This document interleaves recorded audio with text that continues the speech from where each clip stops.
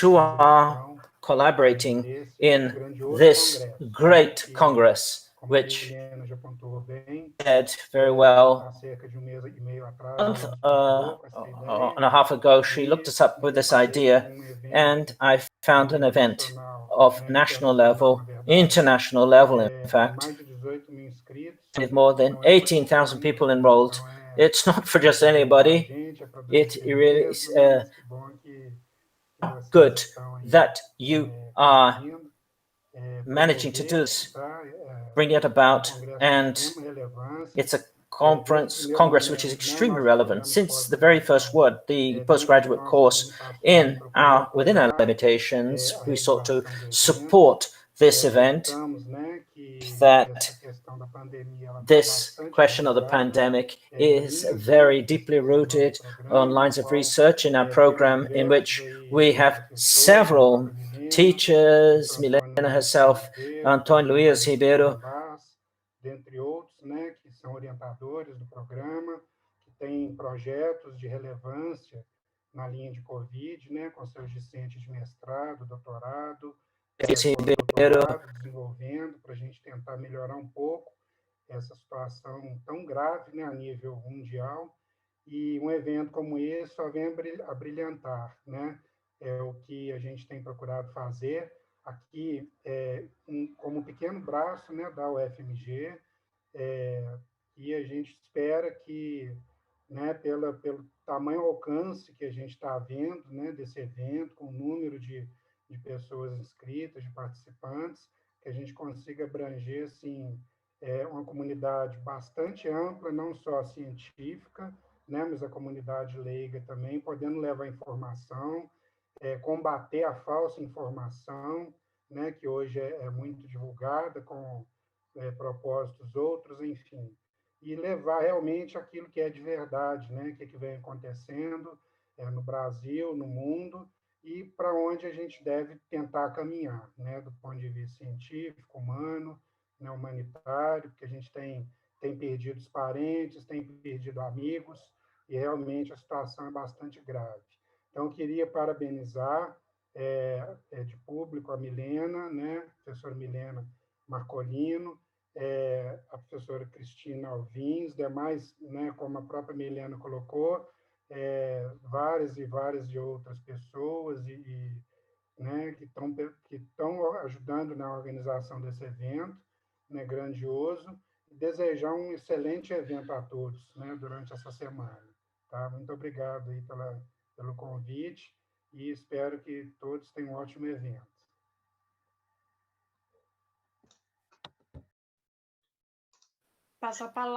I pass the floor to the coordinator of the committee facing coronavirus, Professora Cristina Gonçalves Alvim. Good afternoon to all of you. Congratulate Professor Milena, this wonderful team preparing the construction of this event. I'd like to thank our dear President Cassandra for the support, for her commitment to science and her example of courage and knowledge and wisdom in these very difficult times that we're living through. All excellent event of a great deal of learning.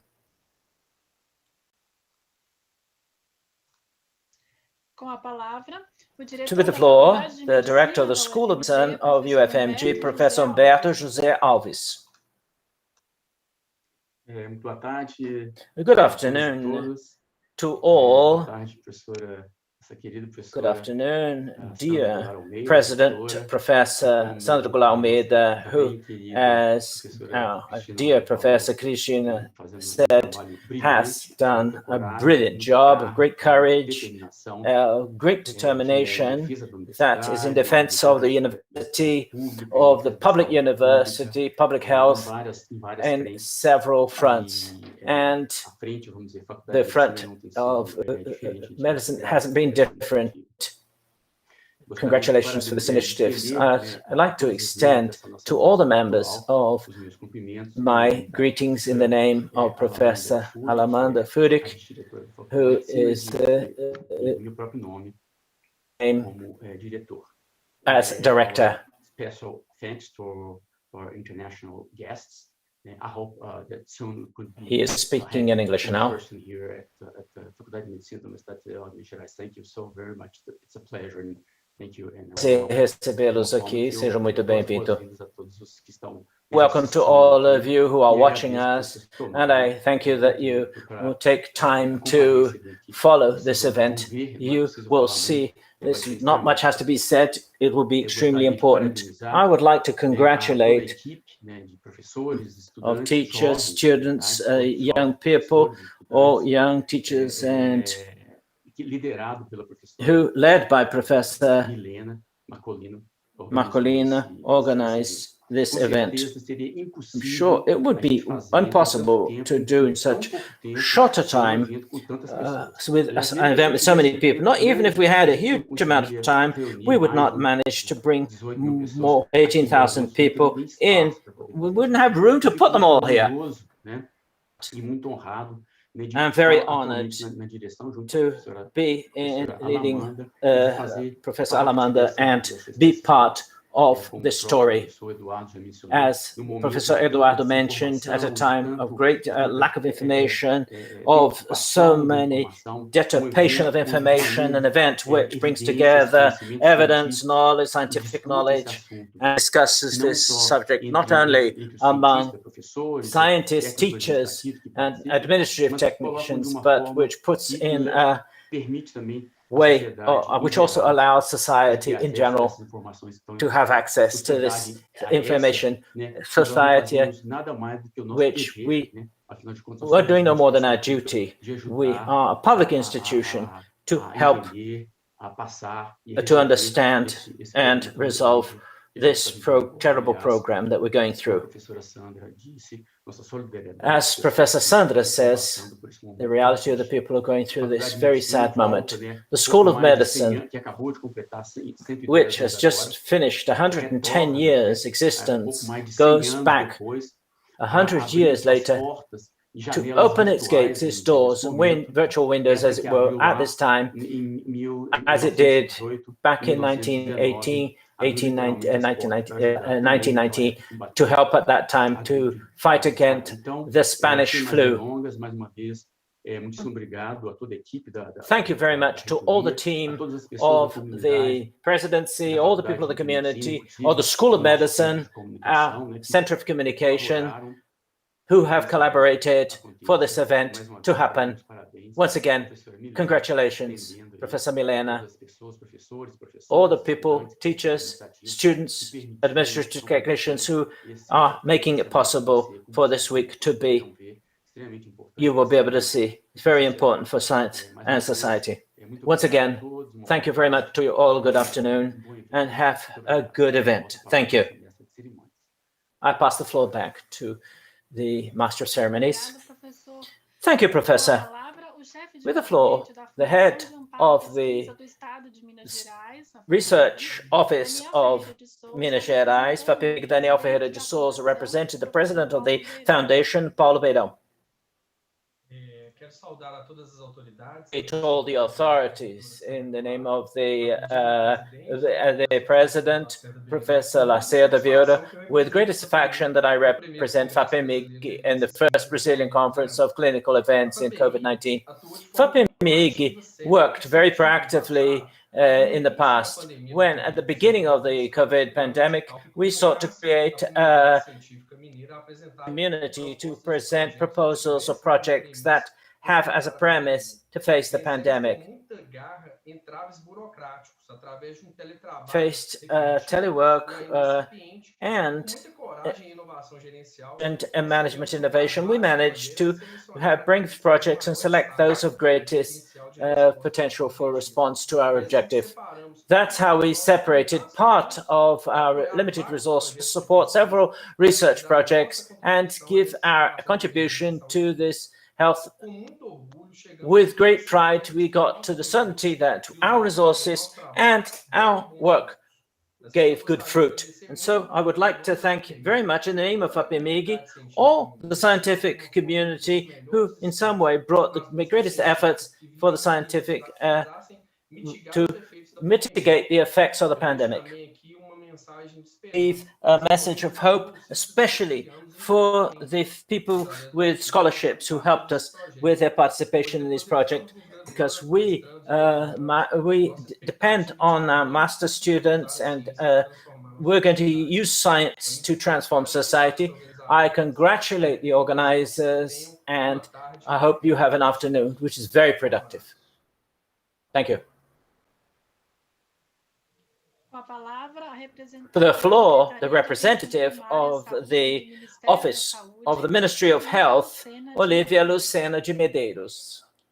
Olá, muito boa tarde a todos. Hello, good afternoon to all of you. Uma satisfação enorme participar desse It's a evento. great satisfaction to be part of this event, of this opening table, with the speeches which were so important. I reiterate all of them. I'd like to thank you for the invitation to participate at this moment. I follow the programming. It was very good program. And once again, I want to reinforce the word of valuing scientific knowledge of clinical evidence, which is the main theme of the event. All of us know the evidence that allow identify quickly what are the best actions to prevent care with COVID. Also, scientific knowledge which made it possible to develop in record time that we see being applied today. Without any doubt, this is a movement that we must value and follow the best solutions, public policies. I would like to take advantage as well to, at this moment, do a valuing of the role of primary care. Move way forward. When we observe in the evidences the importance of social distancing, use of masks, testing, tracking, the vaccination, active search for people who, all these actions are very important for the participation in primary care. Primary care is fundamental in valuing these actions, given the fact of the second dose that has been a problem, and that primary care can reinforce this without speaking other questions. Following and people with chronic diseases, most of them can be controlled in the service. In the care of people who have symptoms, persistent COVID symptoms, who long COVID, that will be discussed in this conference. So I would like to invite in these 18,000 people who were enrolled, those who are professionals and primary health care, that we should have a good debate on this role, how much vaccination has been important for care in this pandemic period. And when we talk about scientific evidence and clinical evidence change, and this is the importance of this opportunity, not just listening, but also be able to put our questions. I'm sure that 18,000 people enrolled reinforce this question. Congratulate UFMG and all the group that headed up the organization of this event, and I wish that all those will make the most of this event. Thank you very much. David? Now we yield the floor to the Dean of the Federal University of Minas Gerais, Professor Sandra Goulart Almeida, for her comments, and so that we can end this initial part. Then we get to the end of this introduction, the opening part of our event. And first of all, I'd like to congratulate all of you who have contributed to organizing this event. Professor Milena, and also working very hard in this event so that we can really have had all these people with us. It's not a small effort, it's a public university, so not only this, but many people joined us working together, and society for knowledge, for information, and doing it in a manner that will help us greatly. So this is very important, and as the Dean of this university, like Professor Umberto said, I feel immensely proud of this community of ours. We have now, in March, we celebrated a year that the university has not celebrated, but it's a year since we had to interrupt our activities and migrated to distance learning, but university never stopped a moment, and we met all of the demands that society made upon us, and it's a huge effort. We're all very tired, of course, as we heard here. We're working very hard, but towards something of which we feel very proud, and we will continue in this struggle, in this major effort, which is collective for all of us, as you've all heard, a very important topic, and also something very collaborative, which can only happen in this way. We will only be able to face this pandemic if we join forces, act collectively, more than just as individuals. Only then we will only be safe when everyone is safe. Working together as individuals, institutions, and countries, it is a time for us to work collectively and collaboratively, this more than ever, to face this pandemic, and we need to continue more and more involved in struggling for science, so that science may prevail in times like these, in moments of great challenges, as we heard here before. So we have to be more and more solidary in our support to communities, to the more vulnerable communities. And at this point, particularly, we want the effort of quick vaccination of the entire population.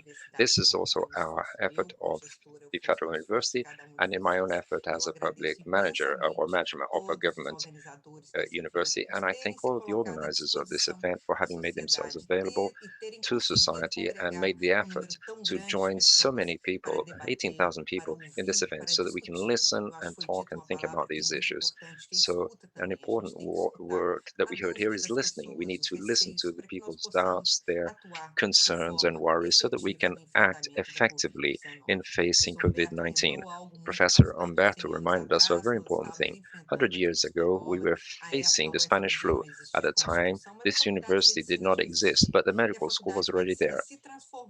And the medical school has become a major hospital, became a major hospital to help the population, not different from what we're doing right now in 2020-21, which is when the university focused on meeting this demand. And this event is an answer to this demand as well. Our social commitment, our mission as a university committed to science and committed to the population. So with these words, I'd like to thank you all, welcome everyone, and I'll end here with a sentence by Guimarães Rosa, who was a doctor, and he studied at this university, at the Federal University of Minas Gerais, the medical school. He wrote many books, and he said, I hardly don't know, but I suspect many things. Life is made of little certainty, but he also says that life is an effort of everyone. So this is what we do now, and this reflects the effort of everyone at this moment when we're facing still a lot of unknowns.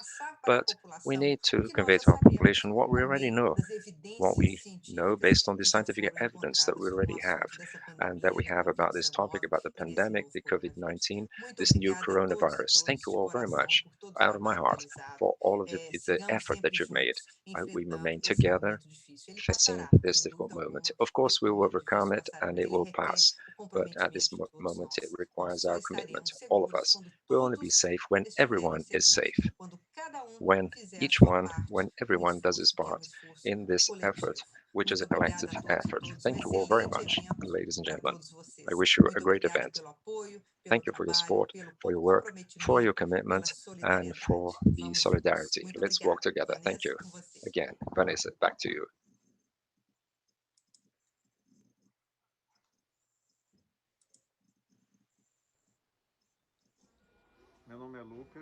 My name is Lucas.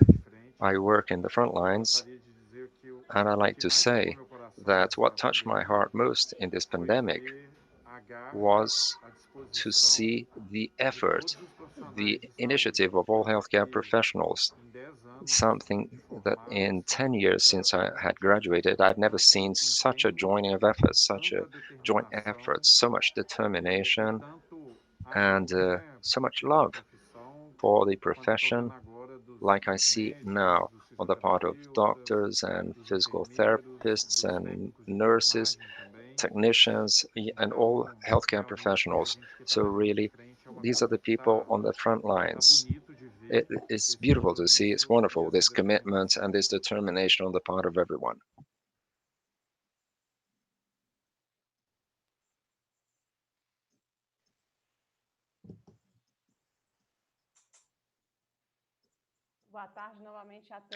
Good afternoon, everyone. Ladies and gentlemen, I'd like to thank you all who were involved in this, all of the authorities, also who were part of this opening moment. And now let us start with our scientific program. So all on this panel, please close the camera and microphone and listen on YouTube. So thank you all very much. She's speaking in English, welcoming the international guests. Bem-vindos, amigos em espanhol. I'm sorry, we have some technical problems. Sinto que tivemos algum problema técnico para a tradução simultânea em inglês. Estamos tentando resolver melhorar isso. Mas se não estiver chegando para vocês, todas as apresentações estarão gravadas e vocês poderão ver isso depois no YouTube, inclusive com legendas. Então, muito obrigado a todos por participar. Well, then today we have important names, both Brazilian and international, among the scientific community. So our sincere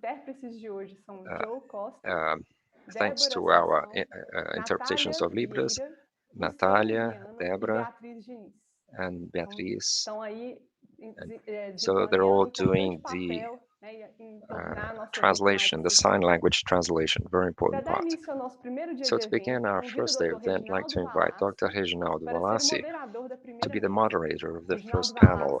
Reginaldo Valassi is a physician. He specializes in internal medicine and geriatrics. He has a master's degree at Liverpool University, and he supervised the program of residency of the Metropolitan Hospital of Olomberas. He coordinates the group More Evidências, and he presides the Brazilian Society of Medical Internal Medicine in Minas Gerais. Welcome. Well, thank you, Milena. It's a pleasure to be here and to start these activities after a panel that really inspires us greatly. A lot of motivation and gratitude for the work of everyone, and also recognition for all of the efforts and all the suffering that we've gone through. And I thank you for being part of this event. So I'll speak in English with Gabriel. Gabriel is from Chile, but I think Spanish will be a bit difficult, so we'll speak in English. And I'll start with English with him now. Boa tarde para esse evento já muito bem sucedido desde o início, e daqueles do outro lado do Atlântico, boa noite. Muitas coisas estão acontecendo. Parabéns também aos organizadores. É um prazer estar aqui e de apresentar o nosso primeiro palestrante. Gabriel Raden é fundador e diretor de uma fundação, diretor também da Universidade Católica em Santiago e diretor do Cochrane, Chile, e também um acadêmico na Universidade Pontifícia Católica do Chile, na Pontifícia Universidade Católica do Chile. E ele é conhecido pelos seus trabalhos e especialista em medicina baseada em evidências, e poderia dizer também em colaboração hoje em dia. Gabriel veio a uma reunião em Belo Horizonte em 2015, quando muitos de nós então ficamos conhecendo a epistemonics. Ele agora vem de Santiago, vem vindo de volta Gabriel, dessa vez online. E para vocês todos que estão participando, aqui no YouTube eu deixo com vocês com o Gabriel, dele intitulada Síntese da Evidência com Love, como podemos mantê-lo mais vivo e mais rápido do que sempre, do que nunca. Muito obrigado, Gabriel. Muito obrigado, Reginaldo, e obrigado aos organizadores pela oportunidade e a honra de poder estar aqui com vocês. Tão bem sucedido. Como disse Milena alguns minutos atrás, é difícil imaginar um evento assim, diferente dessa. Então, essa é uma das boas coisas que emergiu com a pandemia. Podemos fazer coisas desse tipo. Eu vou compartilhar a tela aqui com vocês.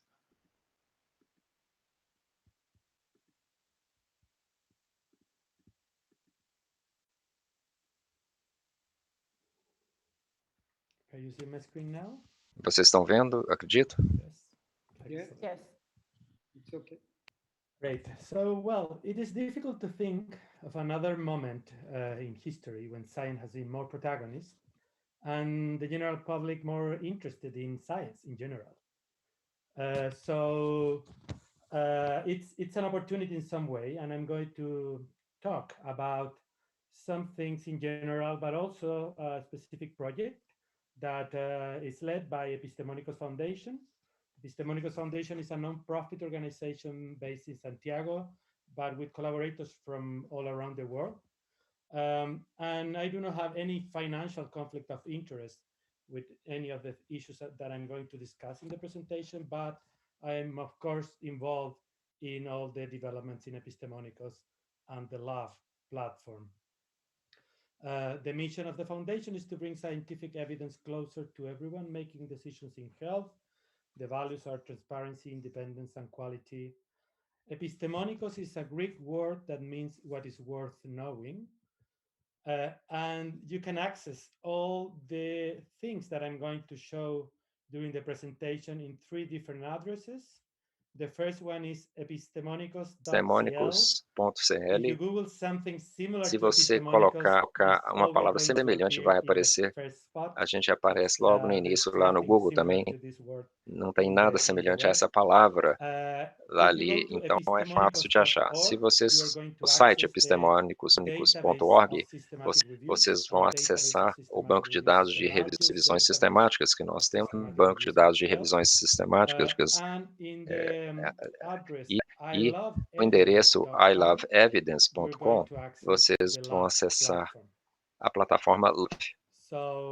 Então, pois bem, a palavra evidência está em evidência hoje. O que nós temos aqui, o coronavírus e também antes o SARS-CoV-2, mas nós estamos lidando com outro problema. A produção científica atingiu mais um novo pico, houve um outro tema com tanta pesquisa e pesquisada de forma tão intensa. Na verdade, levaria 100 anos para uma pessoa individual ler o que já foi publicado no momento, e esse tsunami de informações está acabando. Então, como que a gente poderia fazer sentido de tudo isso, de toda essa pesquisa que estamos vendo e que estamos recebendo? A medicina baseada em evidências e, em particular, as meta-análises e revisões sistemáticas foram inventadas para lidar com o problema de ter muitos estudos sobre um problema semelhante. A revisão e utilizando a melhor evidência disponível pela metodologia, também diretrizes ou guidelines foram inventadas para lidar com a tarefa complexa de começar da evidência até chegar às evidências ou recomendações específicas. Mas, infelizmente, a revisão sistemática e as guidelines já estavam tendo seus próprios problemas antes da pandemia. Então, a maior parte das revisões publicadas são de baixa qualidade, são redundantes,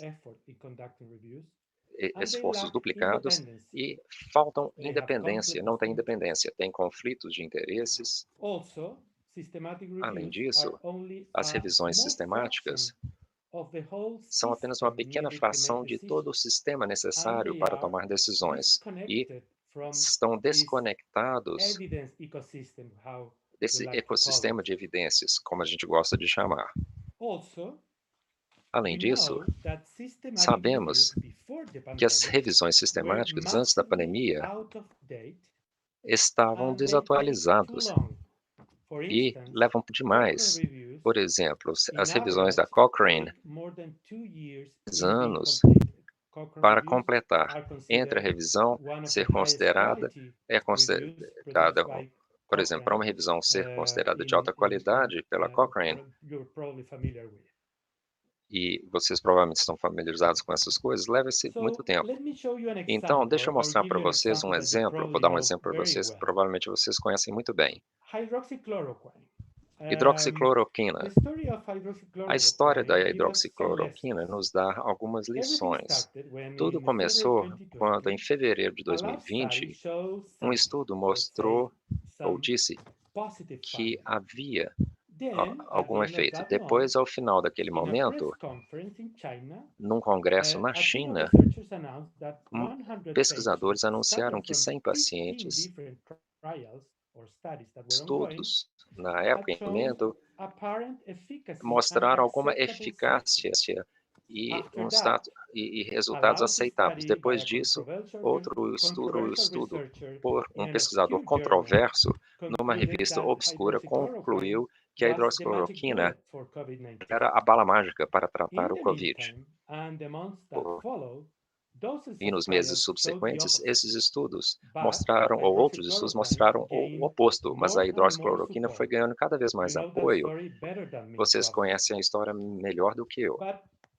Mas, vamos olhar o outro lado desse ponto aqui no final. Podemos ver que a revisão Cochrane nessa área, que se era considerado o padrão ouro das revisões sistemáticas, foi publicado quase um ano depois dos primeiros estudos. E as diretrizes da Organização Mundial de Saúde, uma grande autoridade, só apareceu 2 meses atrás.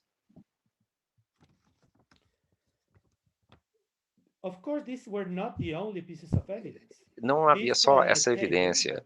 Essa tabela é uma matriz de evidências, é uma ferramenta desenvolvida pela epistemônicos, mostra nas fileiras todas as revisões sistemáticas que se encaixam na tela, porque o número total são mais de 200. E nas colunas, todos esses estudos da hidroxicloroquina são que encaixa aqui no quadro. O número total é mais de 2.000. São os estudos incluídos em cada revisão individual. A conclusão é de que a maior parte das revisões não incluem os mesmos estudos. Se olharmos só os estudos randomizados na coluna, podemos ver parte das revisões, mas uma fração da quantidade total de evidência disponível. E são só poucos que têm uma proporção maior. Mas a maior parte das revisões, de fato, estavam desatualizados, foram publicados. Isso é algo que nós também já exploramos.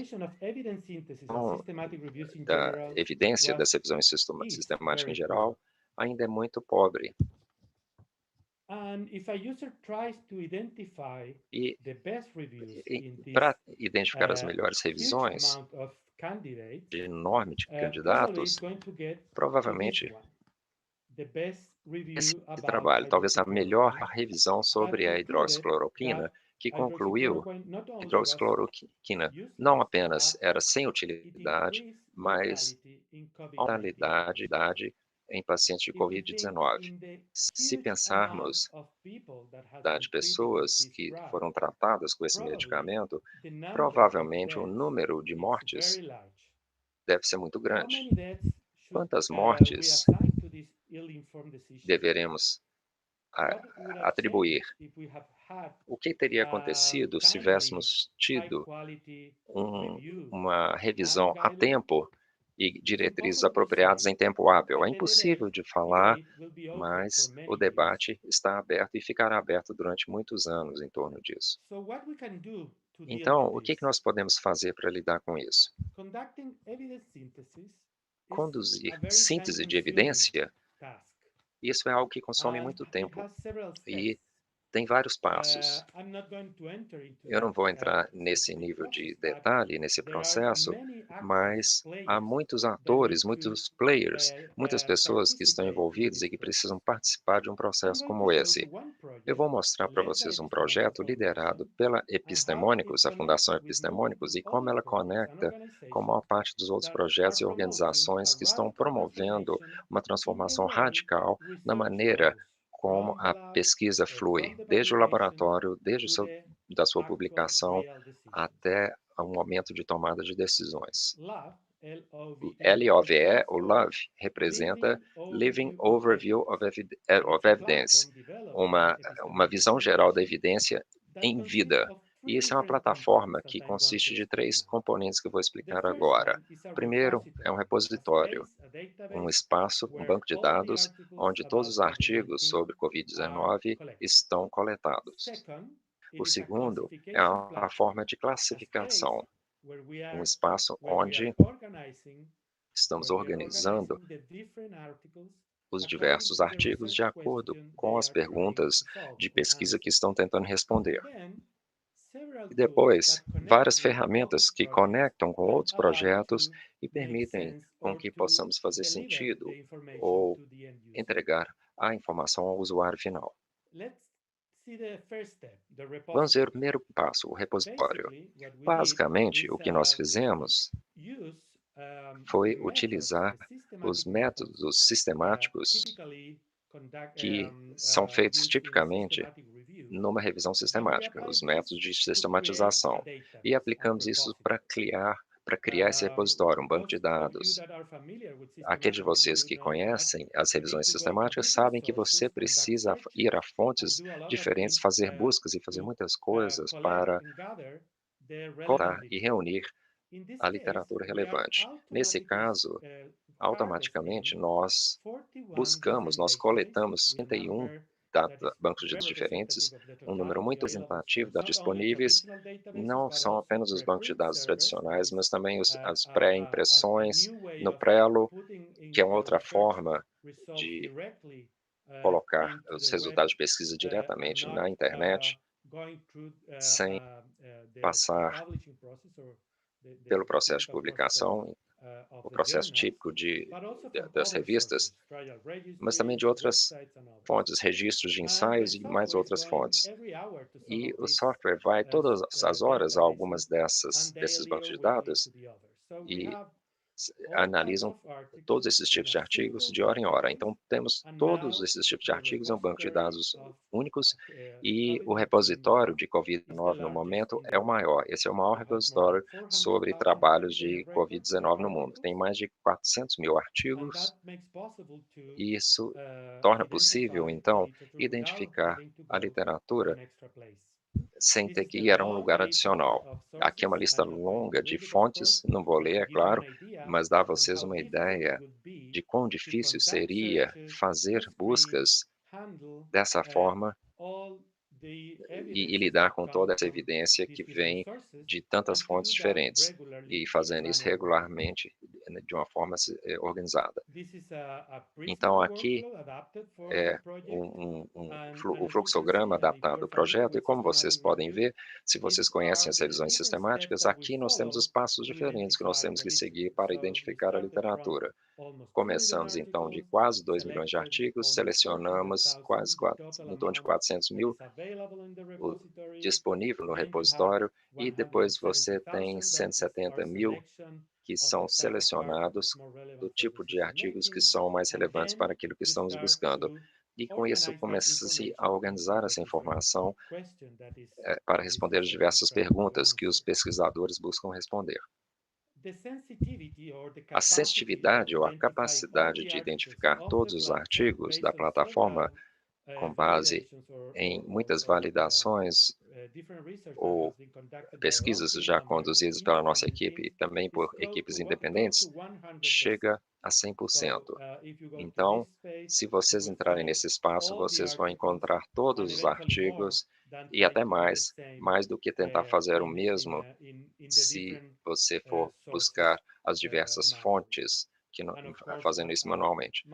E, claro, aqui a carga de trabalho que você teria para fazer isso seria muito maior do que acessar aqui. Agora, tendo o repositório, o segundo componente é a classificação, a plataforma de classificação, que basicamente é um espaço onde uma máquina organiza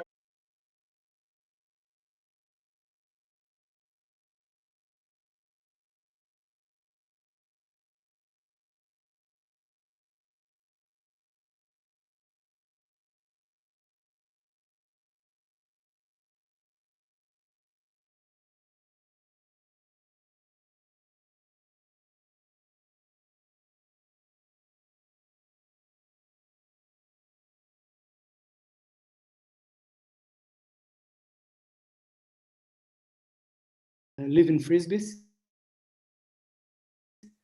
Yeah. Are they still working with you? Are they junior doctors now? How has it been to see people developing competencies and joining this ecosystem? Yeah, well, as I said in the last quote, the collaboration is key. So having people, human experts, researchers, being part of the project is very important. It's not only technology. We have been able to develop very cutting-edge technology that is doing a good job, but it's impossible for many years that technology is going to replace the human capacity of interpreting, making sense, and incorporating the values and preferences, incorporating the different aspects that are needed to make decisions. Aspectos necessários para a tomada de decisões na parte cansativa, tediosa, aquilo que pode ser feito e os componentes mais humanos do processo estão nas mãos de humanos. E é muito difícil ver um futuro onde isso vai mudar. Eu não sou do grupo que pensa que robôs vão nos substituir, ainda não por muito tempo. E nesse sentido, os alunos de medicina ainda são parte do projeto, mas, felizmente, alguns pesquisadores e as equipes que estão conduzindo análises de evidências estão utilizando as plataformas. É uma plataforma que pode ser utilizado por uma equipe de pesquisadores ou revisores, e eles pegam toda a informação, eles podem reutilizar toda a informação que já está na plataforma, carga reduz entre 100 mil vezes, e eles contribuem com nova informação quando eles começam a utilizar a plataforma e fazendo a triagem, por assim dizer, da literatura. Estamos abordando de forma semelhante por outras abordagens por evidências. Nós achamos que essa abordagem pode ter grande sucesso no futuro e, para mim, é a parte mais inovadora. Múltiplos grupos no mundo utilizando, atendendo cuidando da mesma informação, contribuindo com o trabalho que eles estão fazendo para uma tarefa maior. Nesse caso, trazer toda a informação organizada nas várias perguntas que os pesquisadores vão fazer. No futuro vai ser tudo, eu acho. Em algum momento nós vamos ter toda a informação gerada por centenas de milhares de pesquisadores e contribuindo e fazendo o sistema mais robusto. Se tem uma pessoa fazendo o trabalho, é claro, é menos preciso do que 100 ou 1000 pessoas repetindo a mesma tarefa. Excelente.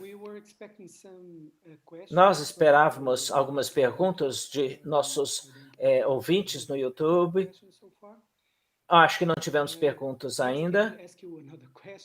Essa pergunta, eu estava muito interessado em como colaboração pode qualidade dos testes originais. Eu acho que foi em um dos textos 50% dos testes são muito pequenos, menos de 100 pacientes. Parece disso de tempo, talvez, mas você mencionou que você estava tentando contactar os autores e ajudá-los a medir resultados que são outros. Eu pensei que foi tão simples e tão inovador fazer isso, que é uma forma de fazer as pessoas colaborar sem que fosse a intenção deles quando eles fizeram os testes originais. Como é que foi até agora? E fala um pouquinho mais sobre a iniciativa NA. Há uma ligação muito importante entre os testes sendo completados e publicados, que isso contribui para todo o atraso que nós temos do começo dos testes, com essa informação estava disponível e quando acaba na análise sistemática. No caso de testes, tem aspectos. O primeiro é alguns grupos começaram a contactar os autores dos testes e eles ofereceram ser parte da equipe de análise, de revisão. Nesse caso, é uma colaboração entre quem fez o teste e os revisores, e isso dá acesso à informação que nem foi publicado ou não é acessível para ser impresso. Essa informação do primeira fonte ou reconhecendo o trabalho dos autores dos testes como parte de um esforço global de obter algumas conclusões sobre o tratamento específico, mas também faz o processo mais eficiente. Esse é um componente.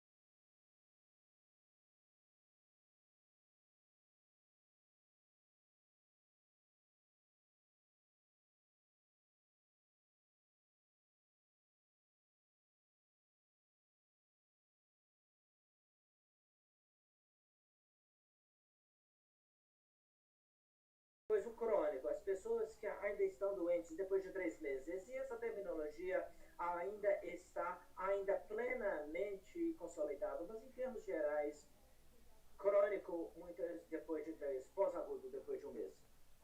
Então, como é que você faz o diagnóstico de Covid longo? Você tem que ter um swab positivo, você tem que ter a entrada no hospital, você precisa de evidência de danos ao órgão, ou você consegue diagnosticar em qualquer pessoa que se sentiu mal? A resposta é sim. Essa última quadro agora é concordado que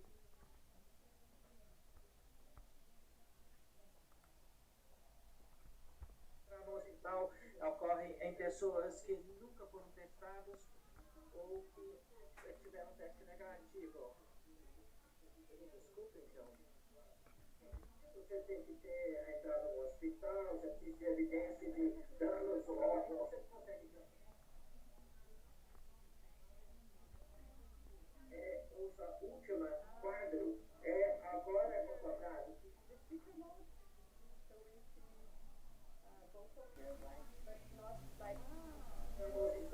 Ocorrem em pessoas que nunca foram testadas ou que tiveram teste negativo. Você tem que ter entrado no hospital, você precisa de evidência de danos ao órgão.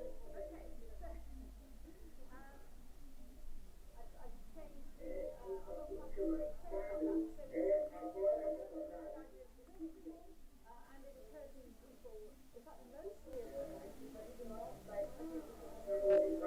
Ocorrem em pessoas que nunca foram testadas ou que tiveram teste negativo.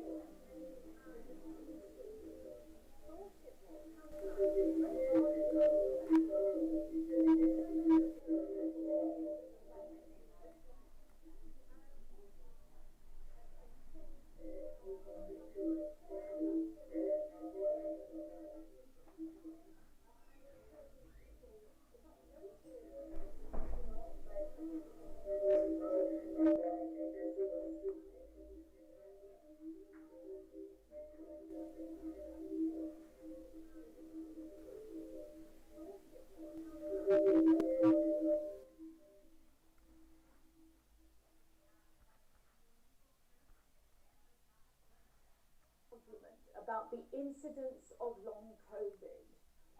If you have a patient who's got acute COVID and they ask you, will I develop long COVID? É muito difícil dar um conselho preciso, porque os cientistas discordam. Alguns trabalhos publicados dizem que de 100 pessoas com Covid agudo, em torno de 65 vão melhorar com 4 semanas. 1 em cada 3 pessoas tem o Covid pós-agudo. 90% vão estar melhores com 8 semanas e, de acordo com alguns estudos, 99% vão estar melhor ou melhorando com 12 semanas. Os pacientes dizem que o Covid longo é muito mais comum do que isso. Eles dizem que tem milhares de pessoas com o que eles chamam de em torno de 60% dos pacientes em estado agudo. Muitos desses pacientes com a Covid longo não são considerados. Isso é um verdadeiro problema, é claro. A minha equipe fez um estudo onde entrevistamos mais de 100 pessoas com Covid longo e eles nos ajudaram a projetar alguns princípios de qualidade para serviços de Covid longo. Então, o que nós descobrimos? Isso que foram pacientes descrevendo seus sintomas, contando as suas histórias, usando palavras como queimada no pulmão, no peito, e onde você você tem a dor ali dentro do peito, tem a cabeça confusa, um sintoma comum, você não consegue pensar. E uma outra coisa que os pacientes nos informaram foi que o que eles não gostavam é que ninguém acreditava neles. Ninguém acreditava que eles ainda estavam doentes, então, por tanto tempo depois de ter Covid agudo.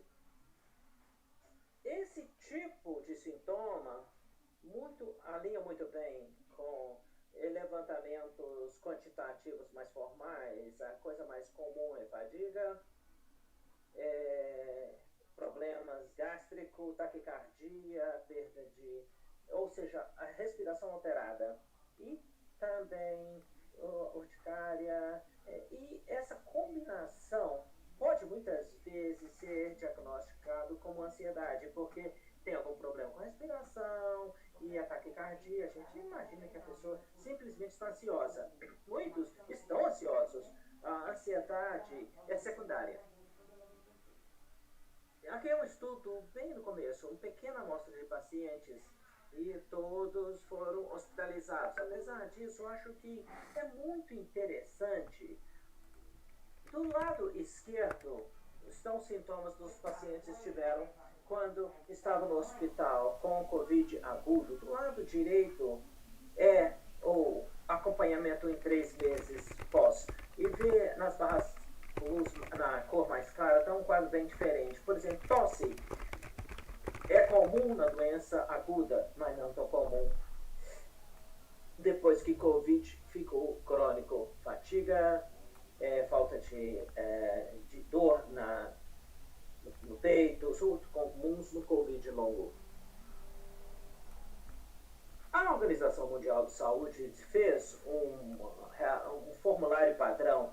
Eu acho que vocês gostariam de ver essa ênfase sobre limitações funcionais, o tipo de pergunta que os pacientes têm que responder sobre o Covid longo. Você tem dificuldade de aprender uma nova tarefa?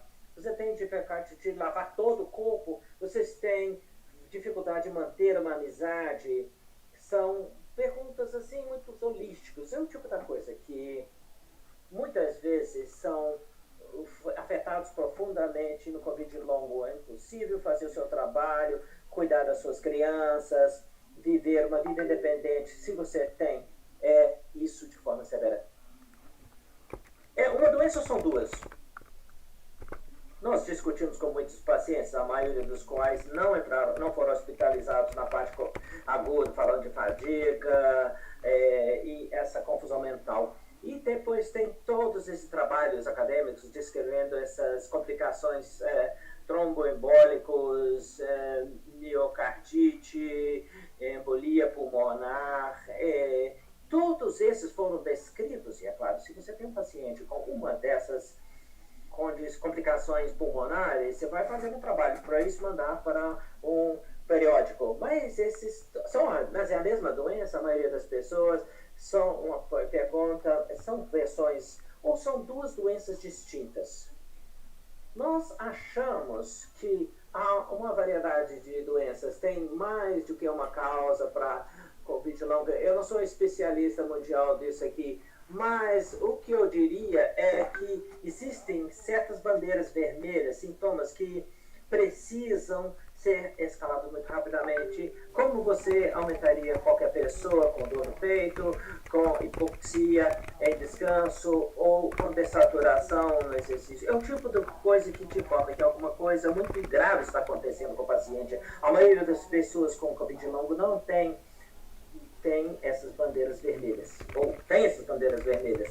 Nós temos muitos médicos, fisioterapeutas, médicos, profissionais de saúde com Covid longo. É um dos aspectos dessa doença, possivelmente, porque é uma doença ocupacional, e eu acho que tivemos 50 na nossa amostra, e eles trabalharam junto conosco para reprojetar os serviços, ou fazer sugestões do que os serviços de Covid longo devem ser. E aqui tem as redes. Em inglês fala A, B, C, D, E, F. O A é de acesso a serviços para todos afetados, todo mundo afetado.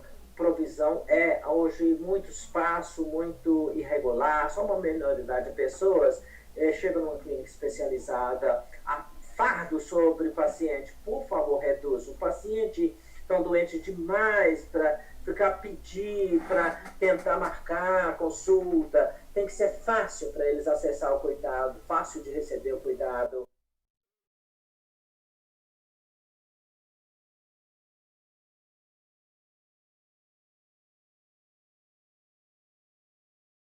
Agora, eles querem serviços de reabilitação multidisciplinar, que eu vou falar a respeito. Eles querem padrões baseados em evidências para que o cuidado seja consistente sempre que é dado, e eles querem mais pesquisa, especialmente, por favor, conte a gente as suas estimativas de prevalência de Covid longo é muito baixo.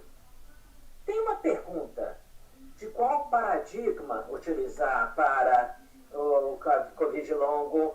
Tem um paradigma que pode desenvolver a informação endotelial, outras complicações biomédicas. Poderíamos usar também o paradigma de reabilitação, pegar o paciente como um todo, oferecendo aumentos graduais em exercício e com suporte cognitivo pessoal. Um dos meus amigos fez muito bem com isso, foi no psicólogo e gradualmente ganhou confiança e conseguiu reabilitar.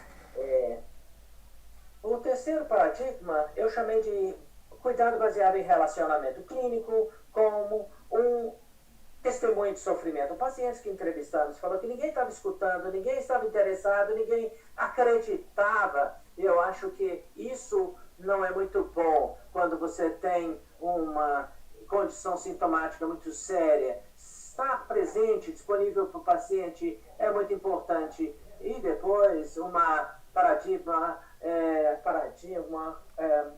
da teoria racial crítica, olhando o impacto de discriminação, pobreza e exclusão social, em como o Covid longo afeta as pessoas. Alguns têm acesso a serviços, outros não conseguem pagar. Se você tem cuidado particular, você imagina o tipo de coisa que a gente cobriu nesse trabalho aqui.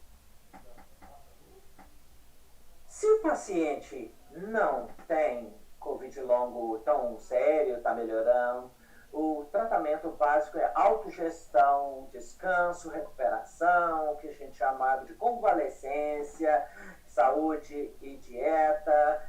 Nós temos uns recursos para autogestão na Inglaterra. E depois um gradual retorno ao trabalho. Um problema com médicos que tiveram Covid longo é que os hospitais esperam que voltem às suas plantões e faz plantões de 12 horas. Ele não pode fazer isso, tem que fazer poucas horas e depois voltar para casa e descansar. cuidado primário. Se o paciente, conforme eu disse, está melhorando e vão simplesmente vai ser uma condição autolimitante, é muito importante escutar a história do paciente, acredito que você está dizendo, vamos falar para avaliar o paciente, para ter certeza de que eles não precisam de aceleração. Eu falei de sintomas, de excluindo outros diagnósticos, gerenciando condições coexistentes, diabetes ou o que for. Não esqueça essas comorbidades. Tem complicações complicadas, você pode fazer testes de sangue, vamos falar sobre isso no próximo slide. E com alguns pacientes você tem que evitar excesso de testes. Nem todo mundo precisa fazer todos os testes. Muitos desses pacientes não precisam reabilitação especialista, precisam um pouco de fisioterapia, alguns exercícios de respiração, mas se precisam ser enviados para uma clínica para o longo Covid, você tem que mandar para esse caminho. A avaliação do especialista vai depender do sintomas do paciente. Muitos de vocês são médicos, eu sou médica, nós olhamos no formulário, seguimos a coisa padrão, os marcadores, esse tipo de coisa. Talvez fazer os testes de pulmão, se eles estão sintomas no tórax, se isso é indicado. Depois, muitos dos inputs de especialistas, da fisioterapeutas, com exercícios de respiratórios, se são hipóxicos em descanso no exercício.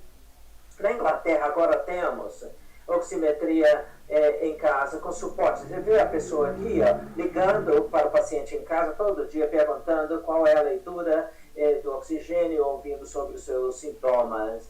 Exercício supervisionado, com o que nós chamamos com estabelecimento adaptivo de metas. Se o paciente está melhorando, você aperta mais. Se vocês estão achando demais, você volta para trás um pouquinho e depois repetir os raios-x, se for indicado.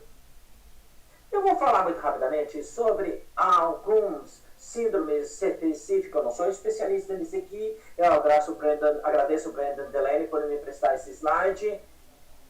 Um síndrome que não é tão incomum, chamado disautonomia. O paciente talvez teria uma taquicardia não apropriada, ou pressão sincópico, fadiga muito severa, perda de concentração. E uma outra coisa que vem com isso são mãos e pés frios, a gente chama de dedos covídicos. Existem alguns tratamentos especulativos para isso, mas eu acho que nada que foi aprovado formalmente, mas a autonomia é algo que precisa ser vigiado, porque vai haver muito trabalho sobre isso daqui a pouco. Outro síndrome que eu acho que vale olhar é de ativação. David? Então, podemos olhar a síndrome de desativação de mastócitos, então, urticária, dor abdominal, distúrbios do sono, possível febre. Não há tratamentos formalmente aprovados e, sabendo que eu escutei a fala anterior sobre a hidroxicloroquina. Então, aqui no caso, há algum benefício suposto, apenas anedotal, de bloqueio H1H2, histamínico, mas isso não foi testado em estudos randomizados controlados. Então, são os tipos de coisas, quer dizer, você pode comprar isso e o paciente testa e diz, olha, isso funciona muitas vezes. Então, acho que são medicamentos pouco prejudiciais, a menos que o paciente tenha alguma reação específica, esses antialérgicos, né? E há muito, digamos assim, autogestão desses sintomas por parte dos pacientes, porque, francamente, os tratamentos clínicos ainda não chegaram ao ponto em que os pacientes estão tendo e compartilhando entre si. Então, em resumo, no Reino Unido agora, estamos organizando essa abordagem por níveis. Nível 1, dando apoio à autogestão dos pacientes, apoio de atenção primária, através de um clínico geral e de reabilitação comunitária. Depois, nível 2, acrescentando essa parte comunitária. 3, com especialista. E nível 4, aqueles pacientes raros com complicações. com êmbolos ou coisas desse tipo, que vão ter que ser avaliados com os painéis padrão. Agora, algumas semanas atrás eu falei sobre isso e coloquei no Twitter, falando que estava falando sobre Covid longo, ou Covid prolongado, e perguntei quais eram as perguntas não respondidas sobre a Covid longa. E consegui 100 respostas em 10 minutos. E muitas perguntas. E aqui são algumas das coisas que foram ditas para mim. O que acontece com crianças? Suplementação alimentar, o paciente quer saber se funciona. E com a síndrome de fadiga crônica, tem alguma sobreposição? Por que algumas pessoas têm e outras não? E a gente não tem resposta para nenhuma dessas perguntas. Mas há muita pesquisa em andamento. Certamente aqui no Reino Unido há muita pesquisa, muitos estudos nesses sistemas para poder ter algumas respostas, e nós também. Bom, quero agradecer vocês pela atenção. Desculpe eu não ter acertado os slides muito bem aqui na primeira ida. Então, se tiver alguma pergunta, eu posso responder. Obrigado, professora Trisha, pela sua excelente palestra. Eu tenho algumas perguntas aqui da plateia. Então, Gustavo Babucci pergunta: quais são os principais sintomas de Covid longa em pessoas idosas? Há alguma diferença entre jovens e pessoas mais idosas em termos de frequência dos sintomas de Covid longa ou Covid prolongada? Outra pergunta interessante, e a razão pela qual é interessante é que, como todos sabemos, a Covid aguda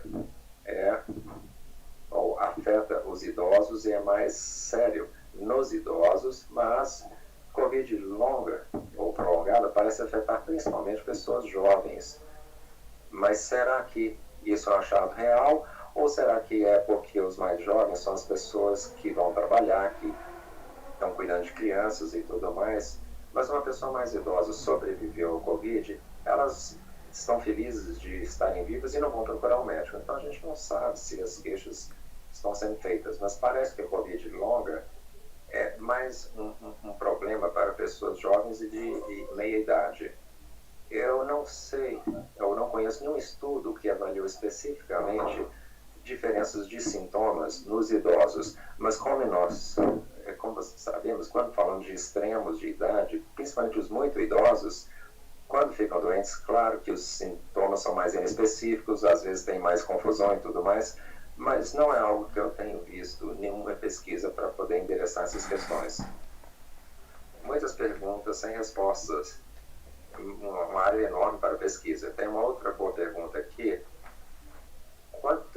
e o estado mental dos pacientes e o estado e a condição econômica, isso influencia o desenvolvimento de Covid de longo prazo, Covid prolongada? Poderíamos dizer que os pacientes mais vulneráveis são aqueles de grupos de risco maior econômico e psicológico?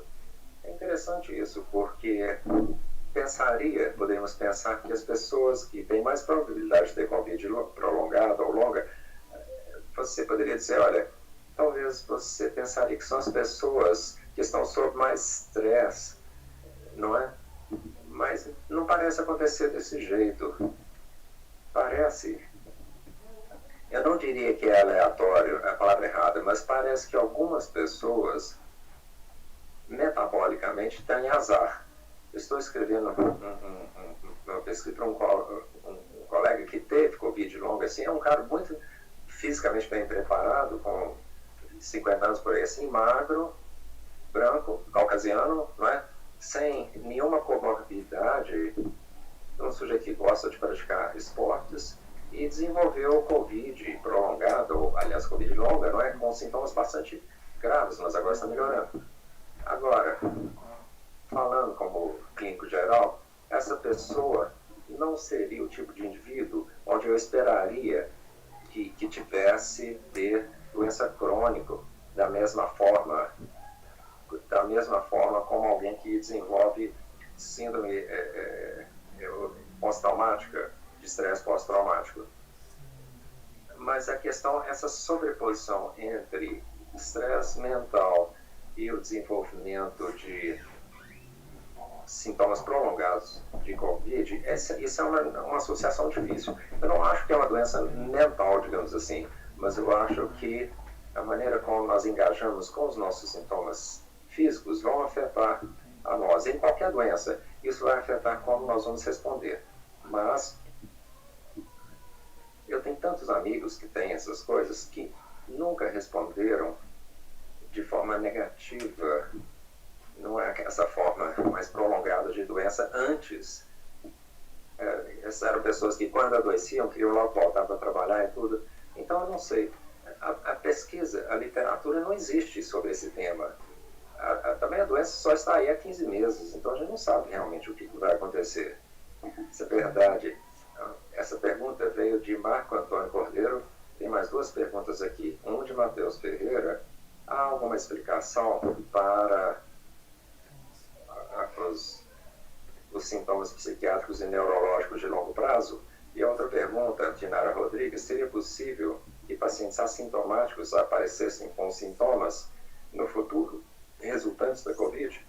Pacientes assintomáticos, você quer dizer pessoas que não tiveram sintomas na fase aguda da Covid. Isso é muito interessante.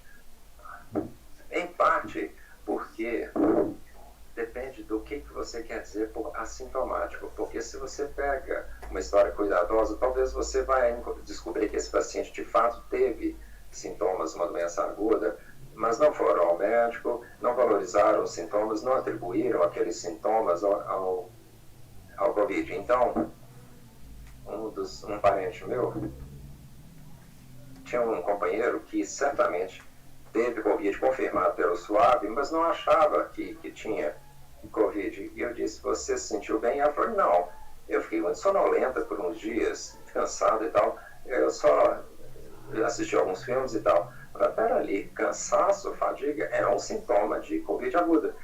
E essa pessoa não teria sido selecionada como um caso sintomático. E certamente toda a literatura sobre a transmissão assintomática, as pessoas fazem ou ficam assintomáticos, depois acabam desenvolvendo depois o que seria uma doença leve. Agora, certamente, você pode ter Covid longa ou prolongada após sintomas bastante leves, isso sem dúvida alguma. E é por isso que toda essa explicação em termos de inflamação faz sentido, porque você teve a doença viral e nas próximas semanas você desenvolve uma resposta inflamatória. E a questão sobre o que causa as complicações neuropsiquiátricas e neurológicas, eu não sei, eu não sou neurologista, eu não vou tentar responder essa problema nenhum. Então, o que a gente vê, ou melhor, vemos a ponta do iceberg, não é isso em termos do Covid longa. O problema talvez é maior do que a gente acha hoje em dia. Sim, acho que sim, mas há agora pessoas que já tiveram isso já há alguns meses que começam a lentamente emergir, sair do problema. Não todo mundo, mas eu estou relativamente otimista. Acho que aconteceu nos últimos meses foi o seguinte, o serviço de saúde, de certa forma, estava fechado para que pessoas que não tinham doença aguda, como se os médicos não estivessem disponíveis, os serviços de reabilitação também não estavam disponíveis.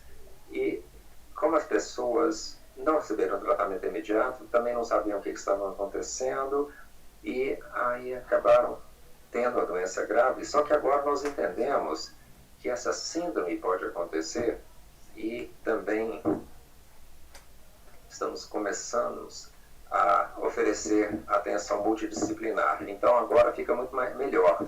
Precisamos permanecer positivos, otimistas, embora isso não é para desvalorizar o sofrimento imenso que tantas pessoas estão tendo com a Covid longa. Certo? Eu tenho uma pergunta um pouco capciosa do Guilherme Torres. Sabendo quão sobrecarregado o sistema de atenção primária está, o que você acha que seria um foco estratégico na política de saúde pública para países de baixa renda ao construir protocolos para sintomas ou pacientes pós-Covid? A pergunta é complicada essa, não é? Bom, é difícil, em parte, porque os serviços de saúde já estão sob tensão e muito exigidos, e também pelos problemas da força de trabalho. Quer dizer, alguém me falou que tem 100 mil profissionais da área de saúde que estão com Covid no Reino Unido, e mais desses aqui têm Covid longa do que a Covid aguda. Então, não só muitas pessoas ficam doentes com esses sintomas prolongados, muitas dessas pessoas são profissionais de saúde, então o sistema já está sob tensão, sob pressão. Estou interessado em pacientes, aliás, em comunidade de apoio aos pacientes. Acho que vocês vão ouvir de um paciente sobre isso, um paciente com esses sintomas, que poderá contar para vocês o que os pacientes estão fazendo para si. E acho que, se pudermos dar apoio apropriado às pessoas com Covid prolongada, para que deem apoio uns aos outros, isso talvez possa tirar um pouco de pressão no sistema. E falando a mesma coisa da sobrevivência de câncer, eu tive câncer há alguns anos, eu tinha uma comunidade de apoio, aprendi muito, muita gente me apoiando, obtive muito isso de uma comunidade online. Então eu sei que funciona, mas há uma lacuna entre a ideia e a prática, e colocando na prática. Em países de baixa renda, as pessoas talvez não vão nem ter acesso a isso, ou nem mesmo a internet. Então não há uma solução mágica. Uma última pergunta aqui, também um pouco complicada, da Júlia. Você acredita que daqui a alguns anos, 5, 10 anos, haverá outra crise sanitária devido ao Covid longa? Não tenho a menor ideia. Talvez. Eu sou médico, eu não adivinho o futuro. Tem outras perguntas aqui, mas infelizmente não temos mais tempo. Então eu vou... Quer dizer, há perguntas sobre reabilitação, mas teremos uma sessão sobre isso. Então a pessoa que fez a pergunta, eu convido a participar na quinta-feira, onde nós teríamos uma psicoterapeuta, professora Trisha. Se você tiver tempo, permaneça conosco na próxima sessão. Nós vamos ouvir agora do ponto de vista dos pacientes. Eu sei que está muito tarde para você. Eu tenho que acordar muito cedo amanhã para fazer outra conferência assim. Já vi os slides, olha, vocês têm uma pessoa fantástica, uma palestra incrível chegando aí. Então, muito, muito obrigado por doar o seu tempo aqui para o Brasil hoje. E boa sorte para vocês. E sei que há muito mais, haveria muito mais para falar. Talvez teremos outro congresso no futuro. Convido para o futuro. Muito obrigado por aceitar nosso convite. Até logo, então. Bom, agora convido Natália Mansur para um vídeo rápido antes da próxima palestra.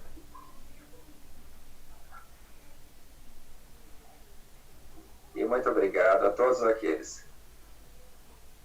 I'm a physical therapy. I work at Lord Longbarry's Hospital. They asked me what touched my heart in this pandemic. Certainly, I heard many things that I'd rather not have seen.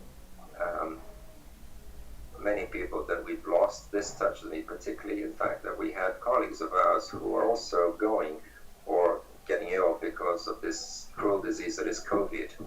But at the same time, it strengthens my heart, which is to be with a team in which I trust greatly. And I'm very fulfilled, and I learn more and more what they do and what we are able to do. Bom, então, muito obrigado, Claudinei, pelo vídeo, pela sua fala. E agora, como eu falei antes, como eu mencionei, nosso foco principal nesse congresso são os pacientes. Então, é uma grande honra apresentar a próxima palestrante. Ela é uma pesquisadora, chama Jo House, pesquisa em ciência ambiental e políticas na Universidade de Bristol, e também passou um ano em termos de aconselhamento de clima para o governo. Infelizmente, ela está um pouco sem trabalhar há mais de um ano devido ao Covid longa. Então, é uma membro do Instituto Nacional de Pesquisa no grupo de pesquisa de Covid longa, e é um membro ativo também de vários grupos de apoio dessa doença. Professor Jonah House, muito obrigado por aceitar o nosso convite para apresentar hoje. Muito obrigado a você por me receber aqui e também aos organizadores, e em particular a Tricia Greenhouse, pela palestra tão boa dela. Então, eu quero começar com um pedido de desculpas, porque eu tive Covid longa desde março, e a minha tarefa, como vocês ouviram, é o seguinte: eu sou cientista e palestrante, dar aulas é fácil para mim, eu adoro fazer, mas agora talvez eu vou esquecer coisas que eu iria querer dizer, ou dizer coisas que eu não quis dizer, talvez tropeçar que era a minha fala, ficar um pouco obnubilado e talvez não achar as palavras ideais. Se vocês vão ver isso, talvez a hora que eu estiver falando com vocês, eu não sei. Mas isso é o que eu faço no dia a dia agora, falando com outras pessoas, porque é a minha realidade. E é bem mais difícil fazer as coisas, às vezes até tem outro paciente me ajudando se eu não conseguir naquele dia. E eu passo muito, e fiquei nos últimos 3 dias de cama, na verdade. Então, um dos palestrantes antes falou da importância da experiência clínica, mas essa é uma doença nova e o Instituto Nacional de Pesquisa em Ciência chama os pacientes de especialistas por experiência. Como disse a Tricia, muitas vezes nós sabemos até mais do que alguns médicos e testamos coisas novas. Eu venho testando coisas eu mesmo, dietas e até medicamentos e outras abordagens. Então, não posso falar por todo mundo que tem Covid longa, mas eu vou falar o melhor para compartilhar um pouco da minha experiência de alguns dos grupos dos quais participo.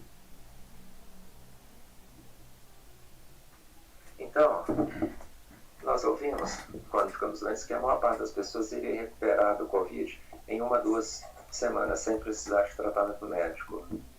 Mas aqui estou eu e meu marido, ambos doentes desde março de 2020, com Covid longa. Antes, eu gostava de nadar em água fria e de dançar também. Agora, eu tenho um problema cardíaco, artrite, fico com falta de ar e não consigo sempre, até mesmo subir as escadas aqui em casa. E às vezes tenho dificuldade de falar. Temos 2 filhos, um deles é incapacitado, os 2 estão nos anos em que estão fazendo avaliações importantes nas escolas, mas ao invés de cuidar deles, eles é que estão tendo que cuidar de nós. E não são só pessoas como eu. Meus alunos de PhD, Sam, um deles que está com 20 e poucos anos, ele estava treinando para uma maratona, aí pegou Covid e agora está doente há quase 8 meses. E era a morada dele também. Então, espero que eles consigam recuperar logo, porque ela vai ter um bebê daqui a pouco. Nikki, uma amiga minha que muitas vezes me dá apoio nessas palestras, ela começou a ter palpitações, aliás, começou a ter uma frequência cardíaca de 37 e de redução da saturação de oxigênio, mas não foi internada. Eu tive pneumonia na fase aguda e tive dificuldade em casa com a dificuldade de respirar, às vezes só para respirar o vapor no banheiro, para facilitar um pouquinho. A Sophie, uma enfermeira jovem do nosso grupo, ela já está doente há 1 ano, ainda tem febres diárias, isso depois de 1 ano, e não tem clínicas de Covid longa na região onde ela mora. A Karen é farmacêutica em hospital, voltou ao trabalho, parecia tudo bem, e depois de 1 ano, ela acabou de ser diagnosticada com coágulos nas veias pulmonares, no corpo todo. A Lu, outra amiga que eu conheci antes do Covid, é uma mãe solteira de uma criança autista. Ela dirigia grupos de suporte para autistas e agora está numa cadeira de rodas e a maior parte do alimento não tem gosto, até mesmo a água puer tem gosto ruim para ela. A Sami, que trabalha, é parteira, ela e a filha têm Covid longa e ela está fazendo uma campanha muito intensa para tornar as pessoas mais cientes dessa doença, dessa condição. Bom, houve uma pergunta feita mais cedo sobre a frequência desses sintomas e outros tipos de frequências aqui no Reino Unido, no Escritório de Estatística Nacional, que é do governo e produz estatísticas para o governo.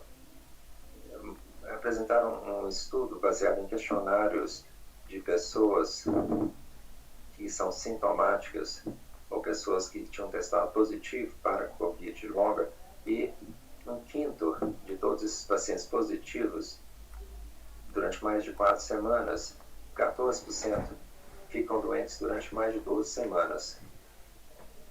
8% das crianças positivas ficam doentes por mais de 12 semanas. E, colocando isso em números, no Reino Unido, e eu utilizei dados da Organização Mundial de Saúde em resultados positivos de testes no Brasil e no mundo, só para dar esses números aí para vocês. É 1 milhão de pessoas no Reino Unido doentes por esse período de 4 semanas, 3 milhões no Brasil e 30 milhões no mundo todo. E, olhando aqueles doentes durante mais de 12 semanas, são 2 milhões no Brasil e 21 milhões no mundo. Mas isso baseado em testes positivos.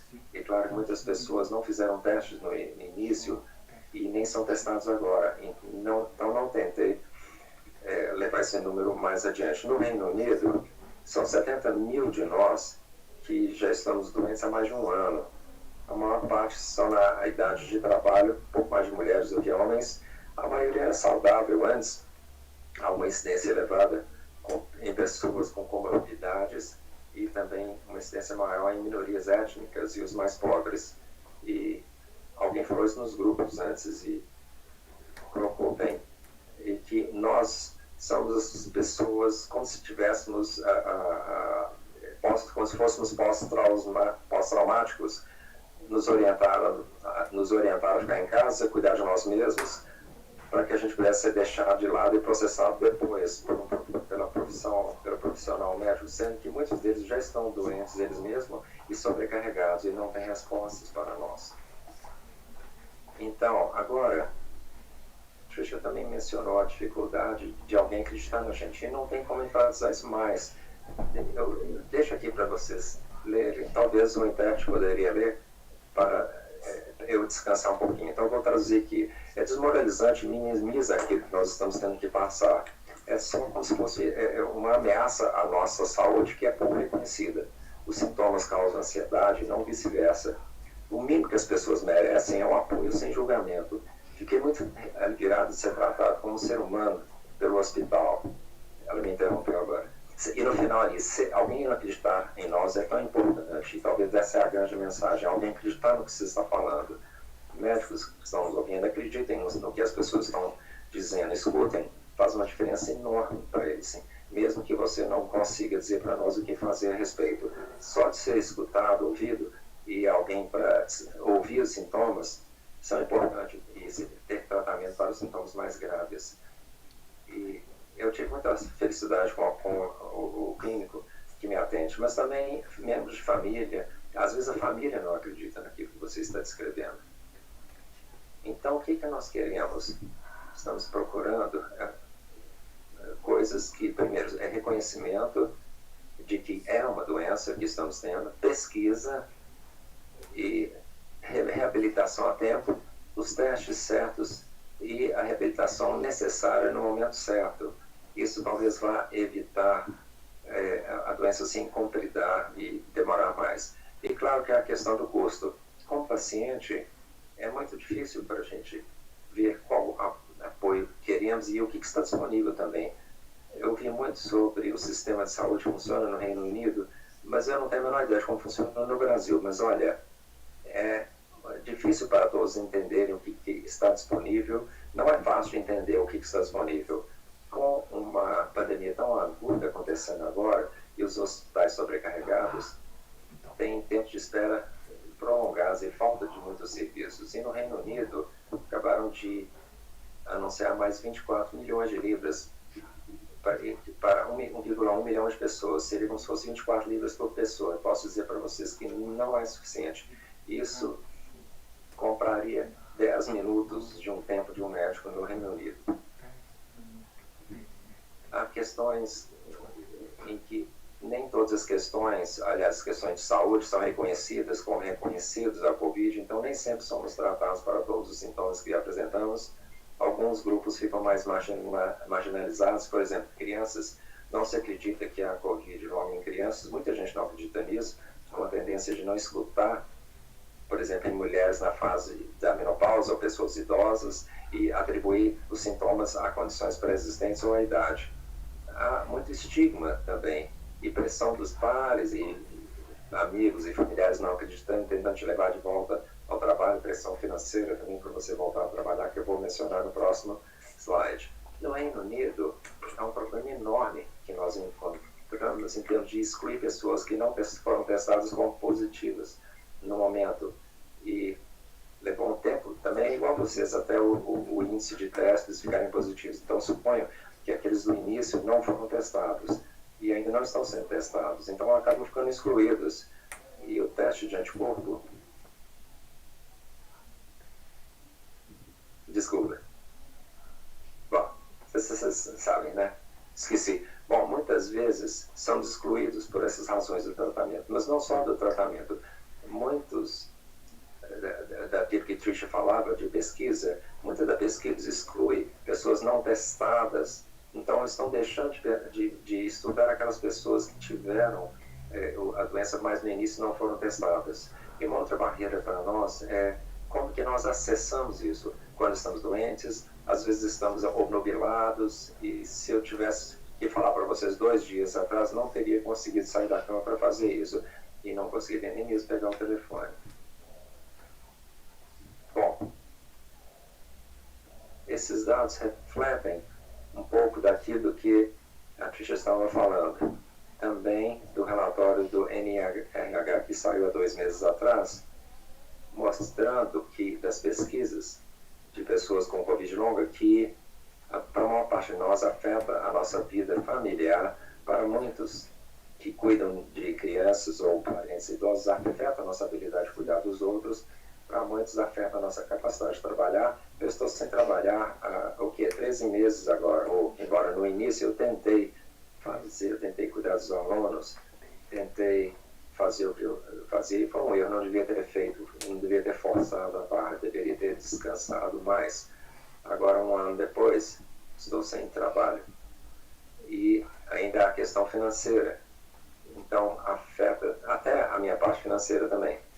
E quando todo mundo fala sobre sair do lockdown, aqui estou eu, no quarto, mal saí daqui hoje. Quando todo mundo já começa a sair, eu ainda fico muito do meu tempo aqui no quarto. E então, o que nós precisamos é intervenções e apoio precoce e efetivo no Reino Unido. Antes que se esperava as pessoas esperar 12 meses, não é isso, não é uma doença leve, não é justo ter que esperar tanto. Então, embora a gente reconheça o quão ocupados estão os médicos e os profissionais de saúde, nós precisamos de tratamento para todas as nossas condições. Não só olhar vias separadas, mas olhar tudo em conjunto para que possamos receber abordagem física e mental e perceber que a ansiedade não causa os problemas, é os problemas físicos que causam as ansiedades.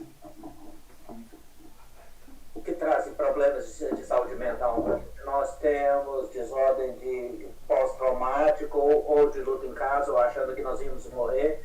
Meu marido e eu, e muitas pessoas escreveram cartas para os seus filhos por causa de padecerem problemas de saúde mental, porque as pessoas não acreditavam com o estresse de perder o emprego, a incapacidade de planejar, quando você não sabe quando você vai ficar melhor, para a perda de alto valor, porque você não consegue trabalhar e você não pode cuidar dos seus filhos. Então, simplesmente lidar com o fato de que você está incapacitado, sendo que você era uma pessoa saudável. Seria excelente ter melhor informação sobre intolerância a exercício, a necessidade de descanso e a compreensão das pessoas que com reabilitação, você entende quem realmente tem intolerância ao exercício, ou seja, quando você faz exercício, você fica mais doente, que acontece frequentemente com as pessoas. Nas listas, nós temos um dia, fazemos, mas não temos muita dor mesmo deitado na cama. Qual é o tipo da reabilitação que precisamos? E o próximo falante vai falar sobre yoga. Eu achei o yoga e os exercícios de respiração foram muito úteis também. Nós queremos que os contas de Covid longo tem que ser contado, porque não tem contagem disso, não está sendo calculado. As pessoas falando, sou velho, vou ser hospitalizado, vou estar bem. Queremos que seja uma doença ocupacional na Inglaterra, como é na Europa, onde é reconhecido que trabalhadores têm que ser protegidos. Na Europa, eles são protegidos. E nós temos que conseguir retornar ao trabalho de uma forma... O meu trabalho fala que só posso retornar a trabalhar quando eu consiga trabalhar 50% do tempo e estar com 100% em daí um mês. Isso não funciona para mim, isso não vai acontecer tão cedo. Mas eu gostaria de poder trabalhar um pouquinho. Precisamos melhor orientação, não somente para os pacientes, para os trabalhadores de saúde, escolas, empregadores, sindicatos, escritórios do governo e serviços de apoio. Como eu disse no começo, nós, pacientes, somos especialistas pela experiência, temos muito a compartilhar e realmente queremos compartilhar. Não estamos bem, mas estamos lutando muito para nos defender. Nós estamos tentando trabalhar com os legisladores, tentamos ser parceiros com pesquisadores. E se você olha do lado direito em cima, é um grupo de pesquisa de Covid que temos pacientes e pesquisadores e compartilhamos informação, eles contatam o que aconteceu, eles querem participação dos pacientes para projetos de pesquisa, porque não queremos muitos levantamentos que são irrelevantes e que serviços que não nos atendem. Essa é uma nova doença, estamos desesperados agora para fazer testes de tratamentos não somente para fase aguda, para Covid longo também, cuidado projetado junto entre os pacientes e os cuidadores sociais e de saúde. Temos muita experiência, estamos aqui para ajudar, tem muitos grupos de apoio, aqueles que eu listei aqui do lado direito, são aqueles grupos de apoio de Covid longo, fisio, tem muito trabalho tem podcast, Long Covid Kids é para pais que tem, mas eu tenho certeza que tem grupos de apoio no Brasil também. Por favor, procure os pacientes locais, envolva-os e muito obrigado por ouvir e me receber aqui hoje. Muito obrigado, Sean House. Foi muito comovente a sua apresentação. Estou muito satisfeita que a senhora veio, apesar de não estar tão bem.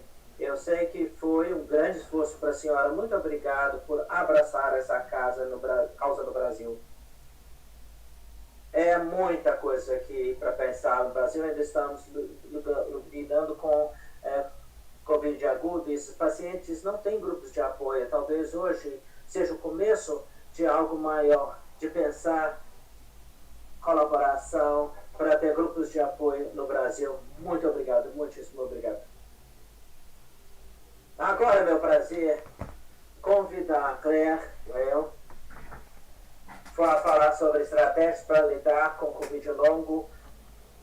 O projeto Claire é a fundadora, diretora do Yoga Life Project na Inglaterra. Ela tem experiência de yoga com pacientes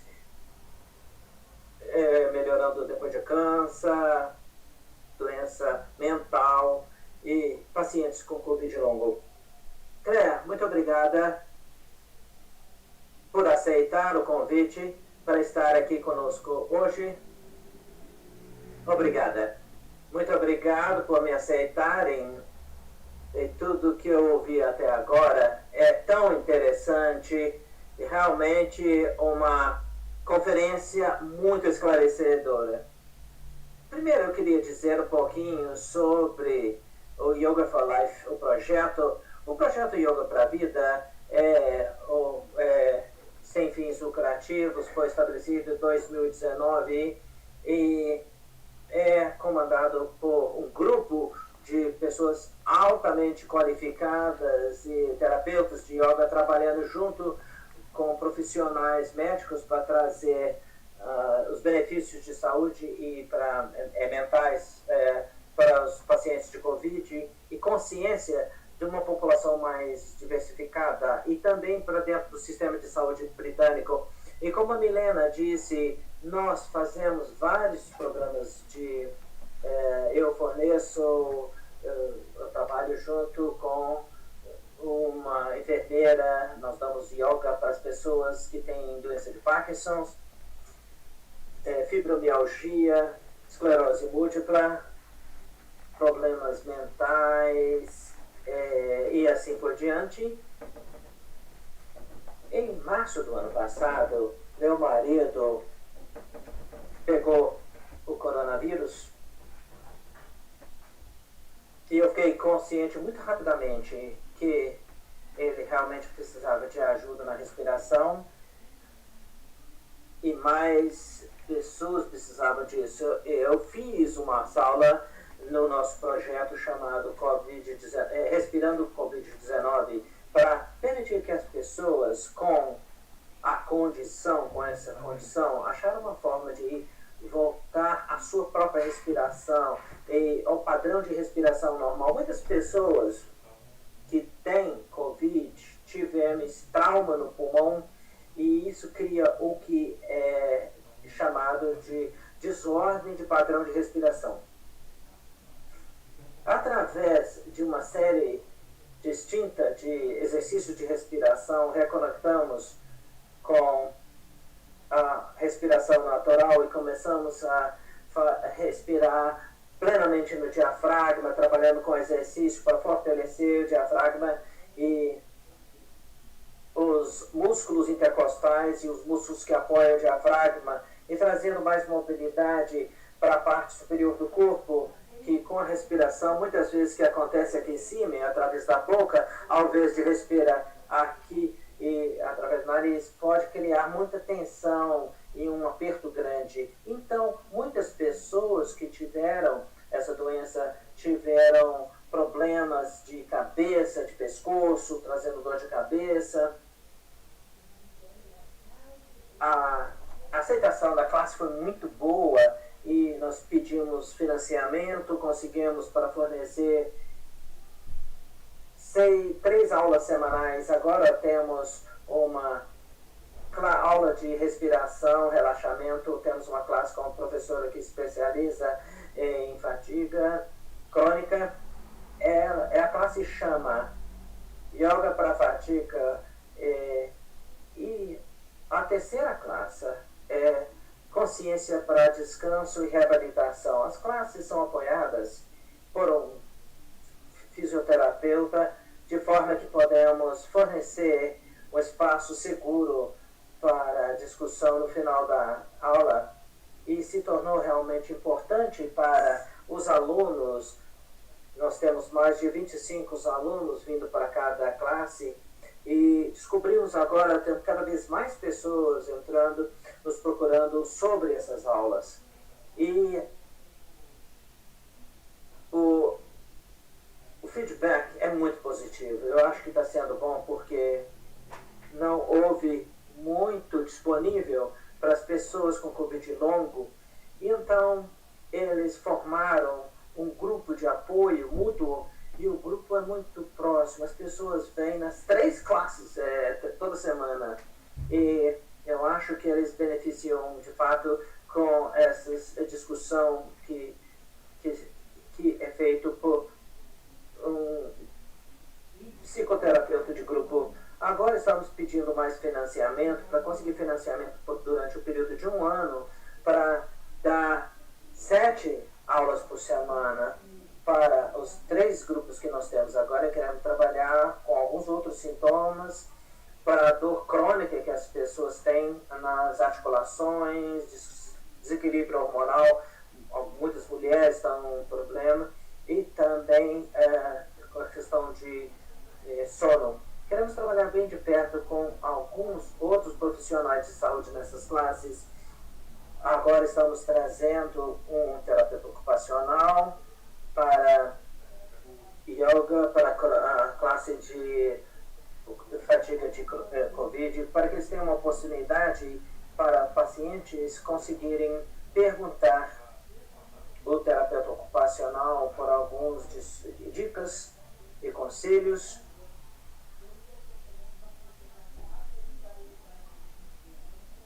Aqui tem uma pequena pausa mental na minha cabeça, desculpa. O que mais que eu queria contar para vocês?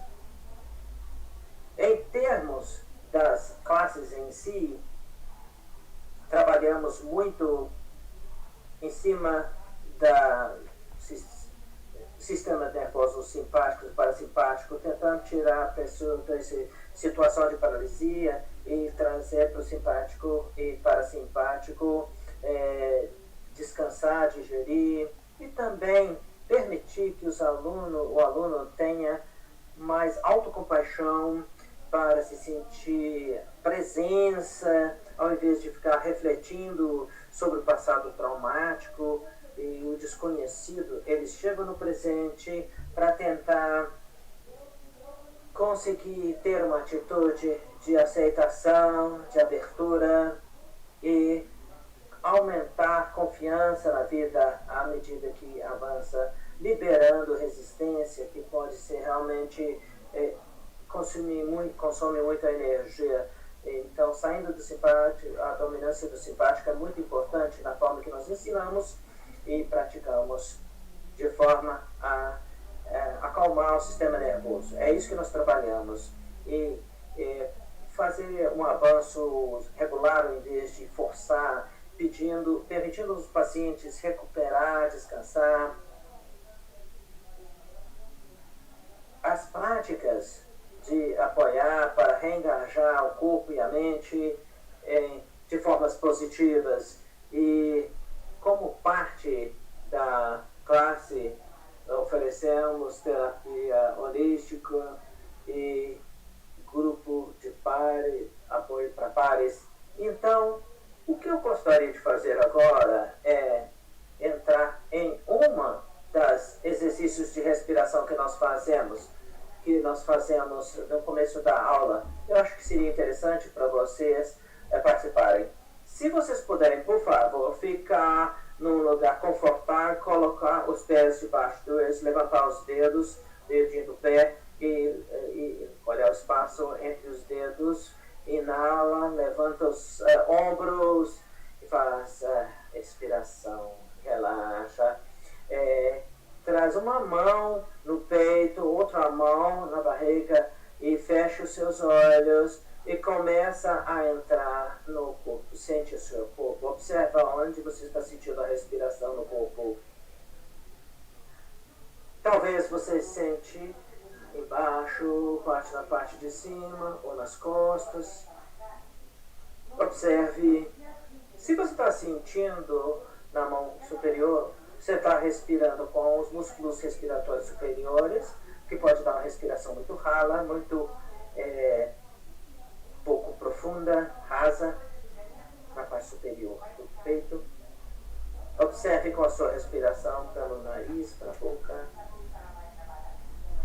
Agora começa a descer com a respiração para dentro da barriga. Tenta respirar onde está a outra mão. Sentir a subida e descida à medida que você respira. E se você não sente a respiração na barriga, você pode exagerar o movimento com a mão. À medida que você inala, a barriga cresce com a respiração, e à medida que você exala, a sua mão contrai de volta à medida que você começa a sentir a respiração entrando mais embaixo, você observa o que está acontecendo com a mão que está aqui em cima. Talvez você veja que a mão superior está mais parada.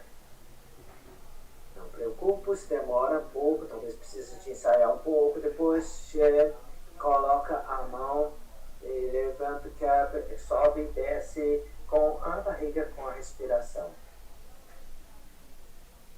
Formas macias, suaves, como as ondas do mar. Agora observe a respiração entrando e saindo pelas narinas. A inalação e a saída com calor. Se gostar, pode ficar com as mãos na tórax e talvez levanta e fazendo um pequeno sorriso. e sobre alguma verbo que liga o seu sistema de descanso, de gestão, sua batida cardíaca, sua pressão. E se quiser, pode fazer respiração, põe as mãos aqui pelas costelas, fecha os olhos e respira nas pontas dos dedos, achar o espaço entre os dedos. Agora você vai respirando nos músculos intercostais. É uma parte que a gente costuma negligenciar. E a gente faz isso por um tempo maior em cada estágio. E agora, coloca as mãos no peito e sentindo a sua respiração. Você libera o seu rosto, tira a tensão nos seus lábios, no seu pescoço. Agora, juntando as três partes, respiração, coloca a mão na tórax, no peito, nos lados, no teste. À medida que você respira, você exala, observe a respiração, passando pela coluna, saindo pelas narinas. Observe, faz outra inalação, expiração para dentro das costelas, para dentro da barriga. À medida que exala, sente descendo pela espinha e saindo, tirando qualquer ansiedade. Você inala, respira de forma calma. Agora exala, observa descendo pela coluna lentamente e libera qualquer raiva, ressentimento, frustração. Outra respiração, entrando positividade, vitalidade, exalando, liberando e se liberando. Faz uma pausa no final, agora coloca as mãos na barriga e respira na mão e observa como você se sente. Se você se sente mais centrado, mais presente.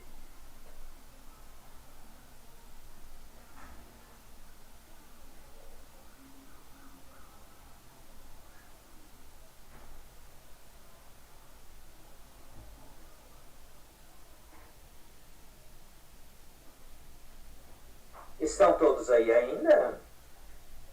Estão, então tá bom, ótimo. Eu não tenho certeza, que eu não tenho um relógio aqui, eu não tinha certeza se eu fiquei dentro do tempo horário.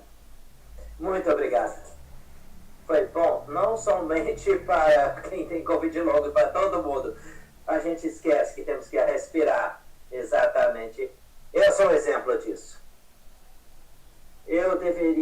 Uma outra coisa que eu devia ter parte da aula de respiração, todas as aulas, nós mostramos aos pacientes como manipular a respiração de forma a reduzir estresse e ansiedade e também, então, tem muitas técnicas que nós utilizamos que eu sei que as pessoas acham muito útil.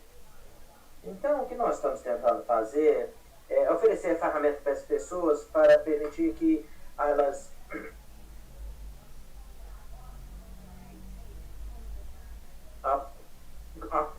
assumir a sua própria condição para que eles tenham o que eles podem fazer para si mesmos na sua recuperação. Muito obrigado, muito feliz que eu vi um quadro sobre o seu projeto na apresentação da Joe House no outro dia. E é por isso que eu te contactei. Muito obrigada, doutora Joana, por isso. Foi um prazer ter aqui conosco hoje. Eu tenho uma pergunta rápida para cada uma. Doutora Joana House, a Andressa Rodrigues gostaria de saber se os seus sintomas têm uma pausa depois da fase aguda ou se tiveram sistemas sempre desde março de 2020. Para mim, foi persistente realmente, embora eu tive períodos onde piora e melhora, e as pessoas falam do as pessoas melhoram, depois tem um recurso. Tem uma pergunta se as pessoas têm assintomático ficam com Covid logo, e algumas pessoas que tiveram pior posteriormente têm condições cardíacas e outros problemas. Para mim, realmente, fiquei muito desse na fase aguda, meu marido menos. Ele simplesmente tinha fadiga, mas para ele a fadiga continuou, ficou pior. E para mim, a respiração melhorou com os exercícios de respiração. Meu coração está melhorando, mas a fadiga e a confusão mental ainda é um problema. São um grande problema. Deixa eu saber isso. A senhora mencionou algo muito importante que é chave, que tem que ser a pessoa te acreditar. E preconceito ainda é um grande problema. A sua fala foi excelente para nós hoje. Muito obrigada por isso. Uma pergunta rápida para a Claire. Existe qualquer colaboração para brasileiros no seu projeto de Yoga para a Vida? Claro, estamos muito abertos. Todo tipo de colaboração, em realidade, é uma coisa maravilhosa de dar essas aulas no Zoom. Um dos nossos alunos é brasileira, ela vai estar falando com vocês, eu acho que quarta ou quinta, e ela participa desse projeto desde de abril do ano passado. Então, nós temos alunos de todo o mundo participando. Temos indicações de hospitais na Inglaterra e médicos, e queremos tentar aumentar esse tipo de colaboração entre medicina ocidental tradicional e essas terapias holísticas, porque acreditamos que coisas como yoga podem ajudar tipo Covid de nível muito sutil, um nível muito sutil, ajudar o corpo ligar ao seu sistema de auto-repara e aumentar o sistema imune. Queríamos muito trabalhar com o Brasil, então vamos ver um caminho para isso. Qualquer pessoa escutando aqui será muito bem-vindo a vir para qualquer uma das nossas classes. Eu não fui muito eficiente tendo uma apresentação maravilhosa como a da Joe. Nós temos que ir para o site www.yogaforlifeproject.co.uk e vocês podem mandar info.yogaforlifeproject.co.uk. Só dizer que estão interessados no programa de apoio para Covid longo. E nós também podemos incluir informação no nosso Instagram, podemos mandar para a nossa equipe. Com certeza, com certeza. Vamos fazer assim. Muitíssimo obrigado para as duas. Foi uma honra. Eu acho que temos que encontrar de novo daqui a uns meses para discutir isso. Poderemos ficar. Muito obrigada. Foi excelente. Muito obrigado. Eu queria apoio a todos os brasileiros sofrendo com Covid agudo. Nós estamos com vocês. Com Covid longo. Muito obrigado, muito obrigado. Eu vou convidar a doutora Natália Mansur para apresentar um vídeo antes da nossa próxima sessão. Eu convido a nossa palestrante Claire, que se gostaria de continuar a assistir, temos no canal do YouTube.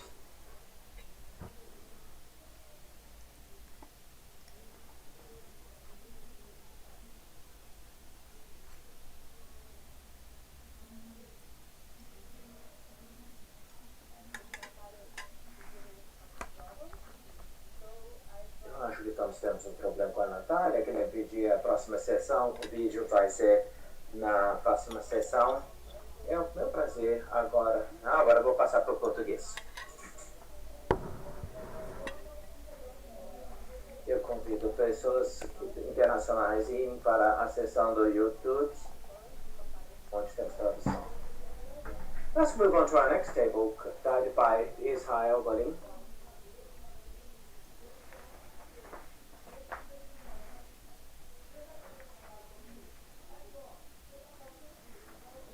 Autonomous University of Barcelona, residence in Nevada-Brão. He's head of the group of research in Nevada-Brão, head of department of tropical medicine hospital, and he's researcher, visiting professor of the research, René Hachot. He did very specific research on COVID. Thank you, Israel. Welcome. Thank you very much. Thank you, Milena.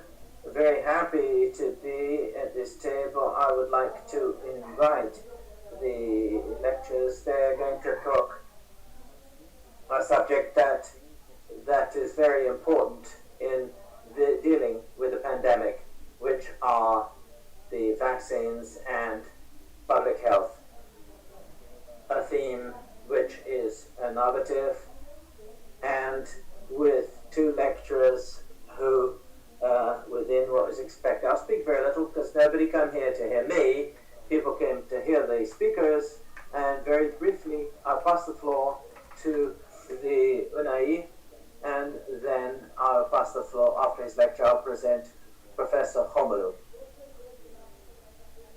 Unai Tupinamba, Professor Tupinambas, infectologist, associate professor of he is a member of UFMG, of the Covid-19, of the University UFE, and of the City Hall of Belo Horizonte. I will allow myself to say that Dr. Unai was one of the people who helped me a great deal when I arrived in Belo Horizonte to begin my stay as a research. Friendship is very important to me. Please, Professor Unai, floor over to you, and then thank you, Israel. So I would like to thank the invitation for the organizer, Professor Milena, my colleague, and without further delay, I'm going to share my screen to begin my lesson, and I hope to do it in less than 20 minutes to be able to gain back some time. So I'll be talking about, let me get a pen here.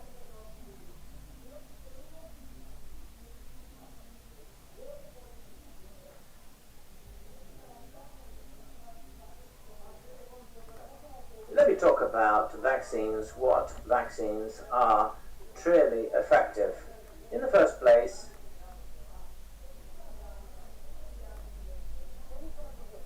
let me tell you about effectiveness and effectiveness and efficacy. Sometimes you talk about effectiveness or effectiveness. It's not quite it in the field of research from academia. The effectiveness is generated from clinical tests with inclusion of a world which is different from real life. David?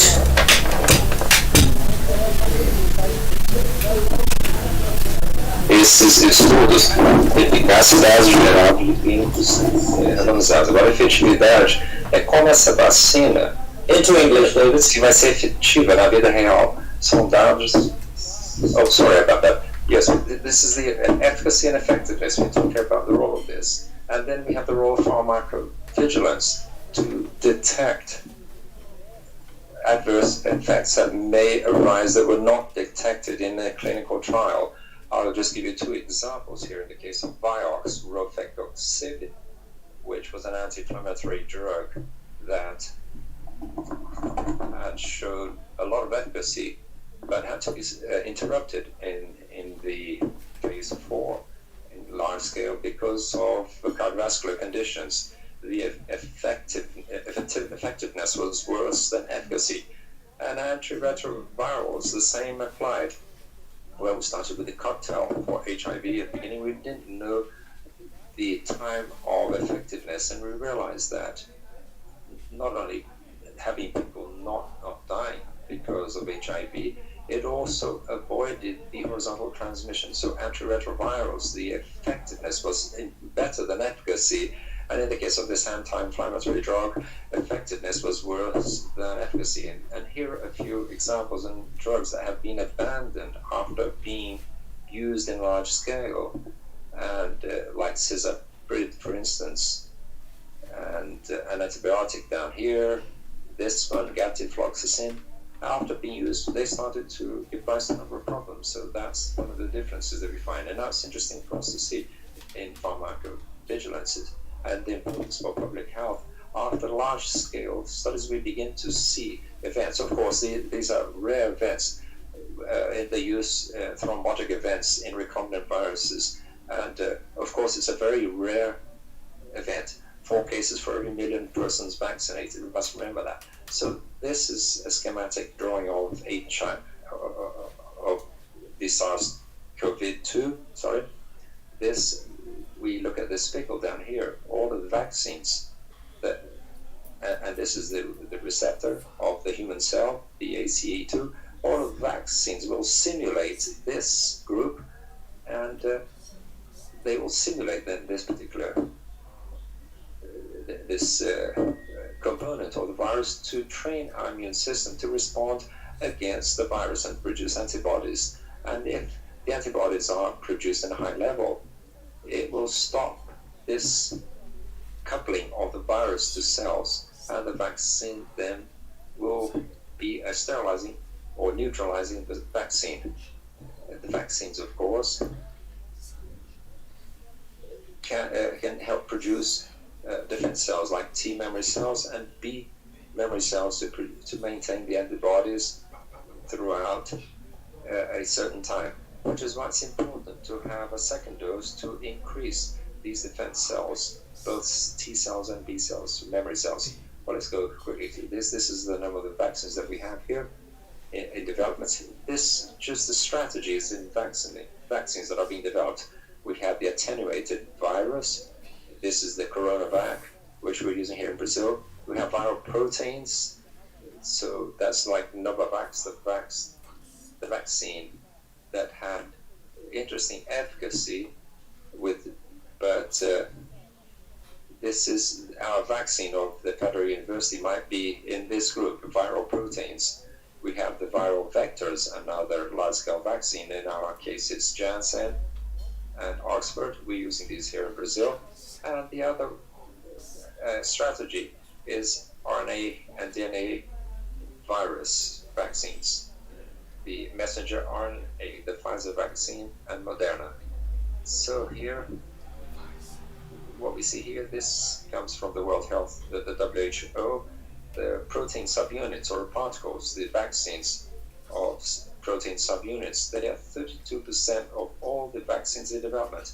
So you can see here in this chart here on the right, they are here showing that in fact it seems that this approach, the protein subunit, is an interesting platform because it's easy to be produced, and it also seems that it's more immunogenic than the others. Then we have viral vectors, DNA, RNA, just inactivated virus, which is coronavac, and Pfizer Moderna, RNA, and viral vectors, the non-replicating adenoviruses.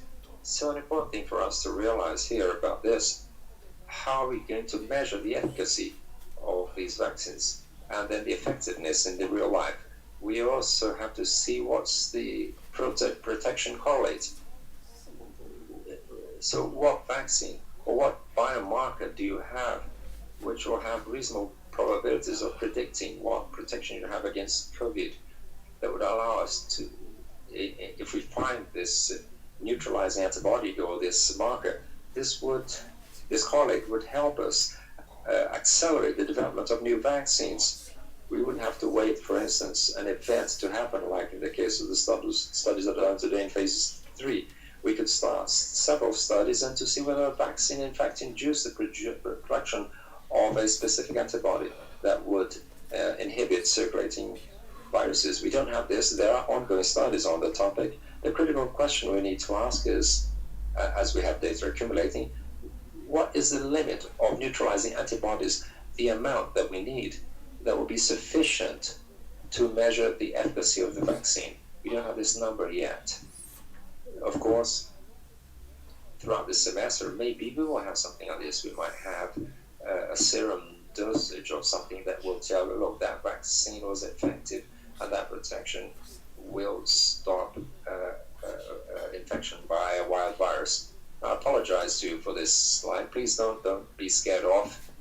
It's an interesting slide, and I'll show you a little about what are the 7 vaccines that we have currently, or about which we have more detailed data.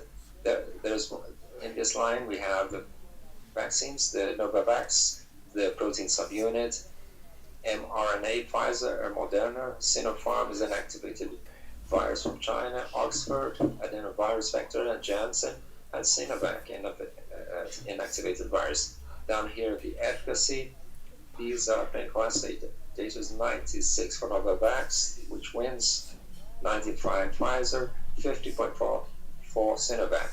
Right, immediately we can see, without going into much detail, we can see that we cannot compare these vaccines like this, because if each study this had different criteria, for instance, in terms of inclusion. Sinovac of Coronavac here, that was done in Brazil, different from Turkey. In Brazil, the inclusion, enrollment was only healthcare workers, people who are more exposed to that infection.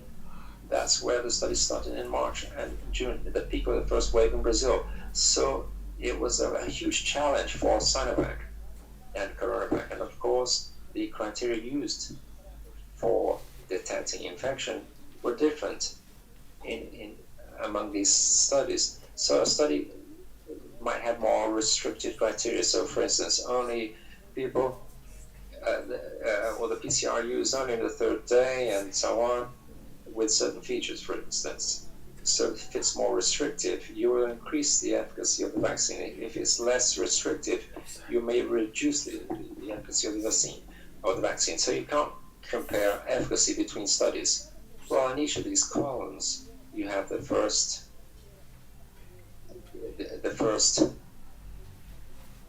which is production of antibodies by the vaccine. This is the convalescent serum. So the vaccine, convalescent serum, and the same here.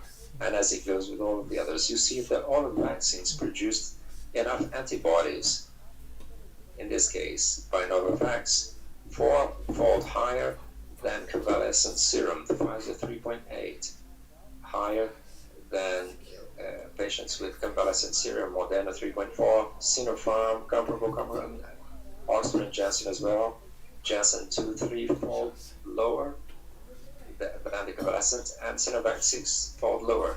As I was saying before, we don't know what is this level of neutralizing antibodies that will tell us that it protects or not against infection. Probably you may need less antibodies. Maybe you don't have to have 4-fold higher when you compare this. So you see that the vaccines, all of them had efficacy, and it seems more and more that neutralizing antibody will be the marker of efficacy of these vaccines. It will be interesting to see. And we cannot compare the efficacy between these various products. What we do need will be studies of effectiveness. Going back, what is that? This is studies that will show whether the vaccine, that product, in the case of the vaccine, if in real life it was just as good as in the clinical trials.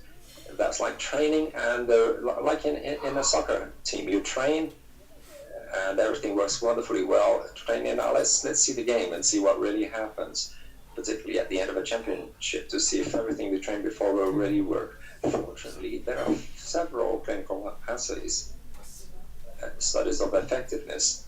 Usually they are prospective, they're cohort studies, and some are more careful, others are retrospective, but we have 59 published peer-reviewed studies and 59 still ongoing. When all of these studies are published and peer reviewed, the questions about effectiveness will be answered. And then go into detail about some of these studies that have already been published about effectiveness. In other words, vaccines in real life. We saw this at the beginning of February. And what we heard, for instance, in Israel, this one, the Pfizer vaccine, mRNA virus, mass vaccination in Israel, and they monitored a group of more than nearly 600,000 people. They are monitored at that time, and a lot of numbers were generated. And you can see a lot of news that came out in the news showing the success of vaccine. That was shown by this. Symptomatic infection, 21 days after the first dose drops 57% in the vaccinated, and 7 days after the second dose, 95% less. Hospitalization rates decreased 74 and 87% after the first and second doses. Severe disease, 62 after the first dose, 92 after the second dose, and death 72% after decrease after the first dose. So you see that right from the beginning, this was celebrated. It's very good news. Maybe a little better than the studies of efficacy. This is the chart of the studies showing the patients, the unvaccinated patients and vaccinated patients. These are new cases. And symptoms, symptomatic COVID, down here hospitalization and severe COVID. Red is non-vaccinated and blue vaccinated, and this down here, deaths due to COVID-19. There are very few deaths in these patients, much more than those without vaccines. So this news is very interesting, but it was on the Pfizer vaccine. This is another study, also of the RNA, messenger RNA vaccine. In healthcare workers in the US, 4,000 people were monitored, also showing efficacy of a reduction of infection after the first day, and 95% effectiveness in reducing infection after the second dose. This is another study in Scotland, a very interesting study. This was published, I think, recently, this weekend, I think. It was in the preprint, and it's now been published. A prospective study of 5.5 million people, 99% of the population of Scotland. People with prior infection were excluded. Those that had this in the database, other diagnoses of COVID, they were excluded from the study. They were monitored from December to February of this year. More than 1 million people got the first dose of the vaccine, and also showing a reduction in hospitalization after the first dose. So just to, well, what do we want right now in a vaccine? Is that it reduces mortality and reduces the hospital admittance. It's like the flu vaccine. It's very similar. It's more or less similar. Sometimes it doesn't stop you from having the flu, but it reduces the severity. It reduces the morbidity. It reduces the severe cases. You can leave the hospital and you don't die because of the flu. This is the same that's happening with this vaccine. All of them suggesting that the vaccines have this role. It might not be sterilizing. Sometimes it can be, but not always. But it will avoid severe disease a little bit. So, and it avoids the worst outcomes. This is what we want, to reduce mortality and to reduce the impact over the healthcare system. And the Oxford, the one that we're using here, 88%, and Pfizer is 91%.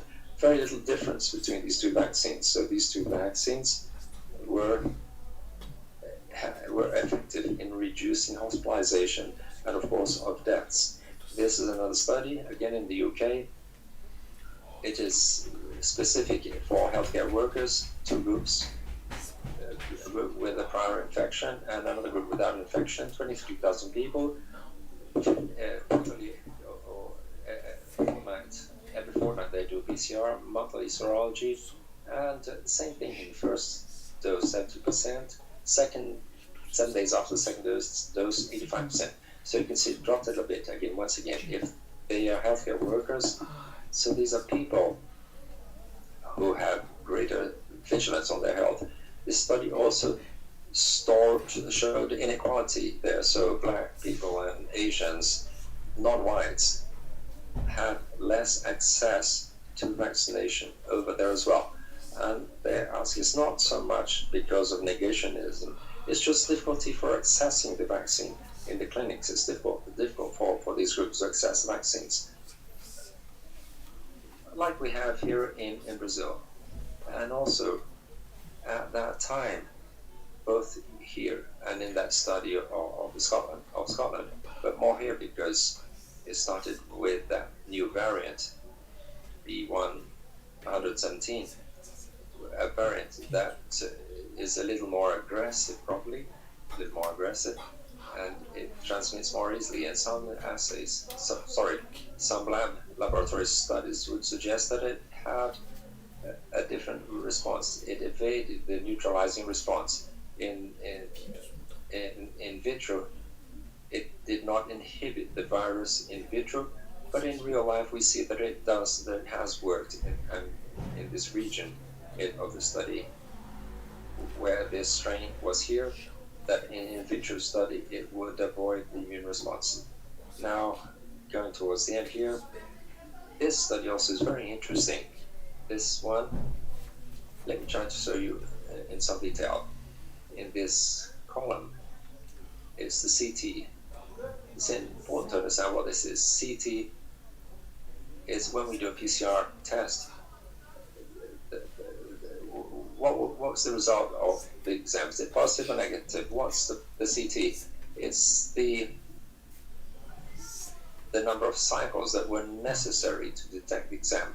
So it's inverse. If it's low, if the number of cycles is low, less than 23 here, for instance, it's a sign that the viral load was very high. If it's above that number, there over 27, it's a sign that the viral load was lower in the nose, and probably from 27 upwards, that virus is no longer transmissible, does not transmit. A PCR shows this. So look at how interesting this is. This line is after the second dose. So in Israel, they tested this as well, showing that when there was infection in that huge cohort that I mentioned to you before, the CT before and soon after the vaccination, the first few days, as you can see here, when there was infection, it was lower. In other words, there was a high viral load. But as you vaccinated and you got to the second dose, you see that this is what happens. The CT, the viral load, in this case, becomes very low. I'm just going towards the end. And I apologize. I mean, I licensed just for this preprint to show the impact of vaccination on transmission. So you can see when you have this point showing that the Oxford and the Pfizer vaccine, when the index case had vaccinated, transmission occurred less intensely from the 20th day after vaccination. And this one's showing that maybe that person that had the vaccine had transmitted less. Here at the end, this is a written study done in Manaus, where you have a virus that also evades the immune response, showing that the vaccine after the first dose had an efficacy of 49% of symptomatic cases. Of course, this is preprint, has not been peer reviewed. Here, just to show you that we will need to have other forms of assessment. These are examples. So, for instance, California, in this point here, this black line is when death is zero. For zero death, if I have efficacy of 50%, I have to vaccinate 50%. If my vaccine is 75% effective, if 60% of the people have to use masks and so on. So take Florida, for instance, if the vaccine is 75% effective. For zero deaths, I need to have 40% of the population using face masks. So while the population has not been vaccinated, we need to use masks. Otherwise, the number of cases will increase. This is published. If restrictions remain in place or are lifted in February, this is what we would have. In this case, 24 million additional deaths. Here in the US, you can see that even with vaccination, the peak down here is higher than the first wave, even with having vaccinated 30% of the population. There's still many cases there. And here, going towards the end, this is another number from Chile. This concerns a lot. Chile is a country in Latin America vaccinated most, and you see that the number of vaccines or number of cases in vaccinated cases, they had to do lockdown even with so many people vaccinated because people just relaxed. Unanswered questions, or maybe might we answer this year. How much will immunity resist? How long do we have to use masks and physical distancing? Maybe throughout this year. Here in Brazil, certainly until September, October. What's the impact of any variant on the effectiveness of vaccines? It seems that there is an interesting response and protection. Do we have to update the vaccines regularly? Maybe yes. And to close, I'd just like to honor here in the London Olympics, they honored the NHS, and here they reinforce this again. Thank you, NHS, because of the pandemic. And I'd like to honor the various workers of the SOS, the Brazilian version of NHS. We should have put it in our Olympics, but to thank all of these healthcare workers, this SOS has worked so effectively. Sometimes it's attacked, but we still have a very good response to deal with this condition because of the workers of the Brazilian system. Thank you, Israel.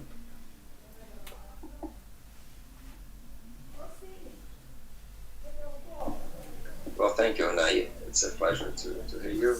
So for me, are a perfect example of scientific rigor and commitments with health. It's a pleasure to hear you again. Now I'll yield the floor to Professor Romulo, because if vaccines are important, public policies to deal with COVID are also just as important. So that you see, Professor Romulo Paes Souza is a physician. He specializes in social medicine, epidemiology, and he studied at the Tropical Medicine School. He coordinates the unit of protection of health at Fiocruz, and also at the Institute of Development of the University of Sussex. Romulo, you have the floor. Well, thank you very much. Thank you, Israel. I'd like to welcome Professor Milena and congratulate you for this initiative, and also to congratulate the medical students who very voluntarily and diligently are getting involved. They are the backbone of this event. Well, when we talk about healthcare policies in facing the pandemic, we have to understand that this is a sanitary phenomenon, but which has a huge repercussion on the economy, on life as a whole, and on social dimensions for all of us on the planet as a whole. So when we look at this pandemic, at this moment, what's missing is a way in which we can represent it, a summary of what it was, to help us understand the various dimensions that this pandemic has brought. Note that the President of the US, Joe Biden, tried to make his own summary last Wednesday in a joint session of the American Congress. He says this is the worst pandemic in a century. It's after the Spanish flu, the worst economic crisis since the Great Depression, and the worst attack on our democracy since the Civil War. Each country could translate this into its own terms of this situation. In the Brazilian case, we could talk about the worst pandemic since the Spanish flu, also since the crisis we had at the end of the 80s, from mid-80s until the Real Plan, and the attack on democracy, again, starting from the military dictatorship in Brazil. Of course, that the pandemic on its own did not provoke all of these phenomena, but in many cases it deepened the extent of some of these phenomena and accelerated some of these trends, and also made them more dramatic, we could say. Look at that from the economic standpoint. The world has become gone much more into debt because of the pandemic. In these various bubbles, you can see how each country has gone into debt. This involves not only the debt of governments, but also large companies. excluding the financial sector, and also the debt of households. You can see that it's a lot of debt, and in all, last year the world went into about 19.5 trillion debt, our public debt in Brazil, and understanding the debt of the government is around 100% of the GDP. Now we see that the loss from the educational standpoint, in other words, students not going to classes because of the various difficulties we have and lockdowns, and also the inequalities that we have socially in this area, you can see that in the Brazilian case, for instance, the loss of classes that school that children had, particularly in public school, was huge. We have here, for instance, this chart, and showing a huge, of the IMF showing a huge loss in low-income countries. Note that in terms of poverty, we were seeing a slight reduction in poverty, both absolute poverty, which is measured from a specific point. In the case of Brazil, we consider extreme poverty as less than 70 reais per capita per month, and we had a reversion of this phenomenon. In other words, poverty was dropping, and now we're back to an increase of poverty because of the pandemic. And here you can see the scenarios that suggest that maybe we will have a loss in about 10 years in the trend to decrease poverty in the Brazilian case, but in the world as well. In other words, there was a huge impact on the living conditions of the population in general. Well, such a huge phenomenon, so encompassing the lives of all of us and in all of these countries of the world. This rapidly, the WHO defines 16 initiatives that will be essential for us to organize ourselves to face this pandemic. These are all listed here. I won't go into all of them, but just pointing out that it implied both measures of primary health care right up to organizing the hospital network to dealing with the severe cases, and therefore providing services at greater complexity. This, in fact, has been an object of debates, and this is part of the debates of this event. And measures of social protection are included here, so you need to protect financially those people who are most vulnerable in terms of loss of income, loss of jobs, and loss of the ability to buy food for their own sustenance. So these peaks, or rather these points, were all listed right at the beginning of the pandemic, and that's listed by the WHO. And in a certain way, in different combinations, they were implemented by several countries or by all of the countries. But what's the situation currently? Well, I started to mention a little about this. A typology I tried to use to represent these very diverse situations of these countries is shown here. We are going through different times in this phenomenon. So take it as an example, the idea of a crisis where we have inadequate resources of non-pharmacological support. We have ineffective vigilance. Sometimes it starts well and then it worsens. And the rate of transmission of cases, hospital admissions, also over two. But they didn't live through this crisis. Countries where they managed to use the non-pharmacological measures with different approaches. For example, the two that I mentioned here, Japan and New Zealand. New Zealand used extensively lockdown. Japan didn't. We have a post-crisis example. States is one example. The states began to behave like this. That is, they had intense crisis, as we're living at the moment in the United States. In this sense, it's very similar to our case. But now, because of an approach, massive involvement with a pragmatic approach in the choice of the various, we have today 14 vaccines being used in the world. They're going through they're seeing an exit from this crisis. From the point of view of the economic impact of the crisis, it varies. In all the world, we had last year about a drop of 3.3% of the GDP, and a variation in the various examples that I mentioned of the 6 countries. The growth case of Israel, 2.4, and the case of Uruguay, 5.7. And I'm choosing Uruguay because Uruguay, a lot of last year went very well. Then after a certain moment, they lost control. Today, it's going through a dramatic situation. Look, example, with regard to the situation of mortality in average in the last 7 days. And look at the situation of Uruguay, very worrisome. Soon after that, we have the situation of Brazil. You see at the bottom, Israel and New Zealand.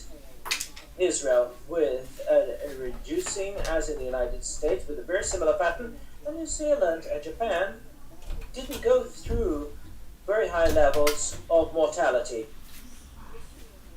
This is a stringency index, which is a combination of 9 measurements of restrictions of mobility, both with regard to going to work, circulation in public places, the schools. Observe that today, at this moment, we have a restriction in Uruguay and Brazil, and obviously the search of answering always in a late way to the increase of the indicators that I referred to of transmission of the disease cases, more serious cases, therefore with hospitalization and mortality, and the situation of Japan, vigilant, and the situation of New Zealand, where great to return to normality. The great question that involves this kind of moment is vaccine coverage. Look at the situation of Israel today, the situation of the United States. Uruguay is a worry, although it has a vaccine coverage which is higher than the other countries, but facing simultaneously a situation of high mortality and a high rate of serious cases, indicating, as what Onai said, vaccination in itself, it might not work, while measures of containment of the disease. So in the case of Japan and New Zealand, vaccination is very low. But these countries managed to control the disease with approaches which were non-pharmacological. In the case of Japan, very interesting here, there was a reduction of mortality in Japan from 2020 compared to 2019. There was, in fact, a reduction of deaths, about 60,000, especially the reduction of bronchopneumonia in the elderly because of the great discipline in the use of masks and social distancing. As I said, Japan practically didn't use lockdown. And the market looks at the situation of the countries in this way. Which country to go to, considering the possibilities of vaccination and the variants? It is a way, a very exaggerated way of saying in this situation, but New Zealand is in 2nd place, Israel in 4th, Japan 7th, US 17th, and Brazil last place of the 53 countries observed. The last slide, I'd like to say this. In general, in the various countries, there was a centralization of the decision process, emptying the power of the sanitary authorities. This was dramatic in Brazil. You observed the Ministry of Health not relevant in defining the policy. This happened in the US in the Trump period, when the CDC disappeared from combat. This was different in Korea and Sweden. Here, I make a comparison what I call sanitary cowardice, and the sanitary authorities disappear, or in another situation where it disappears because of a political irrelevance. It loses authority in the process. The denial of the relevance of the crisis disappeared in many countries, and in Brazil, And in other countries, even when there was a certain cohesion in facing the pandemic, a part of the country was mobilized in another direction and gender against scientific evidence, partial or total, and institutional instability in the institutional design. In this happened in the UK, for example, or an alteration of command. It happened in several places and in Brazil. Closing, I published last week an article where I seek to summarize the moment of the pandemic in Brazil. And I had a very brief list of losses. We lost 4 opportunities at least so far. The first, unifying the country to face the pandemic. And I show as a counterposition what happened in Israel. Initially, it was a very polarized country, politically as well. They managed to unify, and there's a whole history, but one way they managed a level of cohesion. The second missed opportunity was to use investments for health to solve chronic national health problems. Notice in Brazil last year, to fight COVID, used 423 billion reals. That's compatible with the degree of depth for various other countries and the size of the Brazilian economy. In assistance, almost 300 billion. The problem was not to use this adequately. In the case of health, to face the chronic deficits that we have, the inequality in the health system, the lack of health workers, especially for people who are more qualified and more complex in the North and Northeast. And in the case of social protection, use this resource as a measure of reinforcement that people adopted prevention with regard to the disease. We did a great investment. We had a terrible result in stopping the circulation of the virus. And finally, we didn't adopt a pragmatic and comprehensive policy for vaccination. We had several offers last year. It was more or less defined which had the greatest potential to be ready to be used. At the end of the year, Brazil was confused, and now we're into a rhythm of vaccination in which a lot is lacking given the severity of the pandemic in Brazil. In this way, I alert that we need to begin to get it right, since we have made many mistakes. Thank you very much. Thank you very much, Professor Rómulo, because in fact, to hear you is a pleasure in transmitting with very complex data since your message. They asked me to choose a question for each of you. That would be very difficult because there are many questions that have come up from the participants, but I'll choose one for each one. First, Dr. Benay, the question of the forum is the following. Some towns are going through difficulty with the delay in the second dose or the second shot of the vaccine. Will this have an impact on the effectiveness of the vaccine? We don't know, Israel. This question doesn't have an answer. I believe that this delay will be a week or 2 weeks, that more which is less, it seems that the inputs are coming in. I think we're going to manage to get vaccinated 15 days delayed. Obviously, I think there will be problems. Remembering the Oxford dose, is 12 weeks. This first day, has a level of effectiveness which is very great. Fortunately, Oxford, there aren't delays. Unfortunately, I don't know, but I think 10-15 days won't be a problem. Thank you. Another question, Professor Rómulo.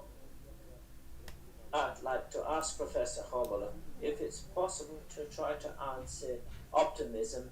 We need good news, because one of the questions that came was the following.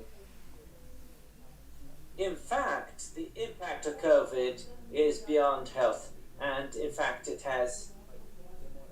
will take a while to sort out everything that we've reached and we've managed in the past.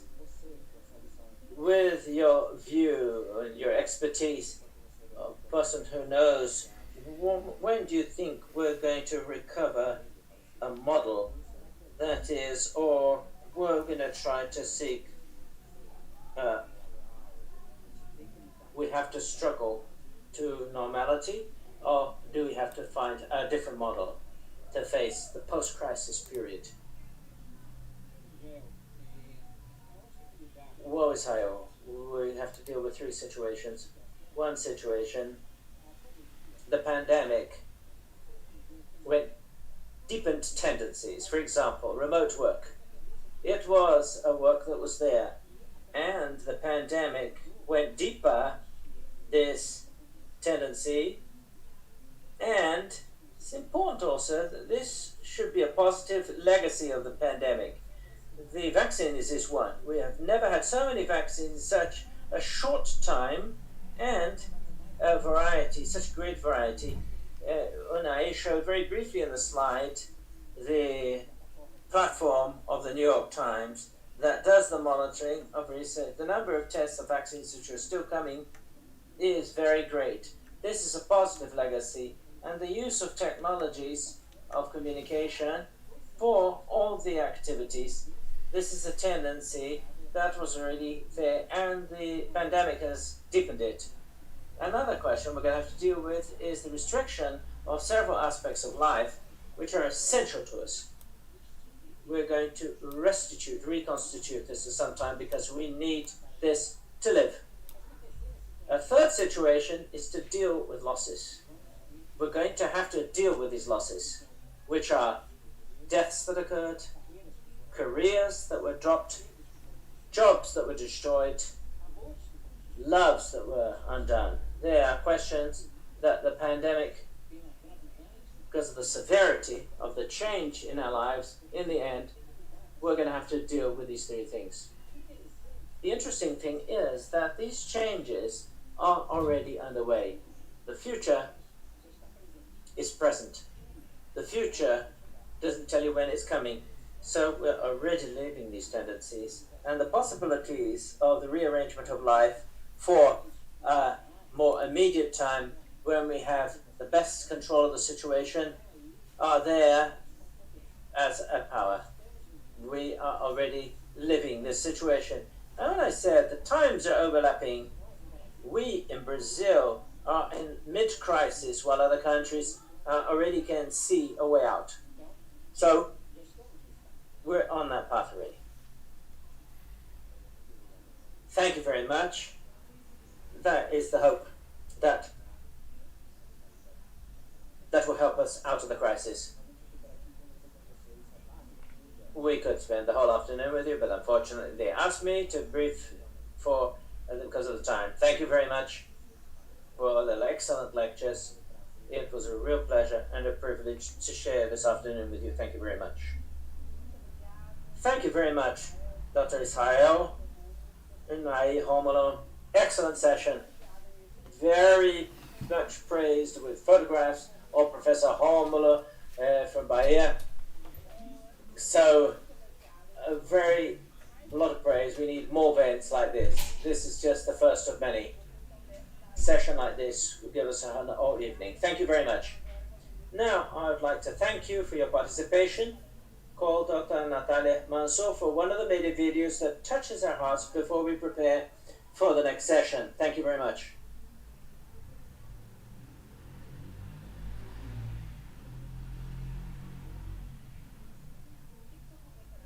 What touched my heart in the pandemic was the possibility of humanization. We began to give news by tablet. These were virtual news. This meant that the care team got closer to the patient family. The person taking for the patient can see that that patient is somebody's love. That brings more meaning to the care that we provide. So I think this has to be something that will remain with us after the pandemic.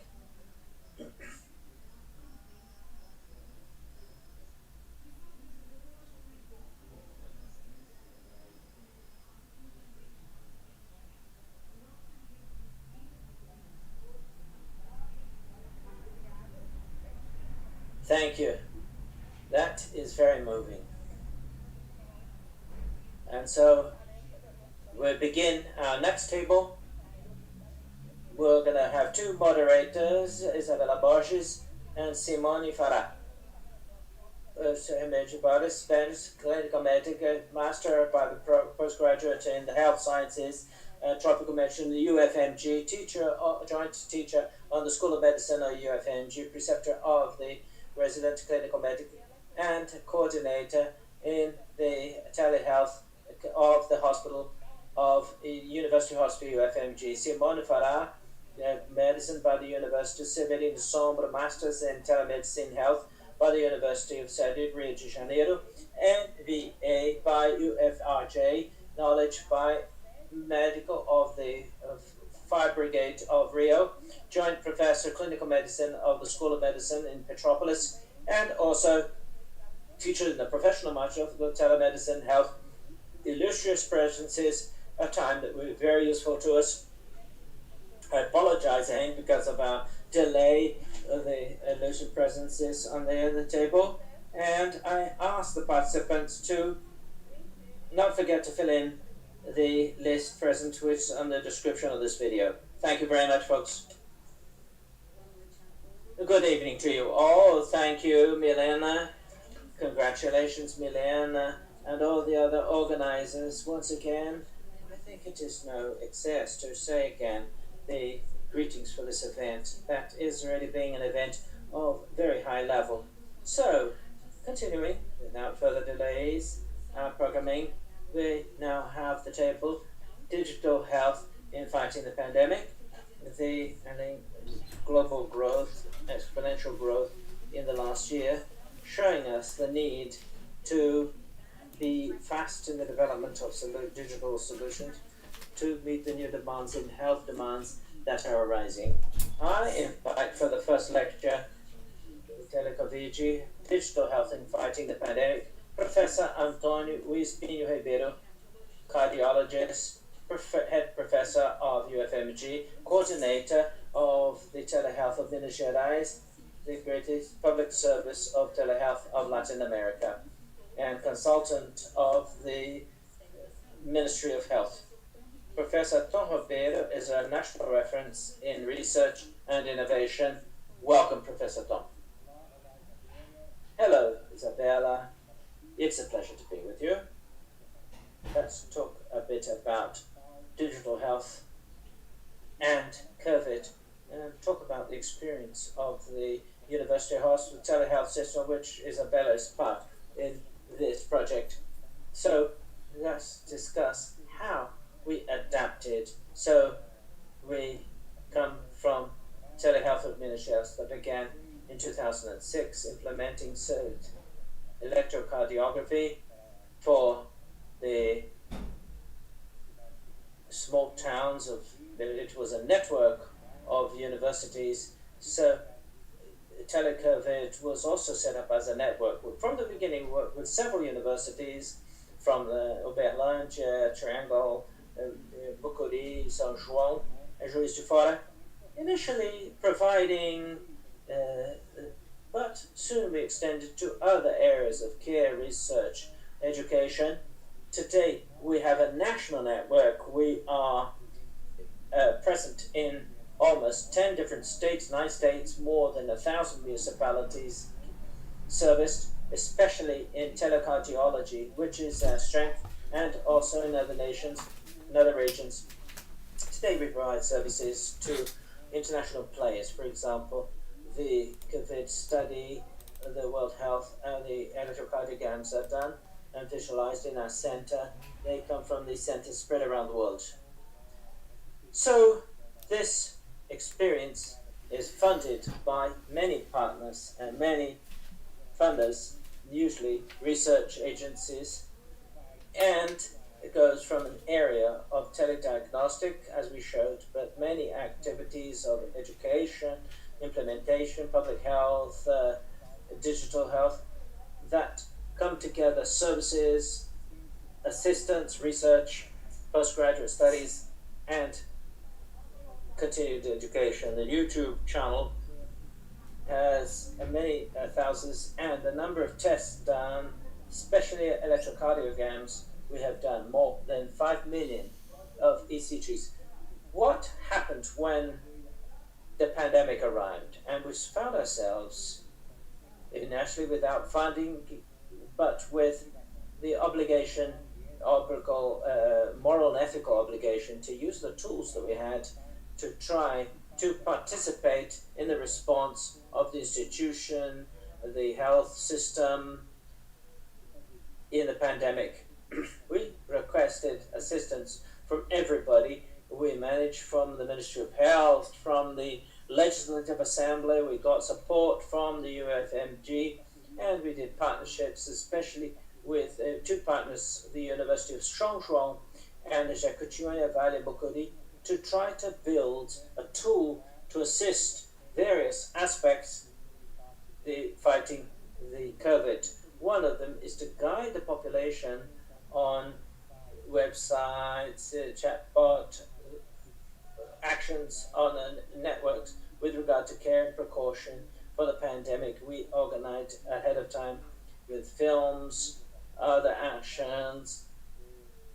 We thought of a system of remotely of suspect cases and recognize the serious cases, send them to the hospital at an early stage, recommend with non-severe cases, keeping the people at home, and monitor these people if their clinical situation changed, so they can move them quickly to a hospital. We've developed tools to train the health professionals to do these activities. This was a tele-COVID UFMG, educational care, short videos, infographics, protocols for care, great number of questions and answers, and being updated from time to time, a library of materials used by other players, all of them concentrated in a hot site in the telehealth system hcufmg.br.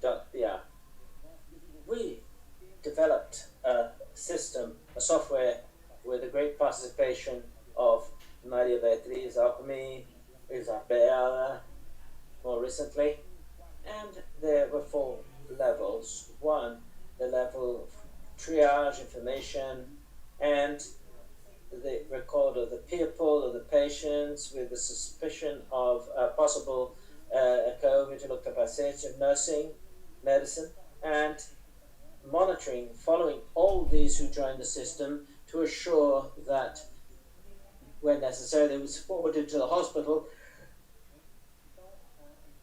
The entry was in many cases by telephone line. They were trained, people were trained, technical level, higher level, varying from place to place, both to offer information and to begin the triage, the initial evaluation for levels 2 and 3. And in some places, this triage is done automatically by a bot, a mechanism that a website that is in WhatsApp. We would talk to the person with a complaint and give guidance, questions and answers, and allowing evaluation of risk. This is the version that works in our website of the health offices where we worked. So they begin with, they give both the health evaluation and allowing the guidance to be given, and at the end it generates first level guidance. It classifies with the severity of the book and sends the patient for care. This telecare can be done by doctors, nurses, depending on the severity of the entry, and they have guidance and clarifying doubts, evaluation of the patient without symptoms, and allows prescription, notification, forwarding, and request for tests according to each municipality that we work in. For this, we developed a system that was adapted, and other systems that were already being used in telehealth goes from the standardized health and the tools of which I spoke about, the state prescription, making it all at a distance. The doctors have digital certification. This is done by a communication system with the patient, and the term of consent is sent by message. And when the telephone call or video call, so there is a menu, a range of digital options that includes telephone, text message, video calls, and for support of this action. Finally, the last stage of telemonitoring, which is care by health professionals or fellowship following specific protocols of the people who were isolated at home according to the severity of their situation, and forwarding for medical or nursing evaluation assessment for health. This is extensively used in the places where we work. All this to link to a management panel, bringing together, making sure that we reduce the number of people so that we control the time between the initial connection the person does it to the system and when they get a consultation at a distance, and when the monitoring is done. The whole system and organization dealing with the people, bringing the people into the system and to help us in this. So we worked on 2 municipalities, Divinopolis and Teoflotone, here with the University of São João, in Divinopolis, which was part of this, action jointly with UFMG. It was a situation varied of peers, and the Federal University of São João, the School of Mucuri for Teoflotone, and more recently in Sign, the system has been used and later presented as an experience for the employees and students of the Federal University of Minas Gerais. We produced initially material, educational material, videos published on YouTube, 145,000 accesses, almost 50,000 access on other sites, journals in the networks, infographics, and some of them were very useful, visualized thousands of times, used for trainings of teams, of hospital, and so on. These web classes, 4,000 people watching simultaneously. Teleconsultation directly was developed, chatbot was developed and implemented, and we began then in Divinopolis in May, in Teoflotone in July, and UFMG, the return of the classes, in December of 2020, always in partnership, so part of the services being done by these players. So in fact, none of these measures is isolated from the others. The actions were not limited to the towns where they were working, or the towns, neighboring towns, Divinopolis and Belo Horizonte. The people from this municipality were cared for as well. David?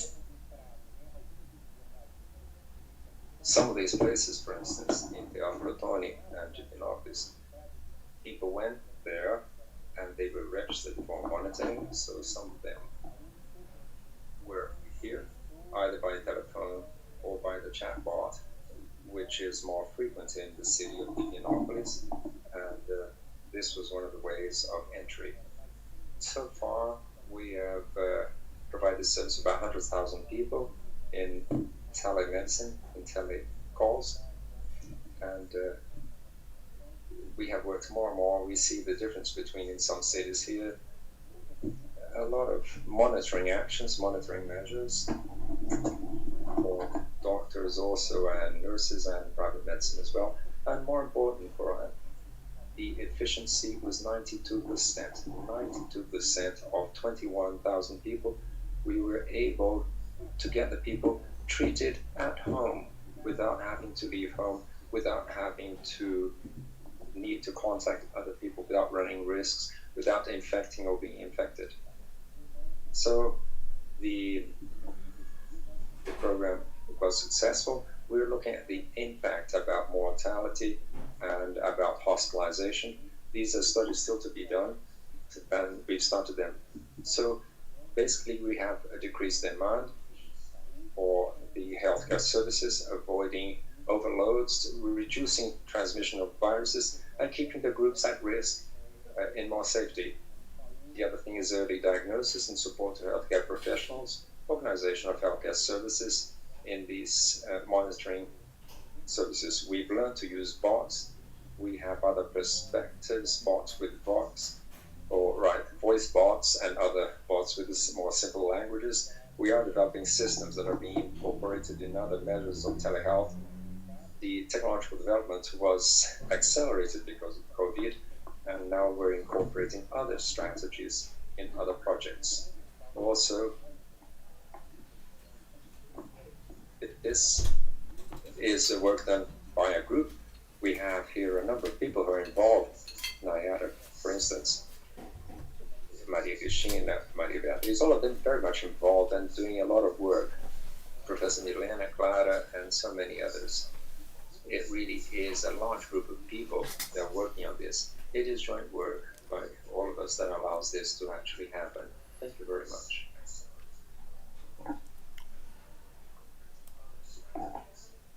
Thank you, Professor Antonio. Thank you for sharing with us your experience in this wonderful project. Thank you. Our next speaker is Professor Magdal de Araújo Novaes. She trained in computer sciences at Pernambuco University. She's now the full professor, a doctor in bioinformatics at Marseille University in France, coordinated the nucleus of telehealth of the Federal University of Pernambuco State, and she'll share with us the experience of the Clinical Telemonitoring Center, challenges and lessons learned. Thank you.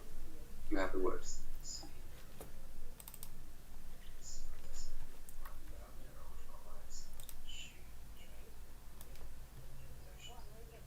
Good evening, everyone. First of all, I'd like to thank you for inviting me to take part of this event. It's a great pleasure to be part of this and be here with so many colleagues. And the state of Minas Gerais is always fantastic in developing this and sharing. I enjoy being able to share all this with you. So I'll speak about our experience here in the state of Pernambuco at the Federal University of the state of Pernambuco in our Center for Clinical Telemonitoring that we launched right at the beginning of the COVID pandemic. I apologize because I'm a bit, my throat's not very good, but I think I'll be able to speak without any problems. So this experience, it's in the context of the nucleus of telehealth of the Federal University of Pernambuco called NEU-TES. It's in the Clínicas hospital. I also have the unit of health applicants in this area, and our work has been going on for about 18 years. We founded in 2003, and we were part of these developments, and we have worked with telehealth and telemedicine in the program of telemedicine for Brazil. The nucleus is a lab of the university dedicated to health, and telehealth is our main field of action. This is a picture of our hospital, which is in the campus of the university in the city of Recife, which is the capital of the state of Pernambuco. I'll also put here a slide that summarizes a little of the strategy of telehealth in the public sector that grew so much throughout these years. And what we heard recently, it is part of all of this integration that happened way back there. So we have a number of these professionals that worked in building telehealth in Brazil, according to these programs. And this experience was very rich, and our nucleus is a result of this initiative, together with the one that you have in the state of Minas Gerais. But as we heard very well, all of our actions, they have participation and support from several actors and several partners, and not only the Ministry of Health.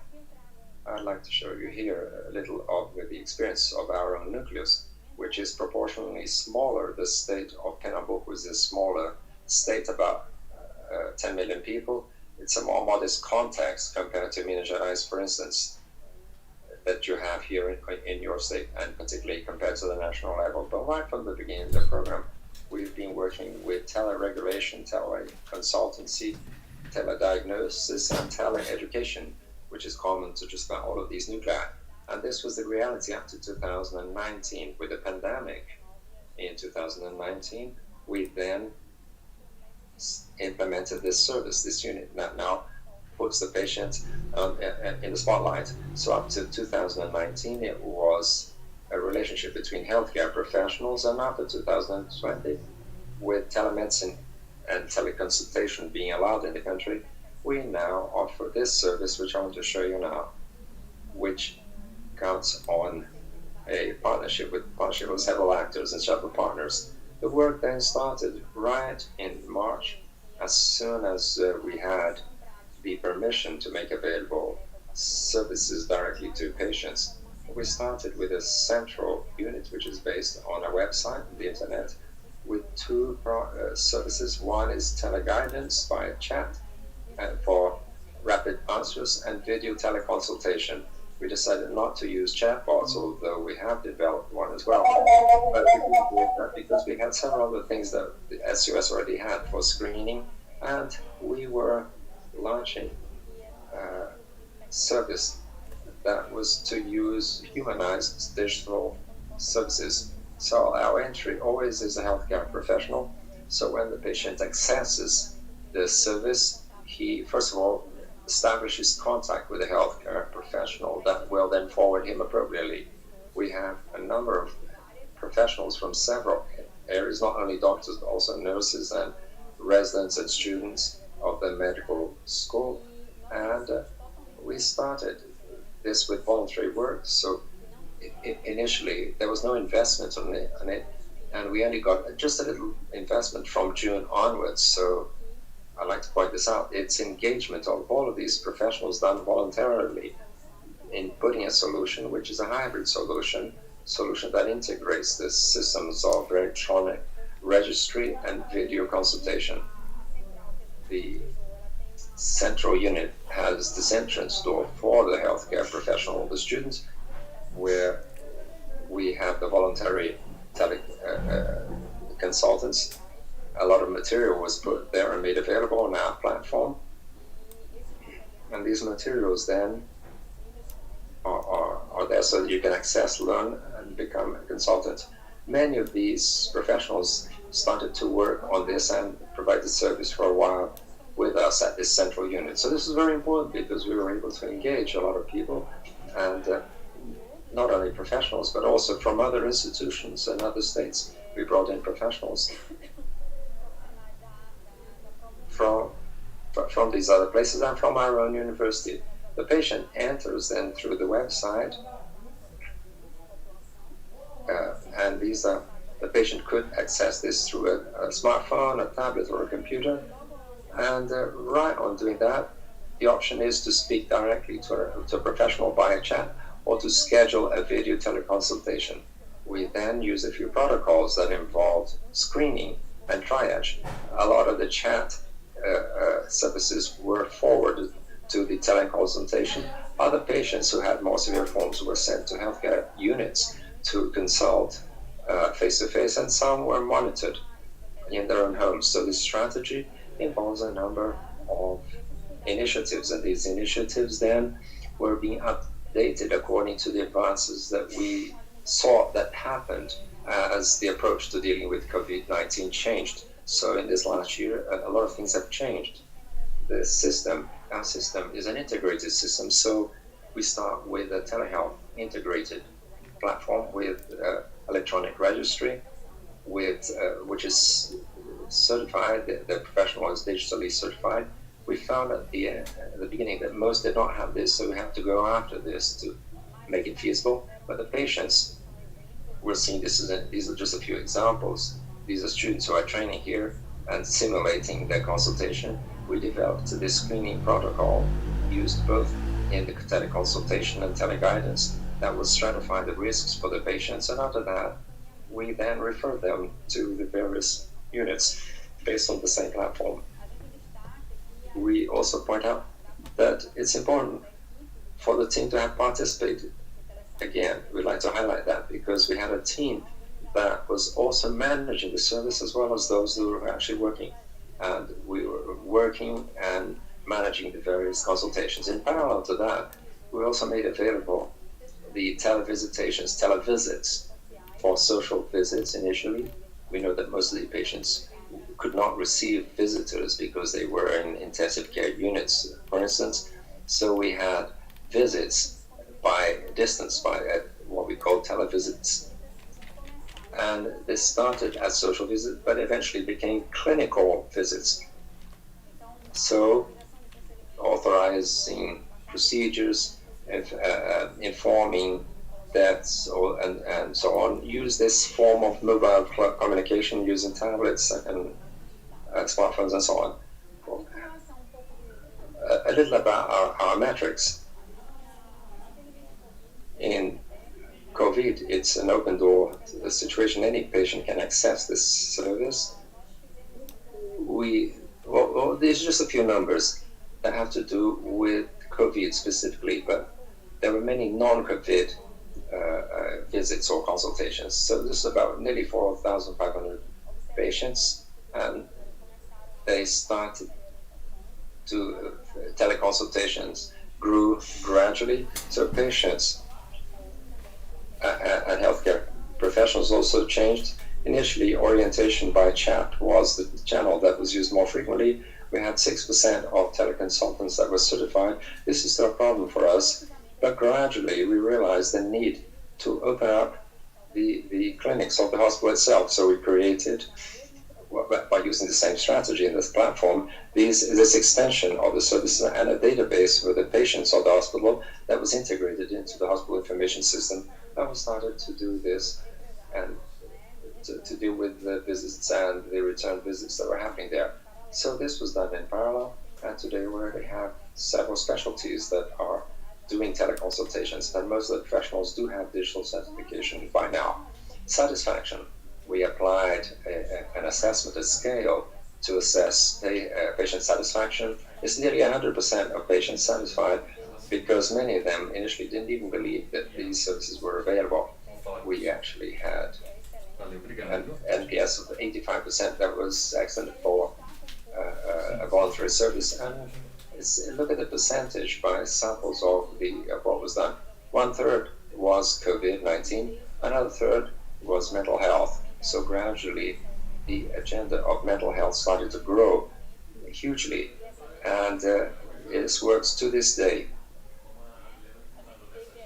So there are about 34% of other specialties, including family health, and by average sampling, 46% of the cases were in fact suspect and confirmed for COVID-19. These are some of the specialties that we have of the hospital: psychiatry, nephrology, and all the various others.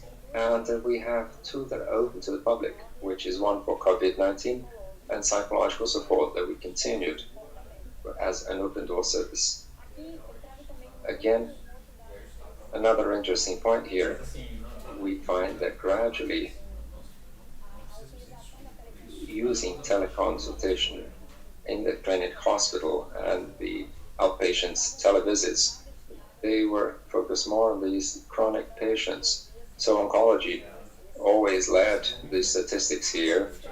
Psychiatry didn't grow simply because we had to interrupt this particular service because of the volume. We just couldn't deal with the volume of patients in psychiatry. So there was a decision to stop this particular service for psychiatry. And now we do psychiatric support only in the hospital offices. So that's why you see this huge difference. But mental health has always been the greatest amount of such services. Well, when we look at the growth in time of these services, we find a few peaks, and there was a drop at the end of the year. But certainly this is because of using other strategies for remote visits, return visits by face-to-face, and the lack of availability of the professionals. We had a lot of volunteers, and they went back to normal service. So we had fewer professionals, but it more or less, the demand more or less stabilized for televisits. So it's a tool that has become more common and has been more recognized and absorbed by the public. Another thing that I'd like to highlight now in these indicators was students. We had a volume of tele-orientations for medical students, another one for residents, and what we are projecting now as strategies for the moment is using telehealth in several other areas for pre-hospital visits, hospital and post-hospital visits. We started with the open door visits for COVID-19 and also in outpatient visits for return patients. But now we're working on a process of internal tele-regulation and particularly qualifying the waiting list for other consultations, referrals in the clinic hospital. The demand is huge, many visits and exams that have not been done. We're talking about maybe 40,000 people who demand these referral services and exams. So it's very critical what we're going through right now. And it will really need action from several angles of the SOS to meet this demand. On average, we had about 5-6% of the work of the hospital by teleconsultation, and the idea is for this to grow gradually and to grow sustainably. Well, to close then, I would like to leave a few important points here and to highlight as take-homes messages for the three actors: patients, healthcare services, and healthcare professionals. It's a matter of accessing remote services. Some are confused with the number of services offered, and sometimes they don't know what type of thing they can use and when to use it. The infrastructure, although it has improved, it's still a limiting factor, but we saw that the technology is more and more used, mobiles and internet. The other thing is how to clarify to patients the risks and benefits of online access, particularly with the new law for data protection. About healthcare services and professionals, there are two things that are very relevant that we see in both contexts, which is a cultural resistance to digital transformation. Thankfully, this is being changed. This is changing. We can see that COVID did bring some positive outcomes in getting people to use more and more digital technologies. They need to be made accessible and integrated to electronic registries. And we have to deal with using protocols and training this task force for remote visits and remote work, and particularly dealing with schedules so that we do not transform the lines that we have currently traditionally in remote lines or queues. That's a huge challenge for all healthcare services in the country that offer telehealth. Well, thank you very much to all of you. Just this is part of our team. Many people involved in this process of technology and health, and a lot of support from the hospital and the healthcare science unit. Thank you all for the invitation. And I'm here. Thank you, Professor Magdala. Huge challenges, but it's very gratifying as well to see the extent of these services and the amount of services that are offered by public institutions, the SUS, the university hospitals. It's all very interesting. Now, to continue then, I want to invite Professor Campos do Nascimento. He is a joint professor of the medical school at the Federal University of Minas Gerais, a clinical cardiologist, and an interventionist at the clinic hospital, a physician of pre-hospital services of Unimed PH, and he coordinates studies that involve strategies of telemedicine in cardiology. And he will speak to us about the impact of telemedicine services in a larger scale, emergency visits, and hospital admittances. So welcome, Professor Bruno. Well, good evening, everyone. First of all, I'd like to thank you for the invitation to speak here with you and to show some of our numbers, and once again to congratulate the organizers for this event, which is already a success, as you can see, just by the number of participants and also the quality of all the topics and all the talks that we've heard here so far. Well, I want to show you a little of the experience of a network of telemedicine in the private sector in metropolitan Belo Horizonte. So our work is about the impact of telemedicine in a large scale in terms of emergency visits and hospital admittances during the COVID-19 pandemic in Brazil. So these are the numbers that have to do with telemedicine implemented by Unimed Belo Horizonte, which is a health insurance company, and the association of the work between this company and the Federal University of Minas Gerais, involving myself and others. I have no conflicts of interest, no disclaimers here. I am a physician of Unimed BH, as you mentioned. And well, we know then that the first case of COVID in Brazil, don't have to go very far, it was confirmed on 26 February 2020, and the pandemic was declared on 11 March. And we see this huge increase in 29 April, 14.6 cases of COVID in Brazil, more than 400,000 deaths.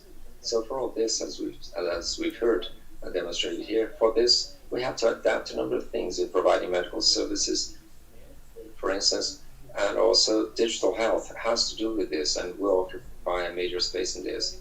And telemedicine,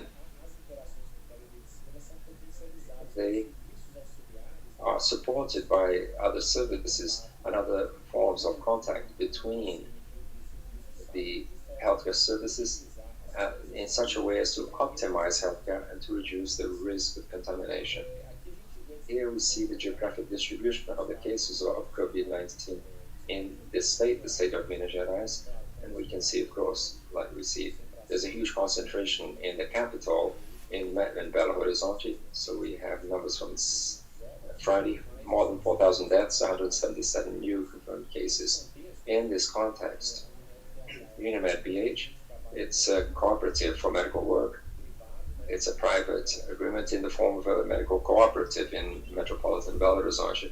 It has about 5.7 thousand doctors who are parts of the cooperative, more than 355 hospitals and clinics, 1.31 million customers, about 22% of the population of this area. Every year, it's 8 million consultations and 150,000 hospital admittances. And the institutions against the pandemic, the initiative started even before the first cases in Brazil, when the disease started to emerge in other countries. It was thought already as a world sanitary risk. So in December 2019, the first discussions and debates started how this cooperative would deal with this topic if it emerged here in its support services. The multimodal system by telemedicine was launched in March 2020. In April, Law 13989 regulated telemedicine in Brazil.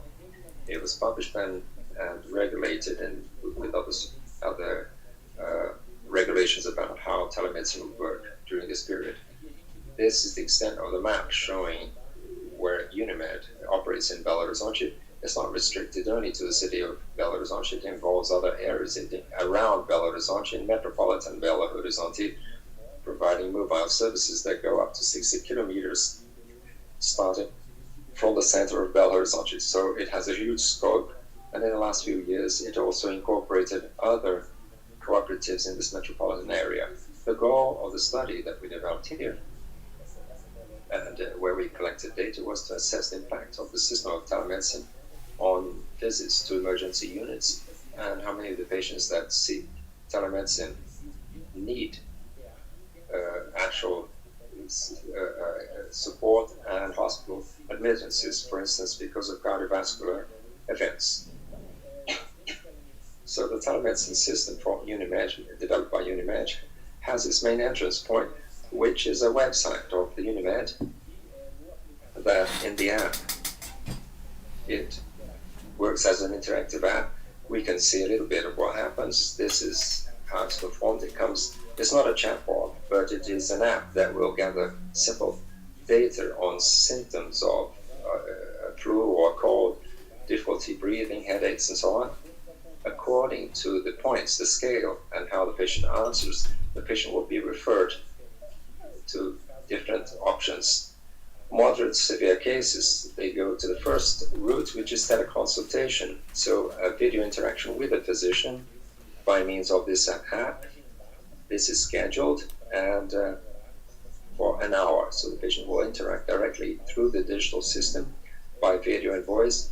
And in these consultations, these visits, the advisory is given and advice. So for low risk, it's self-isolation and treating the symptoms, moderate risk to seek face-to-face visits, and high risk to go to the emergency unit or to call for an ambulance depending on the severity or the vulnerability of the patients. So initially,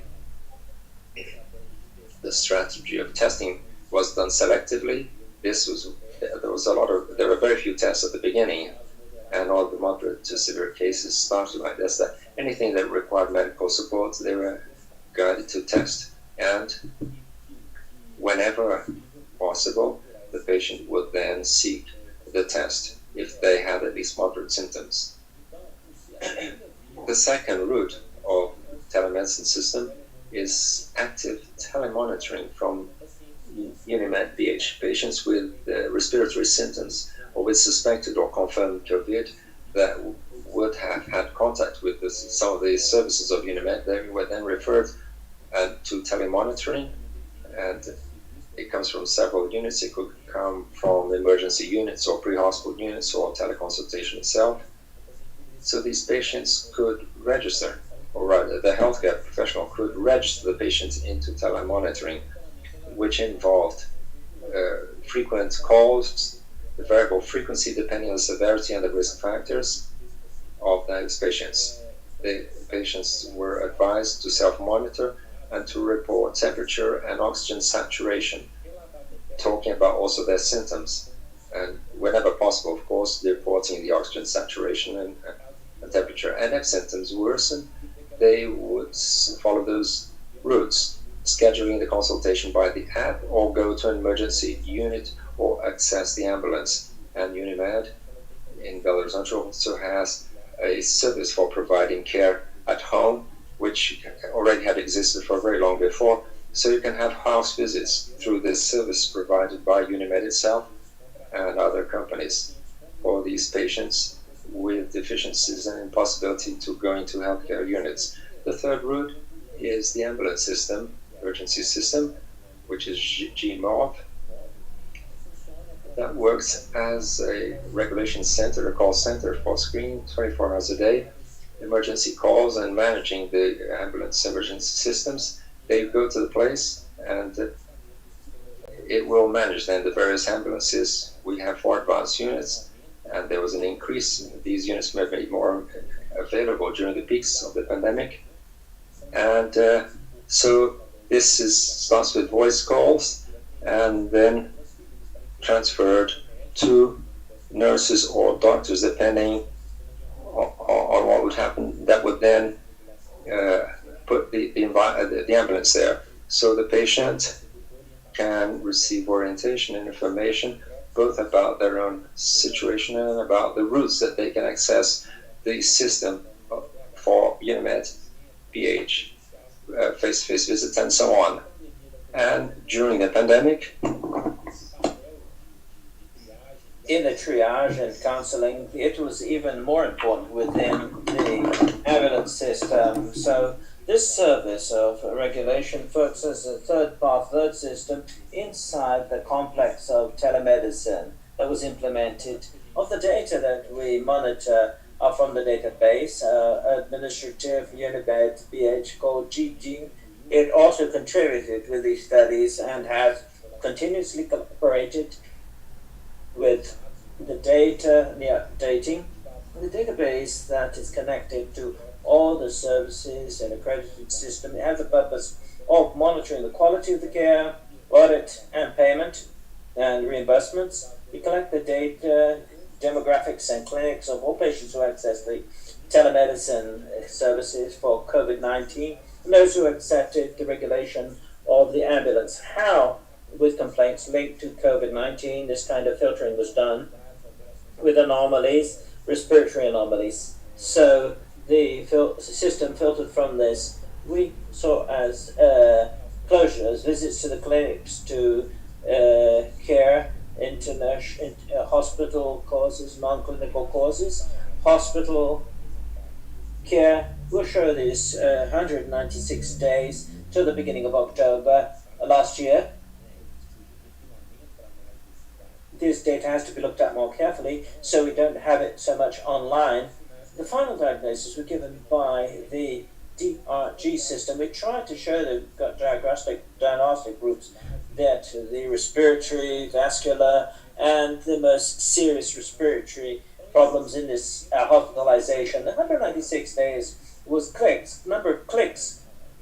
Somebody who joined the website almost 4 million times, single entries. Doesn't mean the patient necessarily accessed the telemedicine service this number of times. Most of the times, almost 70% with smartphones, 30% with desktop, and a very few of them with tablets. We see the standard was regular. We can see peaks of access in the worst stages and a significant drop of these accesses at the weekend. 167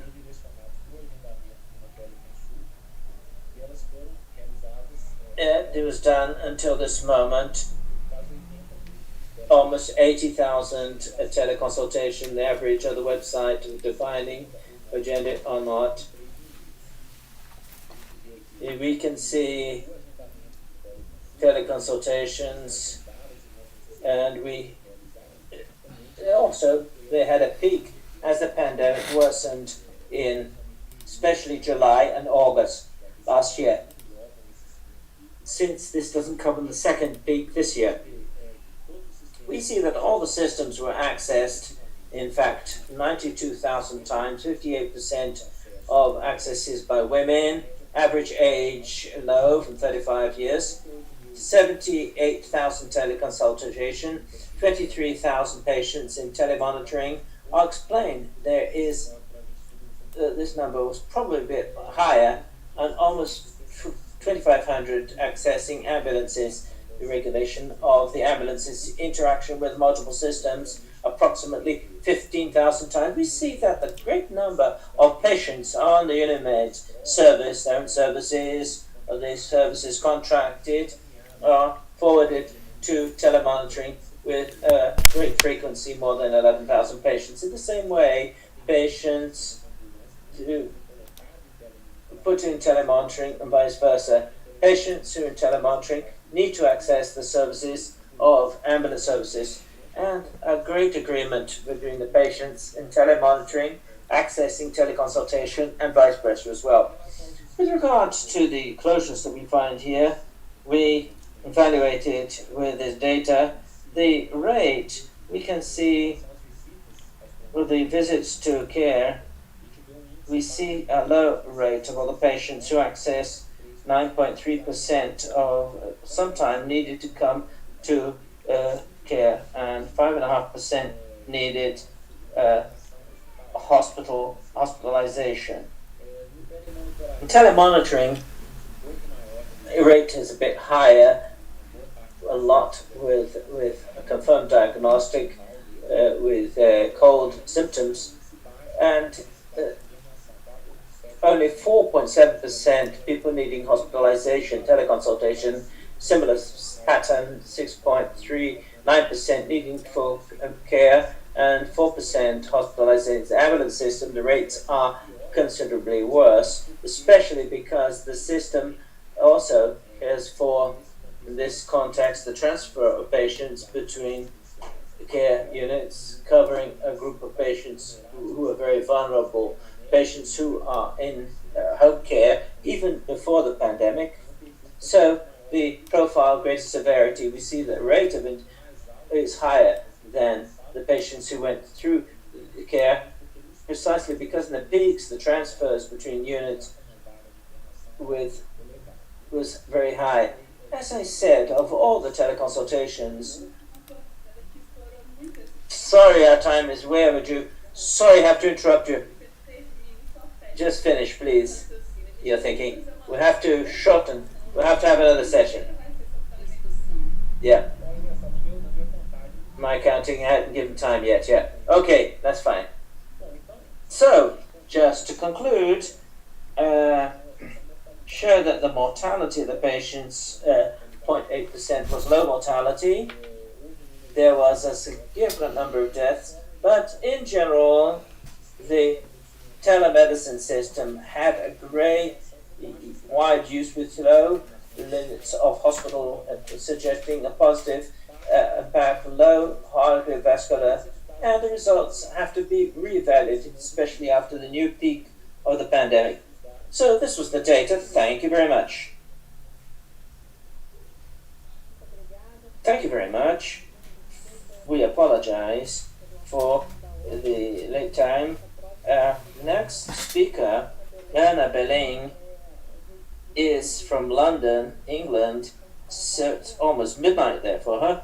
So we apologize to all for the delay, and we'll continue. Thank you very much for your presentation and sharing these significant numbers to all of us. I invite the next speaker, Ana Belém Espinosa Gonçalves, the family doctor, and postdoc by the Institute of Global Health and Innovation, Imperial College London, researcher of the systems and health policies, and will present today the project recap, remote COVID-19 assessment in primary care.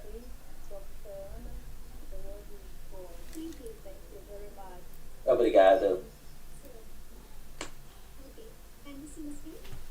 Estão vendo minha tela? Bem, então, muito obrigado pela apresentação, muito obrigado por me receber. A apresentação do projeto recap, significa avaliação remota Covid e a Universidade de Oxford.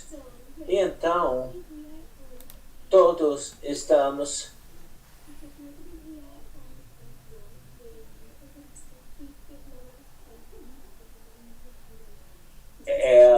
o áudio dela está falhando um pouco, o livro parece que está lendo. Em torno de 3 milhões de mortes globalmente e 692 novos casos, de acordo com a nova avaliação. Essas imagens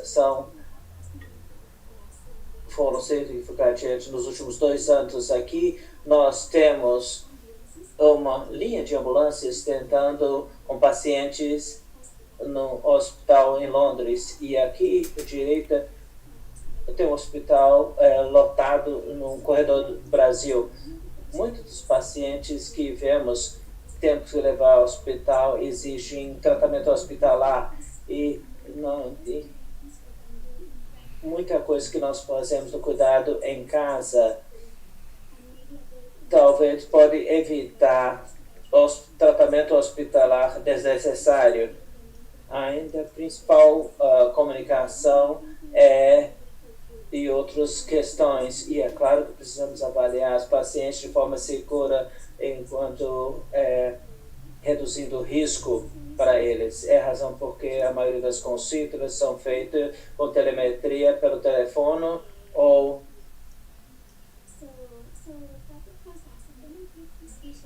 muitas das decisões, o que nós temos para avaliar as pacientes pelo telefone. No começo da pandemia, na Inglaterra, consideramos ter certeza. Nós avaliamos o nível de nervosismo do paciente e consideramos a todos, consideramos uma medição baseado na taxa respiratória, temperatura. Então, depois de uns meses, realmente capturamos a complexidade dos pacientes Covid-19, hipoxia,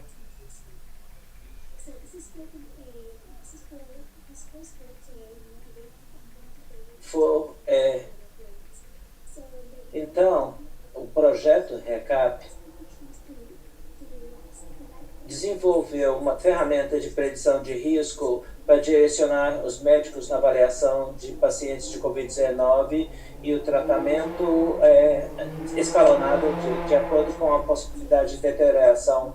Isso é um estudo de coorte e usamos dados coletados durante as consultas face a face ou remota através de registros, dados coletados, que vai ser os sintomas e sinais dos pacientes, também os dados demográficos ligados com resultados hospitalares. E quando estamos interessados na hospitalização,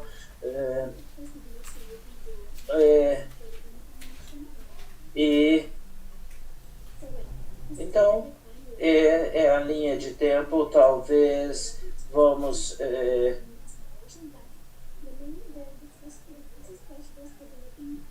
desenvolver. David? Então, estamos usando então esse sistema para avaliar os pacientes, e no Reino Unido isso vai ser suplementado em algumas práticas, e nós queríamos desenvolver um template clínico para poder mostrar no sistema e ver onde estamos, Poderia ser avaliado pelos médicos ao ver pacientes com Covid.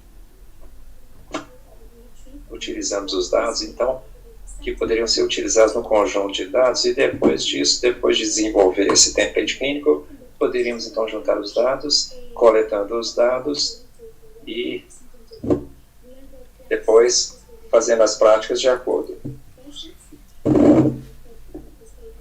Também os dados estavam ali, e depois disso nós estamos na fase de análise de dados, e agora temos a possibilidade de modelar, e esperamos que até junho, julho, agosto teremos as ferramentas de previsão nesse projeto, para poder avaliar os pacientes com síndrome de Covid.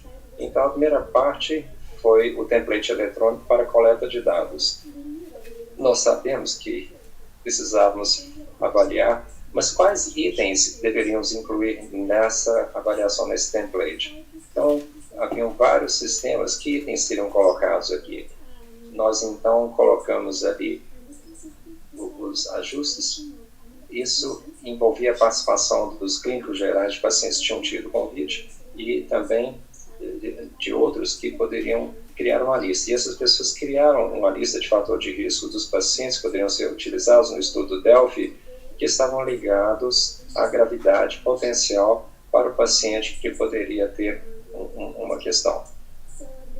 Então, os itens estão listados aqui, que foram a frequência cardíaca, a falta de ar, ou trajetória da falta de ar, o desenvolvimento, a evolução da falta de ar que o paciente estava tendo nos últimos dias, a saturação de oxigênio no repouso e após 40 passos, se havia cansaço profundo ou não, temperatura ou a sensação de febre que o paciente estava tendo, o tempo dos primeiros sintomas, quantos dias que o paciente estava tendo as doenças, ou os sintomas, aliás, se tem dor muscular, e se havia algum declínio cognitivo, e fatores como idade, sexo, etnicidade, IMC e comorbidades. Então, esse lista incluía, e foi feito esse template, e o template parece com algo assim. Aqui, um exemplo, uma página para aquisição de informações. Então, nós temos aqui os diversos pontos, quando o paciente estava aqui.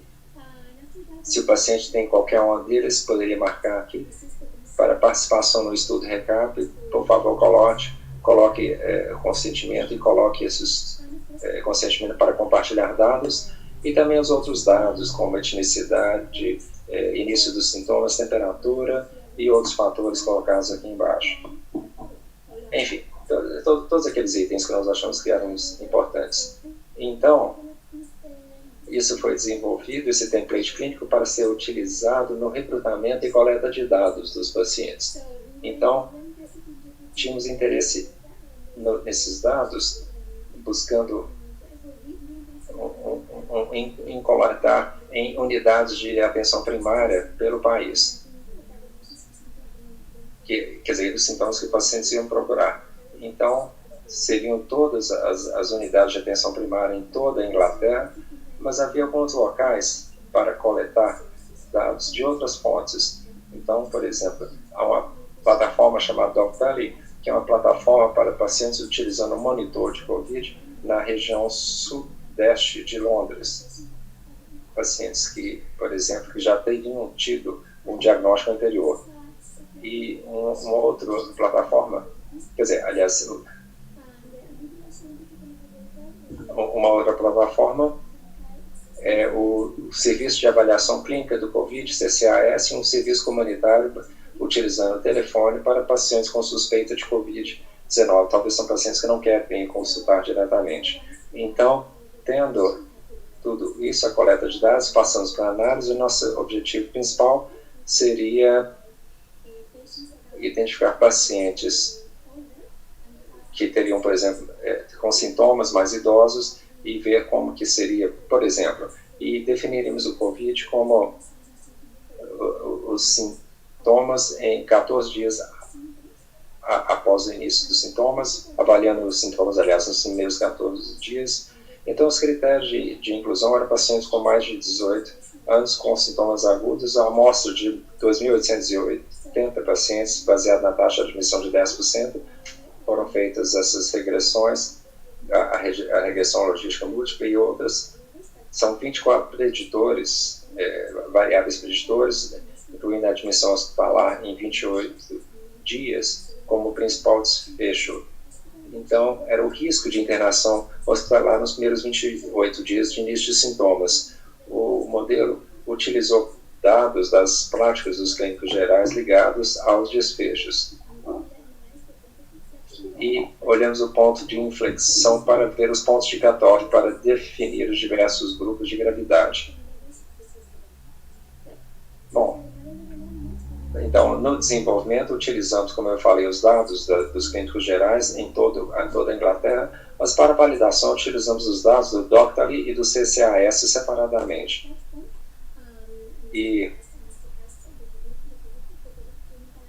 fazendo, então, essa avaliação separadamente. E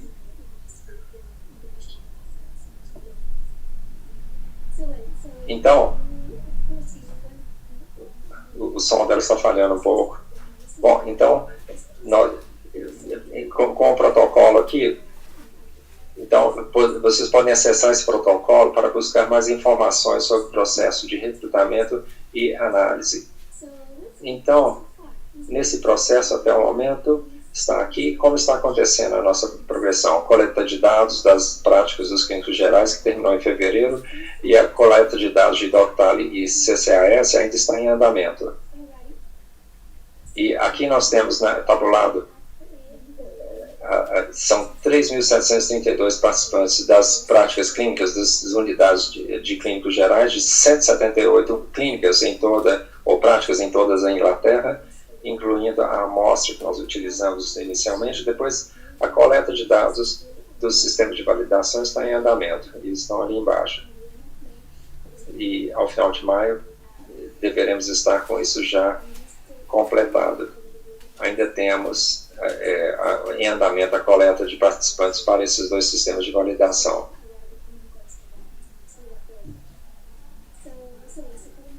Então, no momento, estamos desenvolvendo esse modelo utilizando os dados dos clínicos gerais, dos 3.732 pacientes, avaliando a qualidade dos dados e qualquer coisa que estava faltando, vendo os desfechos também hospitalares, e os dados estão ligados ao desfecho, como eu falei, e sendo incluídos num banco de dados únicos para fins de análise. E o modal de validação é a plataforma Doctally e CCAS importados para linkar, e precisamos ter uma ferramenta, ou visamos ter uma ferramenta de predição de risco utilizável a ser utilizada principalmente pelos clínicos gerais até agosto. Bom, muito obrigado a vocês, terei mais um prazer em responder perguntas agora ou posteriormente, se for o caso. E aqui só reconhecendo as diversas pessoas envolvidas nesse projeto, inclui essa equipe grande aqui, muitas pessoas, vários professores listados aqui, vários nomes que ela está lendo aí, dos vários pesquisadores estão aqui, e quem dá apoio é aqui embaixo, e agradecimento também ao patrocínio do estudo. Muito obrigado a vocês. E as referências também, se alguém quiser. Muito obrigado, então, doutora Ana. Muitos aspectos muito interessantes para a discussão, mas infelizmente nós temos que seguir adiante para até a palestra seguinte. Então, muito obrigado a você. Okay, David. Well, continuing our table. Okay, Charles, it's so you. Researcher of the Oswaldo Cruz Foundation, a Master in Collective Health by UERJ, and Doctoral in Sciences by Fiocruz. She's the coordinator of the Nova Manguinhos Digital Solutions, and also works as collaborator of the project Recap, which we have just heard about. Regina will talk about Manguinhos telemonitoring of patients of primary care using oximeter, home oximetry. Welcome to you, Dr. Regina. Well, thank you very much. It's a pleasure to be with you. I thank you for the invitation.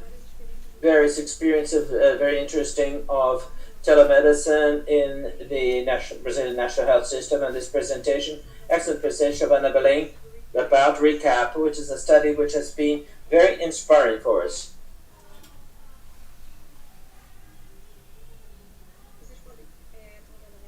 Do you see my screen?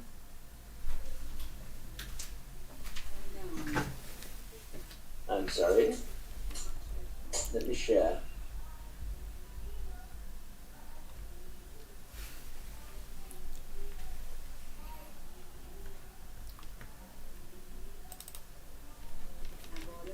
Now, yes. Doutora Regina.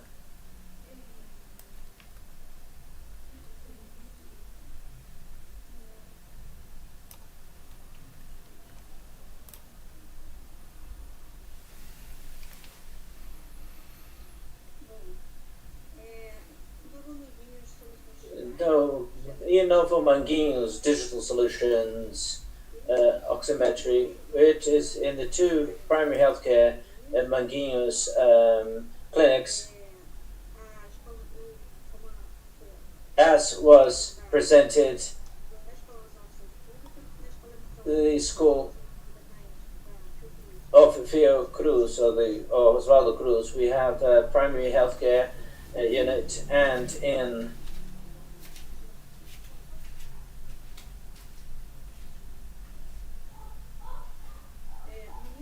the beginning of March 2020, when COVID-19 transmission was declared, we saw the great challenge of giving care to patients with a high transmissibility disease with a variable evolution, extremely unpredictable. It was important at that time to take measures to minimize the risk of transmission by health professionals and for patients, and at the same time assure the monitoring of the clinical evolution to be able to see the worsening signs of worsening.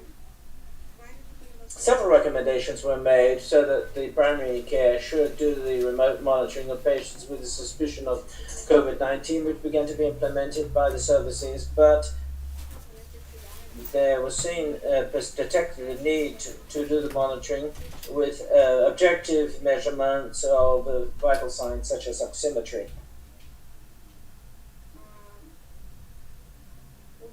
The general objective of the work was to evaluate the effectiveness of the incorporation of different measurement devices of vital signs in the remote monitoring of suspected cases of COVID-19. They have several specific objectives, but I'm going to just highlight two of them, which is to evaluate the implementation effectiveness of video consultation with the monitoring of suspected cases in primary care in Manguinhos, and estimate the accuracy of the questionnaire about dyspnea for the diagnostic of hypoxemia measured by the pulse oximeter.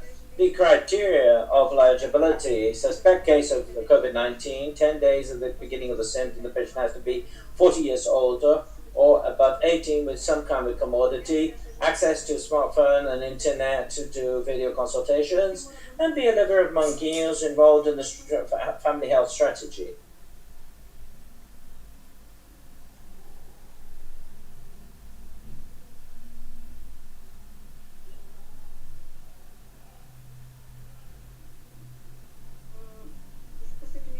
The procedures of the research were: patient, once having respiratory symptoms, he goes to a health clinic for a quick response where he's cared for, and after the suspicion of COVID-19, he's sent to the research team.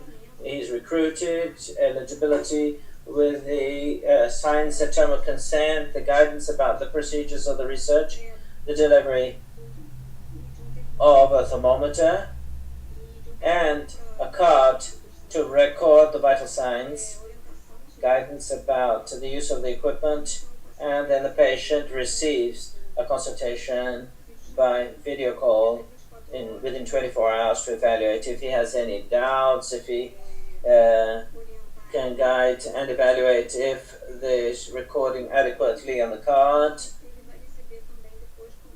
And then new calls of the 5th or 10th day of symptoms every 48 hours for monitoring, for telemonitoring. Her audio is cutting out a bit. The oximeter with the card, with the records, and so that the oximeter is sent for disinfection to be passed on to another patient.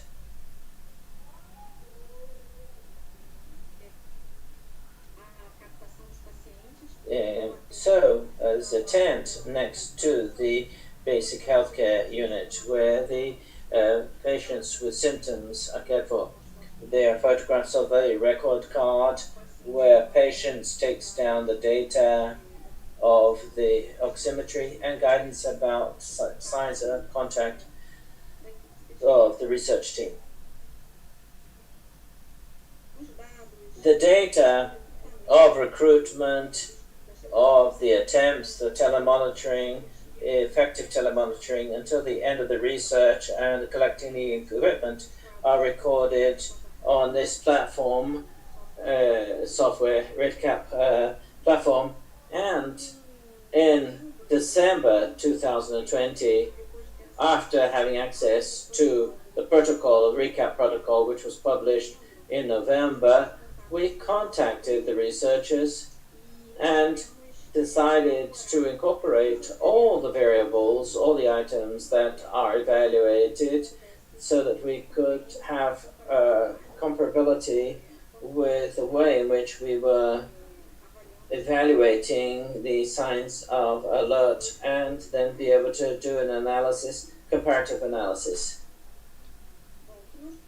What we would in fact like to prevent with the home oximetry, we would like to prevent critical hospitalization where the patient goes into intubation or death at home. However, our research doesn't have a size enough to evaluate this kind of result. It would have to be a multi-center team. What we evaluated in the research was some intermediate results related to the process of monitoring of the patients and the validation of a few instruments. So we evaluate the sensitivity, conformity, compliance to consultations, the prevalence of silent hypoxia, and the specificity of the questions is of the questionnaire about dyspnea, fatigue, and other symptoms to diagnose hypoxia.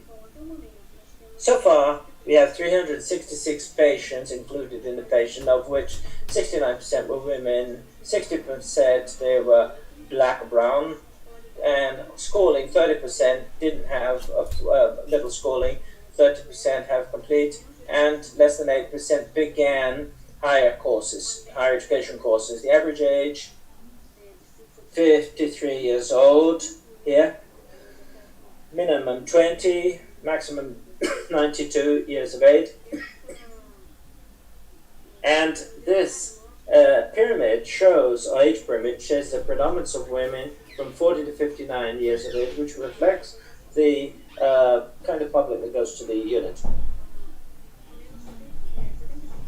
75% of the patient had at least one comorbidity, 25% two commorbidities, 6% had 3 or more comorbidities, 17 hospitalizations so far, 2 hospital deaths, and the average age of patients is significantly higher than all the patients together, 62 years old.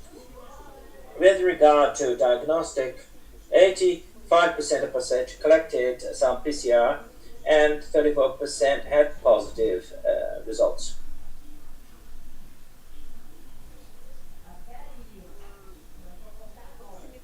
The pulse oximetry, it shows a bit the relation between the responses, lack of air, and 3 levels, oximetry levels. Some activity of lack of air. What is it? Of recap. If the patient can answer, they don't miss a lack of air, only with active moderate light. We can see that among the patients who didn't feel a lack of air, breathless or intense, there were none with saturation below 94. On the other hand, almost 90% of the patients of the care, in fact, the patient had a saturation of, but it's very perceptible, there's a gradient of the level of saturation as the patient talks about dyspnea with lower efforts. At the same time, where the increased number of patients with hypoxia. What do we learn so far? The acceptability of oximetry at home was very good. The oximeter didn't appear to anxiogenic or concern we had in general. It brought a confidence in the evaluation, both for the health worker and the patient. The access of the smartphone or internet is relatively high, but it's not universal. Even it's high, even in poor areas, like in the area that we work in Manguinhos. I didn't comment it, but it's one has the lowest human index, development indexes in the town. It's important to have alternatives for patients who are vulnerable, like with a home visit. The telemonitoring can be cost effective depending on it's important to identify priority groups, patients with a low risk, don't answer telephone calls. In some cases, oximeter was essential to see the worsening, especially with patients, elderly patients, or with cognitive limitations. We have a few intermediary products in the research which we thought would be interesting to share already for those who are in the service, considering the critical moment we are living through in Brazil at the moment with regards to the incidence of COVID-19. This was a video we did for the use of which is available on the pulse oximeter. It's available on YouTube. We adapted the form to make it available, a link, public link, on the site of the research. This form has the questions of recap, and they are adapted. It alerts, signals when the patient has any of the signs of worsening, and it brings a summary at the end that is can be edited and can be put in the history of the patient to record the consultation. This is the research team. We've got funding from Inova Fiocruz money. Thank you very much. And please feel free to ask any questions. Thank you, Dr. Regina. Information which is very inspiring, and especially with a device which is accessible, simple, and how much it impacts in terms of telemonitoring with COVID, training, engagement, and involvement of the teams. It's amazing what results you got. Thank you very much. And now, closing this cycle of lectures, and on the evening, which was so many projects, I invite Professor Cristina Alvim. Cristina is coordinator of the Committee Against COVID-19, Doctor, Pediatrician, Associate Professor of the School of Medicine of UFMG. Good evening, Professor Cristina, welcome. Thank you very much. Well, thank you very much. Thank you, Isabella. Thank you for the invitation, Milena. So I'm going to present about the monitoring order UFMG. The monitor UFMG is a program of monitoring of cases of COVID that happens inside the university. This project was drawn up with the participation of the Technology Information Directorate of UFMG, with the participation of the team of Telecovid 2019, which has already presented, of the University Hospital, the work of the labs of UFMG, of the School of Pharmacy and School of Medicine, CDCOM, and the Permanent Committee. This monitoring program is part of the feedback of the UFMG towards presence and of our protocol of biosafety, readaptation of physical spaces, and monitoring.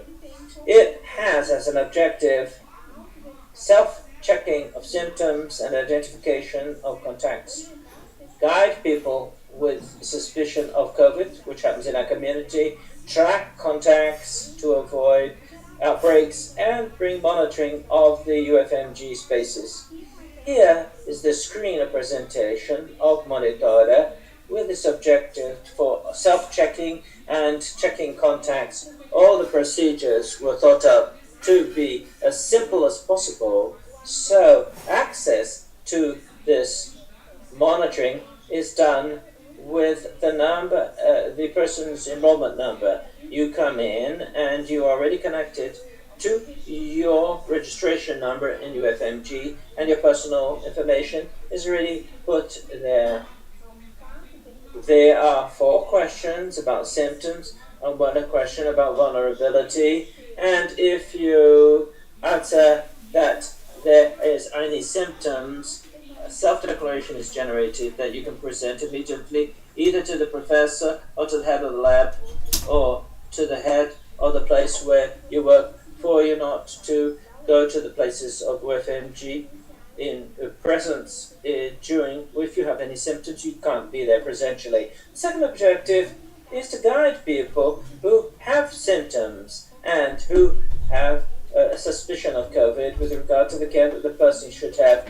And so there's the essential role of Telecovid, because if they answer positively to any of these questions of the monitor, they are forwarded to the chatbot of Telecovid that Thomas already presented, and from this chatbot they're forwarded to care by a health professional, whether by nursing or medical care.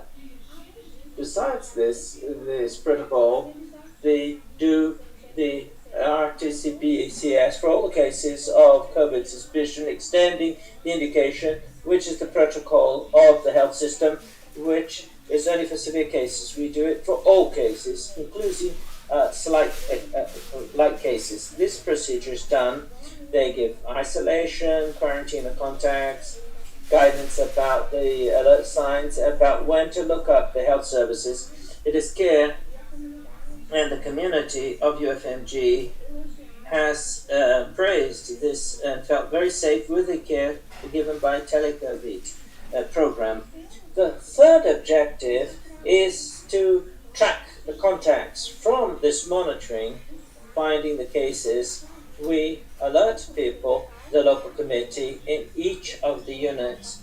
This went through training about the monitor and the protocols of UFMG with regards to suspect cases, confirmed cases, the contacts, so that the measures of control suspending activities of that class or of that sector. This is the screen of Monitor UFMG, where we have access to all the people who filled out the questionnaire in the last 14 days, and we have information of a link to the school, which class, which was the last day of access of these people. The fourth objective from this, we have the work of the access. The telecovid is in the middle, care for these people, and the closure was done by DTI, generating panels with data such as this, the overview of the inside UFMG. So we saw there were 14,624 accesses to Monitora, which brought about 564 treatments in telecovid. 86 cases were confirmed of COVID inside the university in the period that Monitora began to work, which was mid-December. There are graphs generated, for example, which link the person. Most of them are students, many are postgraduate students, and the graduate students from health. Also, the distribution according to each connection of confirmed cases. In the general panel, we have data by unit, per department, and by course. All the committees, local committees of the university were trained to access the system and follow the indicators of their course and of their units. Also, the Monitor allows to create Excel spreadsheets where I can draw up the data according to the questions that I might ask. So, for example, here we got the data from 2021 in each of the schools, and there were confirmed cases. So we built the spreadsheet, seeking to find out how many people accessed Monitora. What we see, there were many people accessing it during the period. 11,770 people accessed it. 82% of these people were presential, but they had access by people remote work. And the main reason for these people with remote work accessing is precisely accessing telecovid and receive guidance in case of the suspicion of COVID. Most of these accesses to Monitora didn't bring about telecare, so we can see that people are accessing it to do self-checking of symptoms of the care that had, there were suspicions. 433, there was a confirmation in 75, which is a rate of 70%. These cases confirmed occurred in 15 units, most of them, as was expected, from the health area where there is greater presential activities. We can see the School of Medicine is where we had most accesses, more care, more confirmed cases. But we didn't find outbreaks, more than 3 cases, related amongst themselves. Another bit of interesting information to observe that the movement of the pandemic in our school, we had more cases in January than in March. In April, we had fewer cases, but because we came back to the 0 stage, because of the worsening of the pandemic, the presential activities were suspended. And we see also that most of the cases in the students and the teachers occurred in January. They didn't follow the second wave in March. However, of the workers, technicians, and the outsourced workers, the greater number of cases were in March. So there may be a relation, for example, with public transportation and getting into the university. These inferences.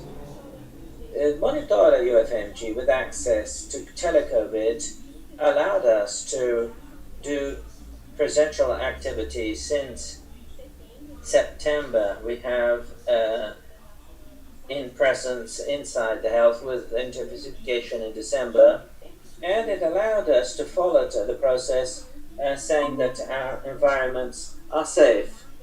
in spite of the severity of the pandemic, we know that it's happening inside the university. A lot use the monitoring systems, telemonitoring, teleconsultation, for the monitoring of what happens in an institution, education institution.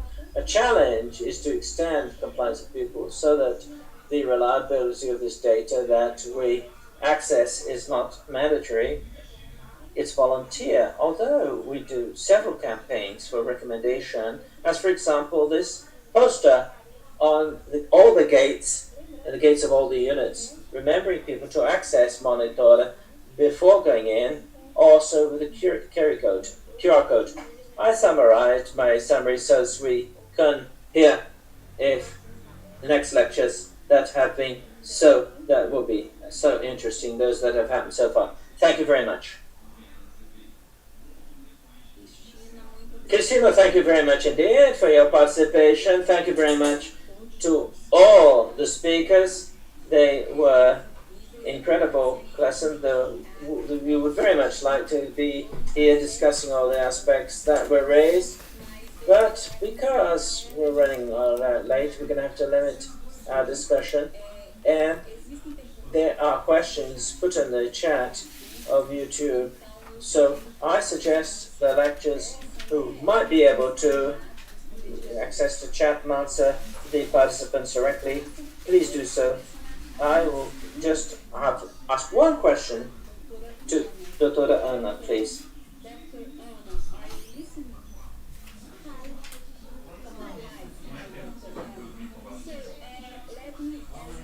Deixa eu fazer uma pergunta. Fora de testes clínicos ou fora de estudos clínicos, qual estratégia a senhora sugere para acessar o impacto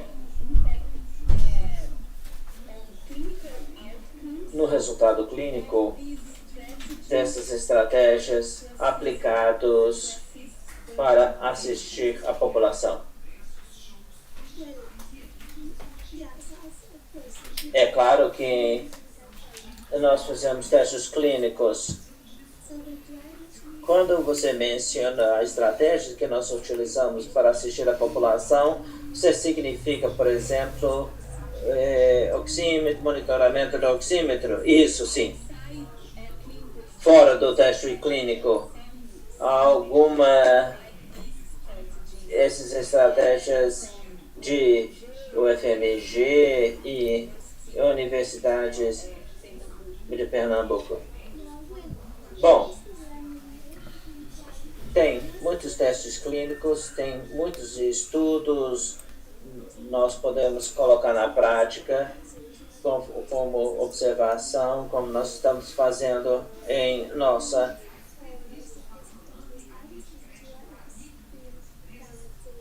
digamos, você está perguntando que eu acho que tem estudos que nós podemos acessar a eficácia ou a medição ou medida que queremos implementar, mas eu creio que, sinceramente, com os pacientes com furto tem algo que não consideramos a satisfação do cliente e a confiança que os pacientes têm no serviço.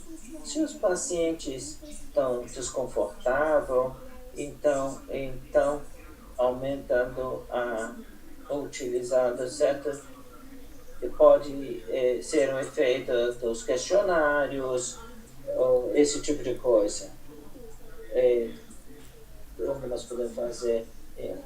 Então, somente os resultados em hospitalização, mas também a instrução dos pacientes. Não sei se eu respondi a sua pergunta, sim.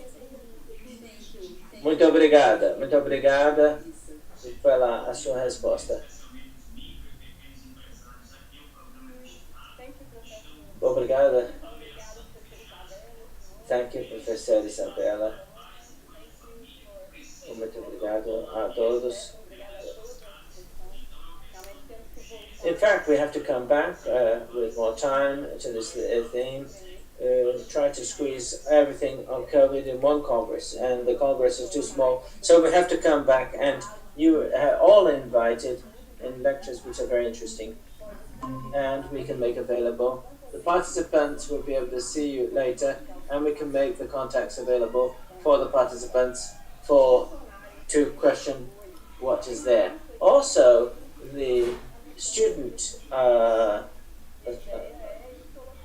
taking down this question. The idea is to answer these questions and answers on Instagram. The speakers will be able to be contacted by the students to answer the best answer to these questions. Thank you very much to you, Dr. Natalia. Show a video.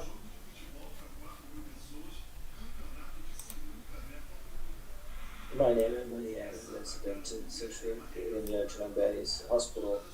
The fact that really marked a case of a young man, less than 30. We were telling his wife that she had died.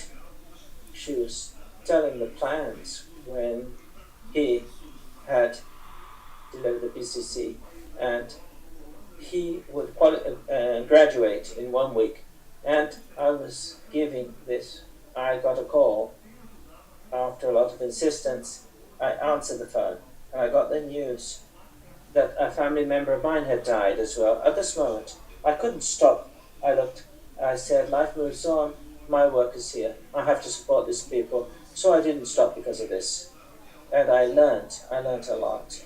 And from this moment on, I see the position of the other much more. I share the pain of others. But I know that professionals cannot stop because families need us.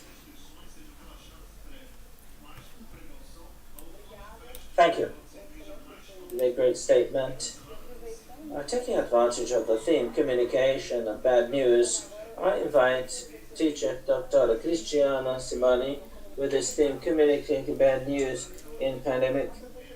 Professor Cristiana is a test member of the Association of Intensive Medicine in Brazil, coordinator of the ICU Santa Rosália de Flotone, preceptor of the residence programs in clinical medical surgery of the Santa Rosália, teacher also on the UFSJ, and executive and member of the team of Registro Covid coordinating the hospital Santa Rosália. Pleasure then, Dr. Cristiani.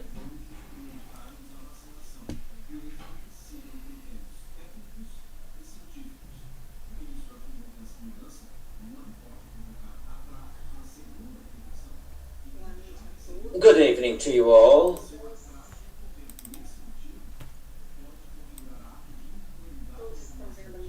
Can you see my screen?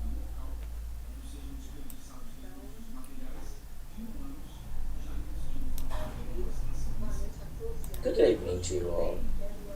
I would like to thank you immensely for the presence in the event. I congratulate Professor Milena for the brilliant work heading up the event and say that I really love this theme. It's something which will always reminds me of the beginning of my medical practice when I didn't know how to do this. In fact, the communication of bad news is a great deficiency in not only in Brazil to talk about this, especially in this context that we are living through this time.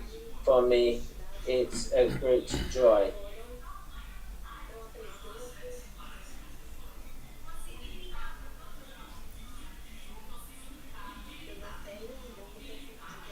I had no conflict of interest with my presentation. And what then is a bad news? Bad news is that news that drastically and negatively changes the outlook of the patient with regard to their future, the reaction the patient or the family member has given a bad news is directly related to the plans that the individual had for their life and also related to the size of this threat of the bad news, both in the sphere of mental health or physical health, in their perception of the continuity of their lives.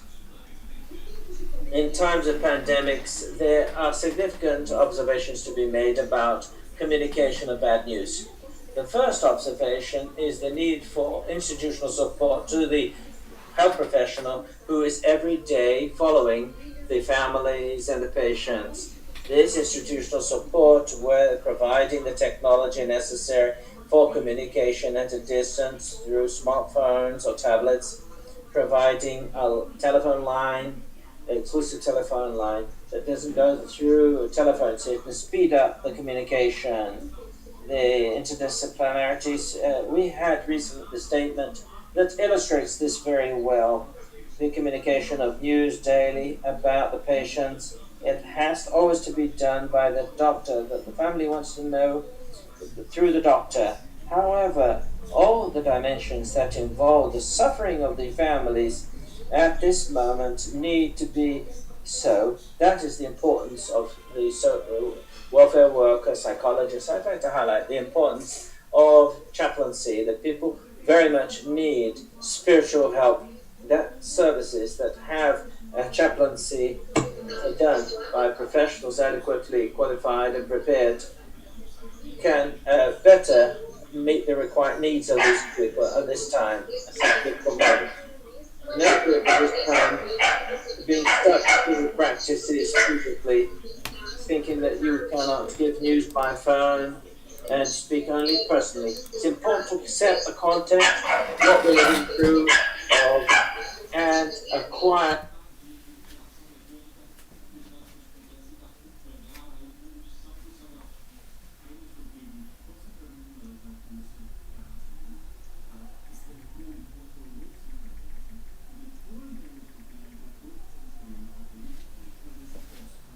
Don't have this skill.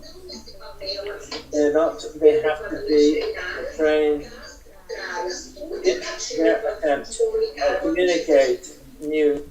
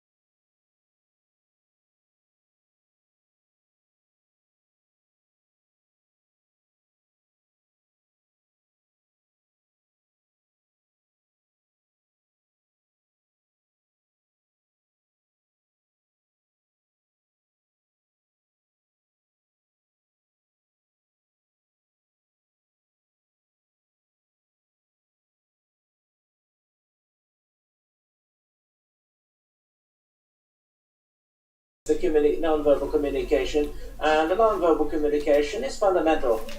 It is looking them in the eye, the way you speak to the person, listening to the people. Over to you, David. Okay. Also looking at how people receive the news, watching them if they're adults, if they cry, what's the position of the hands.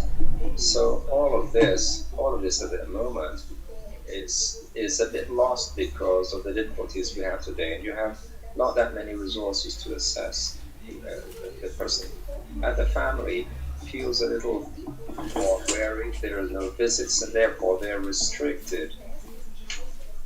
Access to patients is restricted, and there are doubts where are they really doing everything for patients? Are all the approaches being taken exactly as they are being said? So we need to kind of neutralize this kind of lack of trust, because establishing a relationship of trust with patients is, of course, essential right from the beginning. The individual protection equipment is also a difficulty because we are not usually using masks, particularly in environments with that. But today we have to use masks and face shields and protection, gloves and all sorts of things and other forms of protection. So this means that our own figures are less characterized and people don't know what's behind there. And if communication is by telephone or even by video, this is also another problem because you have many more difficulties with lip reading because of the masks, and the masks that we use, they alter even the sound, and making it difficult for someone else to listen to us from the other side. Another thing that also makes it quite difficult, and that's important, is an important barrier, is the lack of a family member close to the patient. This generates anxieties on both sides, both on the side of the patient and the family member. And it also, often the decisions are not always shared. We don't always have ready access to talk about these decisions or to discuss. Sometimes approaches have to be taken very quickly, done very quickly, without any much discussion. And in our culture, an important thing, which is the impossibility of actually meeting the last wishes and saying goodbye, when this normally would be possible in the presence of a family member. Time has become scarce. And it is also a very noble moment in this time. A COVID patient, particularly a patient with severe COVID, patients in intensive care units, they consume the time of every healthcare professional around. So there is not enough time to dedicate oneself to patients or to providing news. So it's an important barrier, and the needs of all professionals involved to be always connected to these patients because of their instability and the need to always having to be making and implementing multiple and multi-professional decisions. Burnout as well. All of us who are working directly with COVID patients, it's more than a year that we're doing this, often without vacations, working long hours, and of very low quality. There's no time to feed adequately, to go to the toilet, and so on. So tiredness and stress is huge. And when you really need to use the language of communication and to do this in a kind way, listening and having patience to that, the entire stress of the situation goes against that, and it makes it very hard for you to have this kind of rapport, this kind of communication. Using smartphones, although it is a powerful tool for us, but it makes it difficult for eye-to-eye contact. Here, for instance, where I live, in the north of the state of Minas Gerais, we have many problems of connection with the network, and sometimes we establish a connection, but the patient isn't using glasses or without hearing aids, so it's not a very effective connection. That is another barrier as well. Well, looking at the Spikes protocol, which is the one that's most used worldwide for communication of bad news, let me talk about some of the adaptations that we have to do at this moment in the pandemic. So first of all, when you prepare to communicate a bad news, whatever it is, there is a need to organize oneself and to prepare oneself for the family reactions. This has always been like this, and now even more. We have to prepare ourselves for the family reactions. That usually comes from a distance, remembering that bad news is directly related to a perception that the family has of the future. So each one has a different perception about the future, so you can have all sorts of reactions, and you need to be prepared for all of them. Secondly, you need to define a place for this talk. You have to find a place, preferably out of the environment of COVID, so that there's some time for you to remove the mask, wash your hands, drink water, go to the the bathroom, the restaurant, calm down to reduce the stress of the environment so you can dedicate your time to communication. Often, you're going to spend a couple of hours on the telephone making calls depending on the number of patients and the family members that need to be contacted. So a professional that will do that also needs to be feeling well. He has to at least be minimally at ease to do these sort of things. You need to have a deep understanding of the case of the patient. So a professional that will convey the news to a family about the quality of the information, he needs to understand exactly what's happening with that patient. There's no room for doubt on the part of the family if that individual on the other side of the line is really trained and prepared to provide the best care possible. So doubts have to be cleared out readily. Any doubt, more specific doubts about the results of exams. They also, sometimes it's also a healthcare professional. Everything has to be ready and available so that the family can receive adequate information. An important thing before starting to talk with people, you have to understand who you're going to speak to, who's the person. If you're surprised by someone that is not in your list, ask their name, who the person is, what's that person represents for the patient, so that you can deal with this person in a personal way and not in an impersonal, distant method or manner. So you need to be concerned with who you're talking to. What device are you going to use? Do you use video calls or not? It will depend a lot on your own ability of dealing with technology and the ability of the person on the other side as well. We know here, for instance, in our region, that depending on the municipality where the family is, there's no point in making a video call. They don't have a network for that. So the device that will be used will be the device that will work, that will be most convenient for each case. Also remembering that video is a good tool because it allows you to actually look and see the nonverbal manifestations of the other person. Or perception. When they begin communication, it's important for us to look and find out who we're talking to, what is the physical and emotional status of that individual, what are their expectations and their degree of understanding about the problem.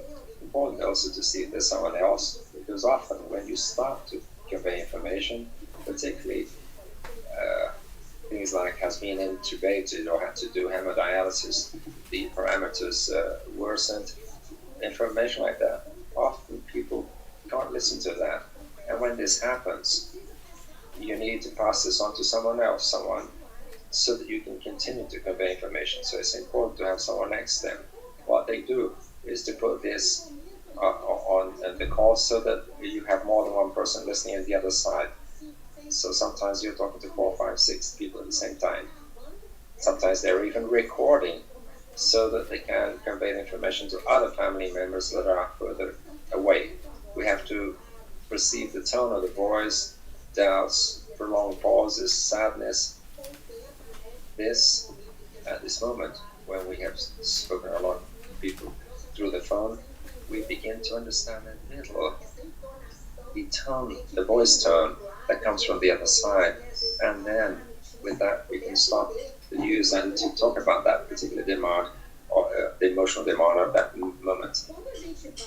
Well, when we invite and stuff, first of all, we have to learn how much the person knows about the case and the prognosis. When we get patients who are recently arrived, sometimes the family is full of misinformation.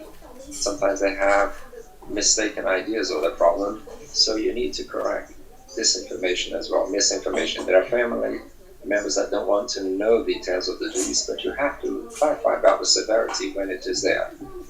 We need to establish this comforting atmosphere, even at a distance. You can do this often, letting the person talk, listen to what they have to say. Sometimes they have to pour out a bit of emotions, but it's not time wasted, it's time that you gain in this process. But when you convey information itself in this first contact, you should present yourself, say who you are, what you do there, what are you doing, and what's your role in dealing with that particular individual. summarize the facts and validate them, because often you receive a patient with information that has nothing to do with what's really happening. And at that point, the family will correct you and says, no, it's not that. He has diabetes, he doesn't have high blood pressure, for instance. So these things you have to align in the first contact. And in subsequent contact, you always should use the latest information of the previous day. Language should be plain and accessible and very clear. Person should not be left in any doubt about what's being said to them. The patient is going worse. You have to say that the patient is worse. You can't use euphemisms that will just confuse people, particularly for those who are not healthcare professionals. Technical terms should be abolished and just use lay terms so that a person can understand better what's happening to a patient. Also, respect all of the aspects that has to do with cultures and religions, religious beliefs. This is fundamental. And always talk about the more difficult information first. Otherwise, you speak about everything that has not gone worse, and then you come with the bad news at the end. That's not the best approach. You should, first of all, tell the worst news and the problems that have to do with the severity of the case, and then only then you can talk about more easier terms. Check if the person has understood what you have said, and put yourself available. Make yourself available to clarify doubts. Important before providing very bad news, particularly worsening or intubation or hemodialysis, to introduce, I'm sorry to inform you that unfortunately this has happened, and then you say what it is. Don't use euphemisms or diminutives. Use adult language. Clarity is better. Clarity is fundamental at this point. When you have to communicate that, be very direct. Communicate with the calm language, sensitive, announcing that you have very bad news to provide, but to say your family member, Mr. So-and-so or Mrs. So-and-so, has just passed away. Do not say your family member is not among us anymore. They might think that the person has been transferred. So I have to be clear. Welcome the manifestations of sadness. Show that you also are human and that you understand pain and difficulties. Be patient. In many cases, after you tell bad news to the person, they end up not listening and start to ask everything about you have already said. Everything you said before, they start to ask again. So you have to repeat things that you already said before.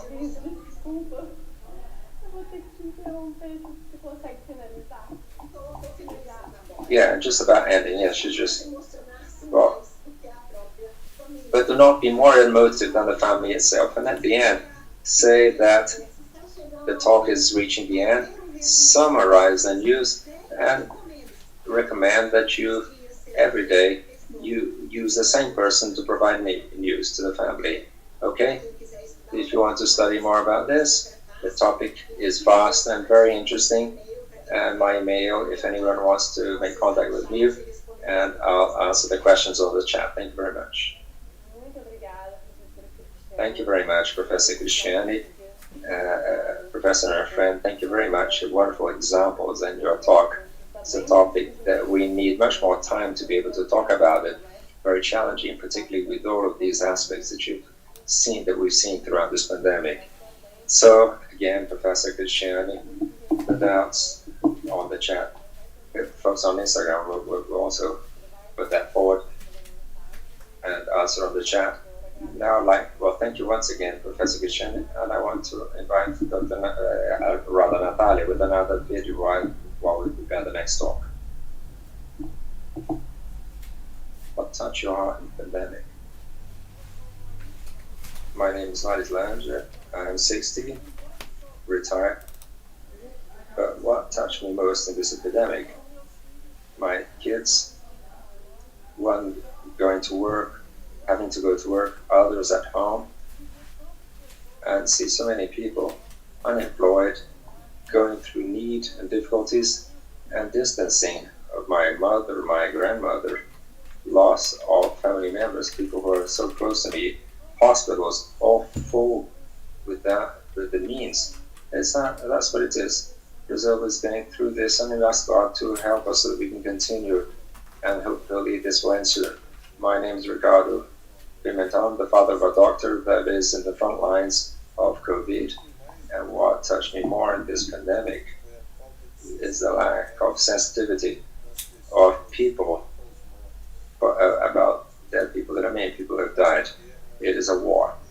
It's an insane war, and certainly this touches us deeply. Sometimes we cry because of this. Many nice people going away, and we often don't know what to do or feel very little about what needs to be done. Very sad. Well, thank you very much, Islândia and Ricardo. So that's why we're here today, so that we can try to change a little bit of this sad reality. So I'd like to invite the Professor Cristiane Gil and Professor Regina Guerre to moderate. Cristiane is a physician, pediatrician, doctorate at UFMG, professor of the medical school, and at FEMIG, and one of the organizers of this event. And Regina is a gynecologist, obstetrician associate professor, and retired at UFMG, a technical consultant of the mother-child interaction in the state, and national instructor of zero mother death by bleeding.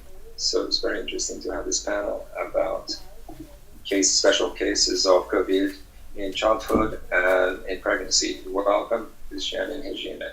So it's with you now. Good evening, everyone. Well, let us start our panel with the topic COVID in children. What's important to know? We'll have a talk by Dr. Leland, and after that, a talk by Dr. Zilma, who will speak about pregnant women and COVID, pregnancy and COVID. Lilian Diniz is a pediatrician, infectologist.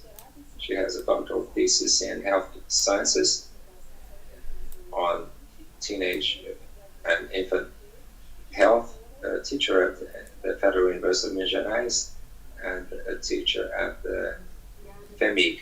Oh, welcome. Oh, good evening.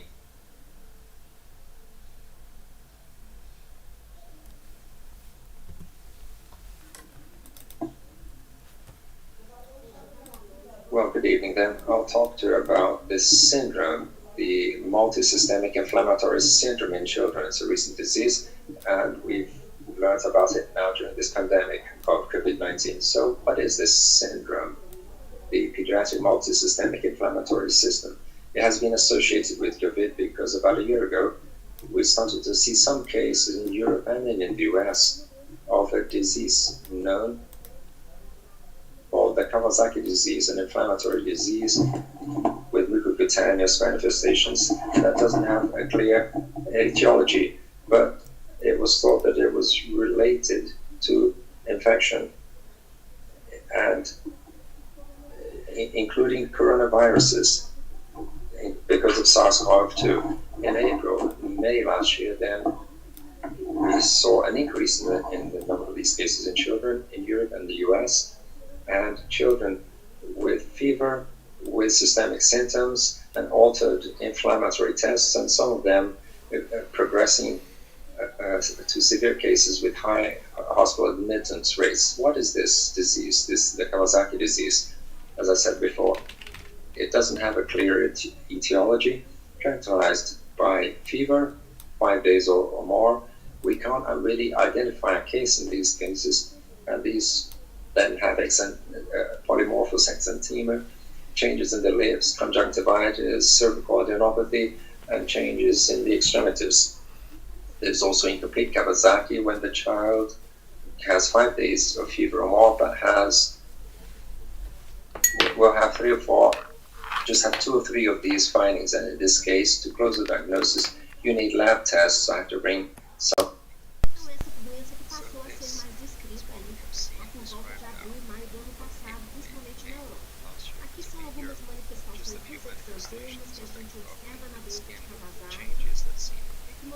As alterações de extremidades, então essas crianças apresentam edemas de extremidades, descamação de mãos e pés, principalmente periungueal, uma descamação grosseira, alterações orais, né, principalmente lábios edemaciados, hiperemiados, com fissuras, uma hiperemia conjuntival sem secreção e a linfadenomegalia cervical. Isso é o que compõe, então, a doença de Kawasaki, o diagnóstico é clínico. Então, inicialmente na Itália, eles começam a descrever aqui, comparando os anos de 2015 até 2020, mostrando aqui nesse gráfico um aumento importante na incidência do número de casos dessa doença de Kawasaki, e mostrando em rosa aqui no gráfico casos mais graves, de doença de Kawasaki mais graves que eles estavam observando em 2020. O que mais que eles percebem? Eles percebem algumas diferenças com a doença de Kawasaki clássica. Essa doença nova, ela acometia crianças mais velhas, né? Kawasaki a gente sabe que acomete crianças menores de 5 anos. Essa doença nova, esse Kawasaki novo, acometia crianças por volta dos 7 anos.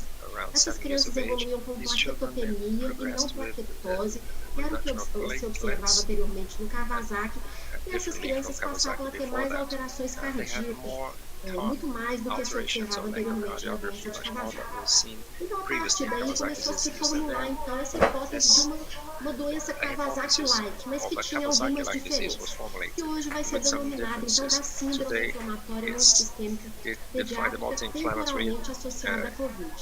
Então, as principais diferenças entre o Kawasaki clássico e essa são, como eu já disse para vocês, a diferença de idade.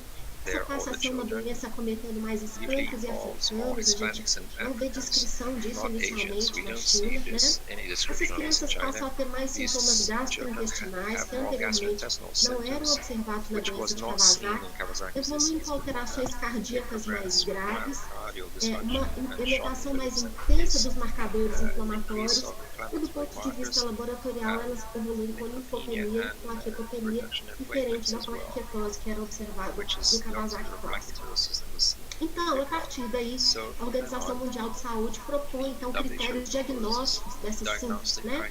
E vão ser, então, a gente vai pensar em síndrome diante de crianças com febre por mais de 3 dias, que tem aumento de provas inflamatórias, o PCR vai ser mais usado, né, na nossa rotina, que tenham um PCR positivo ou uma sorologia positiva para Covid, ou que tenham um antecedente de contato, em especial nas últimas 4 semanas, com caso de Covid confirmado.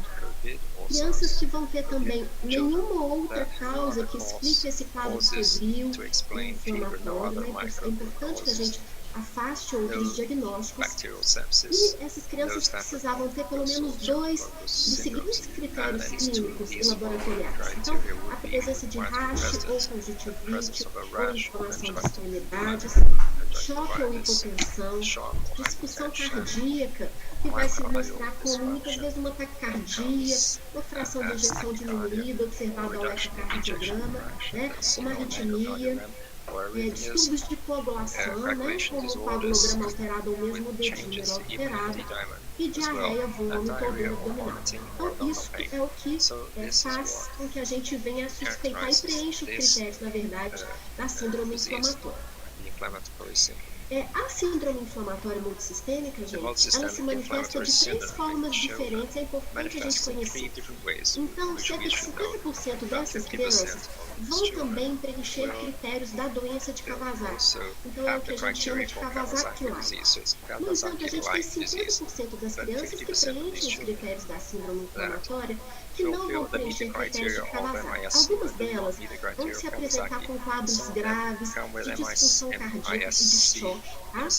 E um percentual, cerca de 20% delas, vão apresentar com quadros não graves, que não preenchem critérios de Kawasaki, mas que são quadros inflamatórios, febris, persistentes, sem comprometimento de órgãos. O que nós temos hoje de dados no Brasil sobre a síndrome inflamatória? Então, o último boletim do Ministério da Saúde, de março, né, mostra para a gente que nesse último ano nós tivemos 813 casos no Brasil. Minas Gerais é um dos estados com maior número de notificações.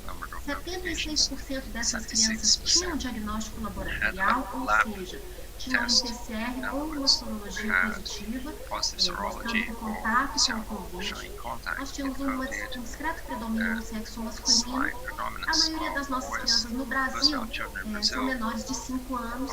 E, em segundo lugar, nós temos a participação de crianças entre 5 e 9 anos, sendo também bastante acometidas. O que mais esse boletim do Ministério da Saúde traz para a gente? Em termos de sintomas, os sintomas mais comumente observados são os sintomas do trato gastrointestinal, então dor abdominal, náuseas, vômitos, diarreia. Em segundo lugar, nós temos sintomas mucocutâneos, como racha cutânea, conjuntivite, ocorrendo em cerca de 50% dessas pessoas. A disfunção cardíaca observada em cerca de 40% dessas crianças, hipotensão ou choque em 35%, e também sintomas menos comuns, mas que têm sido descritos como alterações neurológicas. E aqui importante, sintomas respiratórios, num percentual grande de crianças aqui no Brasil, a gente vai ver que dados de outros países não têm mostrado para a gente sintomas respiratórios tão importantes assim. As nossas crianças não têm muitas comorbidades, um percentual pequeno delas tem comorbidades, 61% delas estão sendo internadas em UTI e nós temos uma taxa de óbito de 6% da síndrome inflamatória no Brasil, principalmente em menores de 4 anos. O boletim de Minas Gerais, de abril, mostra 92 casos confirmados ao longo de meados do ano passado até o mês de abril agora. Um discreto predomínio do sexo masculino, uma média de idade de casos de 5 anos e também a maioria das nossas crianças em Minas Gerais sem comorbidades. E dados do mundo, o que a gente tem? Nós temos então em agosto do ano passado uma revisão sistemática que mostrava para a gente, avaliando 662 crianças, mostrava que no mundo a média de idade da doença era de 9 anos, um pouco diferente da nossa. As comorbidades ocorriam em 50% dos pacientes. A positividade de alguns anos da Covid, seja o PCR, seja a sorologia, ocorria na grande maioria dessas crianças, como nós vimos no Brasil. O tempo médio de hospitalização era de 8 dias, e nós tínhamos 71% dessas crianças sendo admitidos em UTI. Então, são casos graves, boa parte dessas crianças evoluindo de forma grave, 60% com choque, e no entanto a mortalidade desses casos, dessa revisão sistemática, é de 1,7%, bem menor do que tem sido descrito aqui no Brasil. Esse trabalho já mais recente, de abril agora de 2021, avaliando então 3 vezes mais, um grupo bem maior de pacientes, 1.733 pacientes, mostra para a gente que também a grande maioria dos pacientes tem algum exame sorológico positivo. A média de idade desses pacientes gira em torno dos 9 anos também. E os sintomas mais prevalentes também nessa grande amostra maior que nós temos na literatura são principalmente sintomas do trato digestivo e cerca de 50% das crianças evoluem com sintomas mucocutâneos.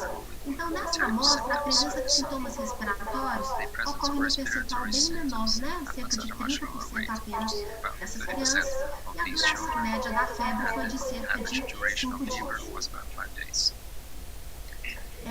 Tínhamos nessa amostra 50% das crianças evoluindo com hipotensão, 36% evoluindo com choque, 58%, quase 60% admitidas em UTI, como a gente já vinha observando aqui no Brasil, um percentual de óbitos de 1,4%.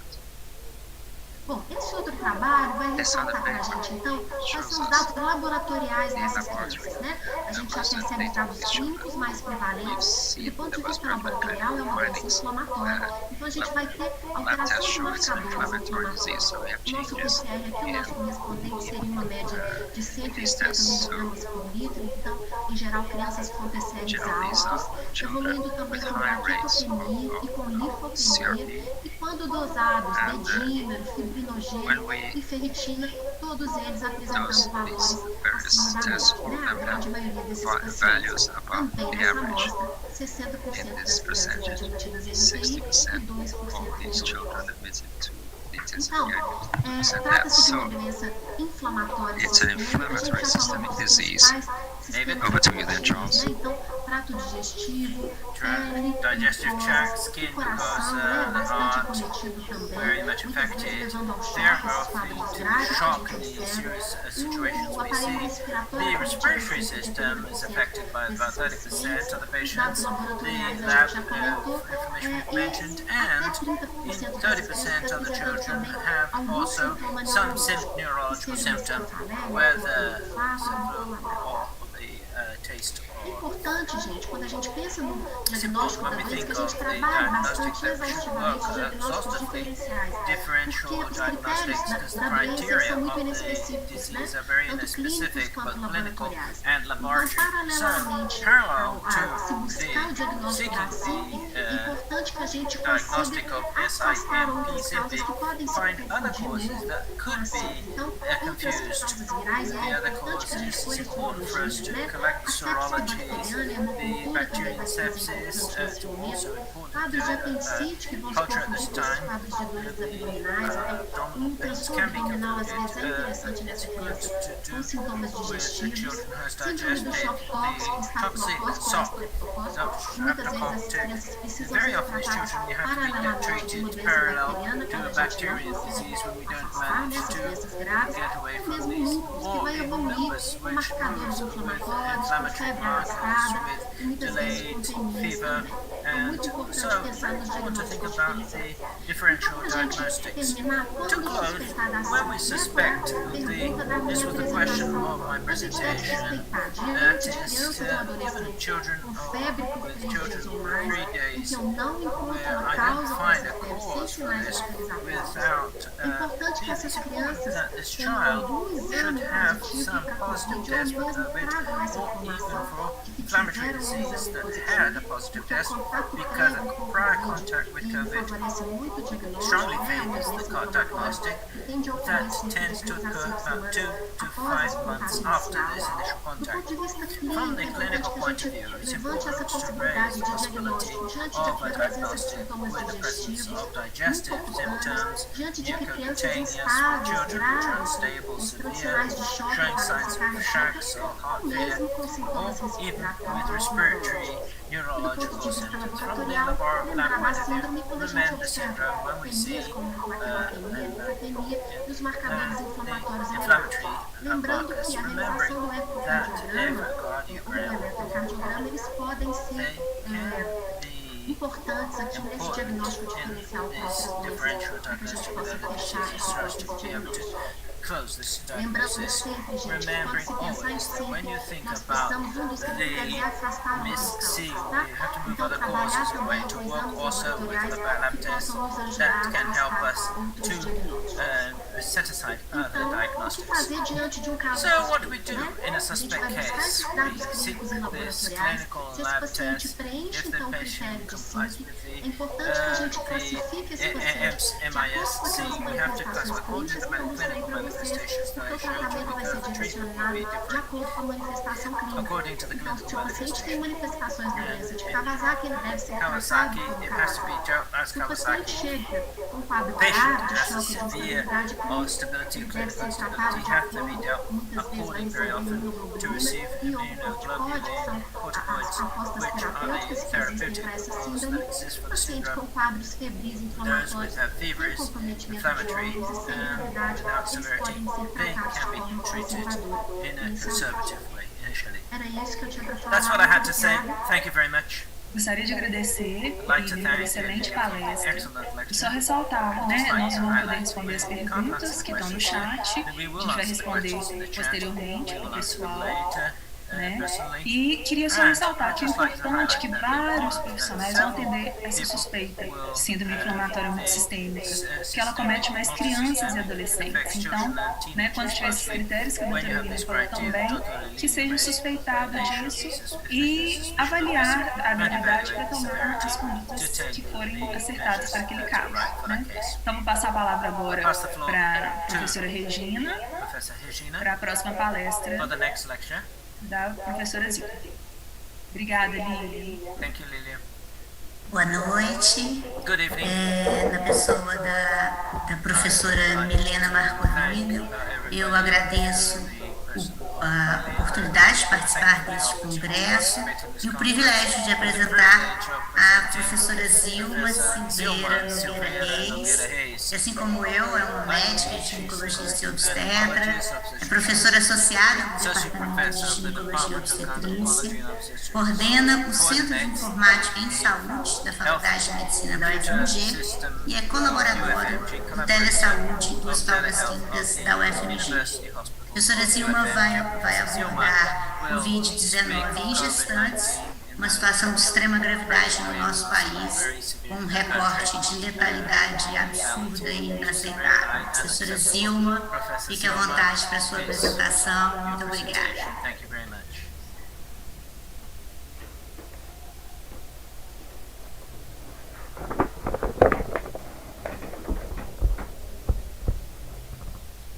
Obrigada, professora Regina.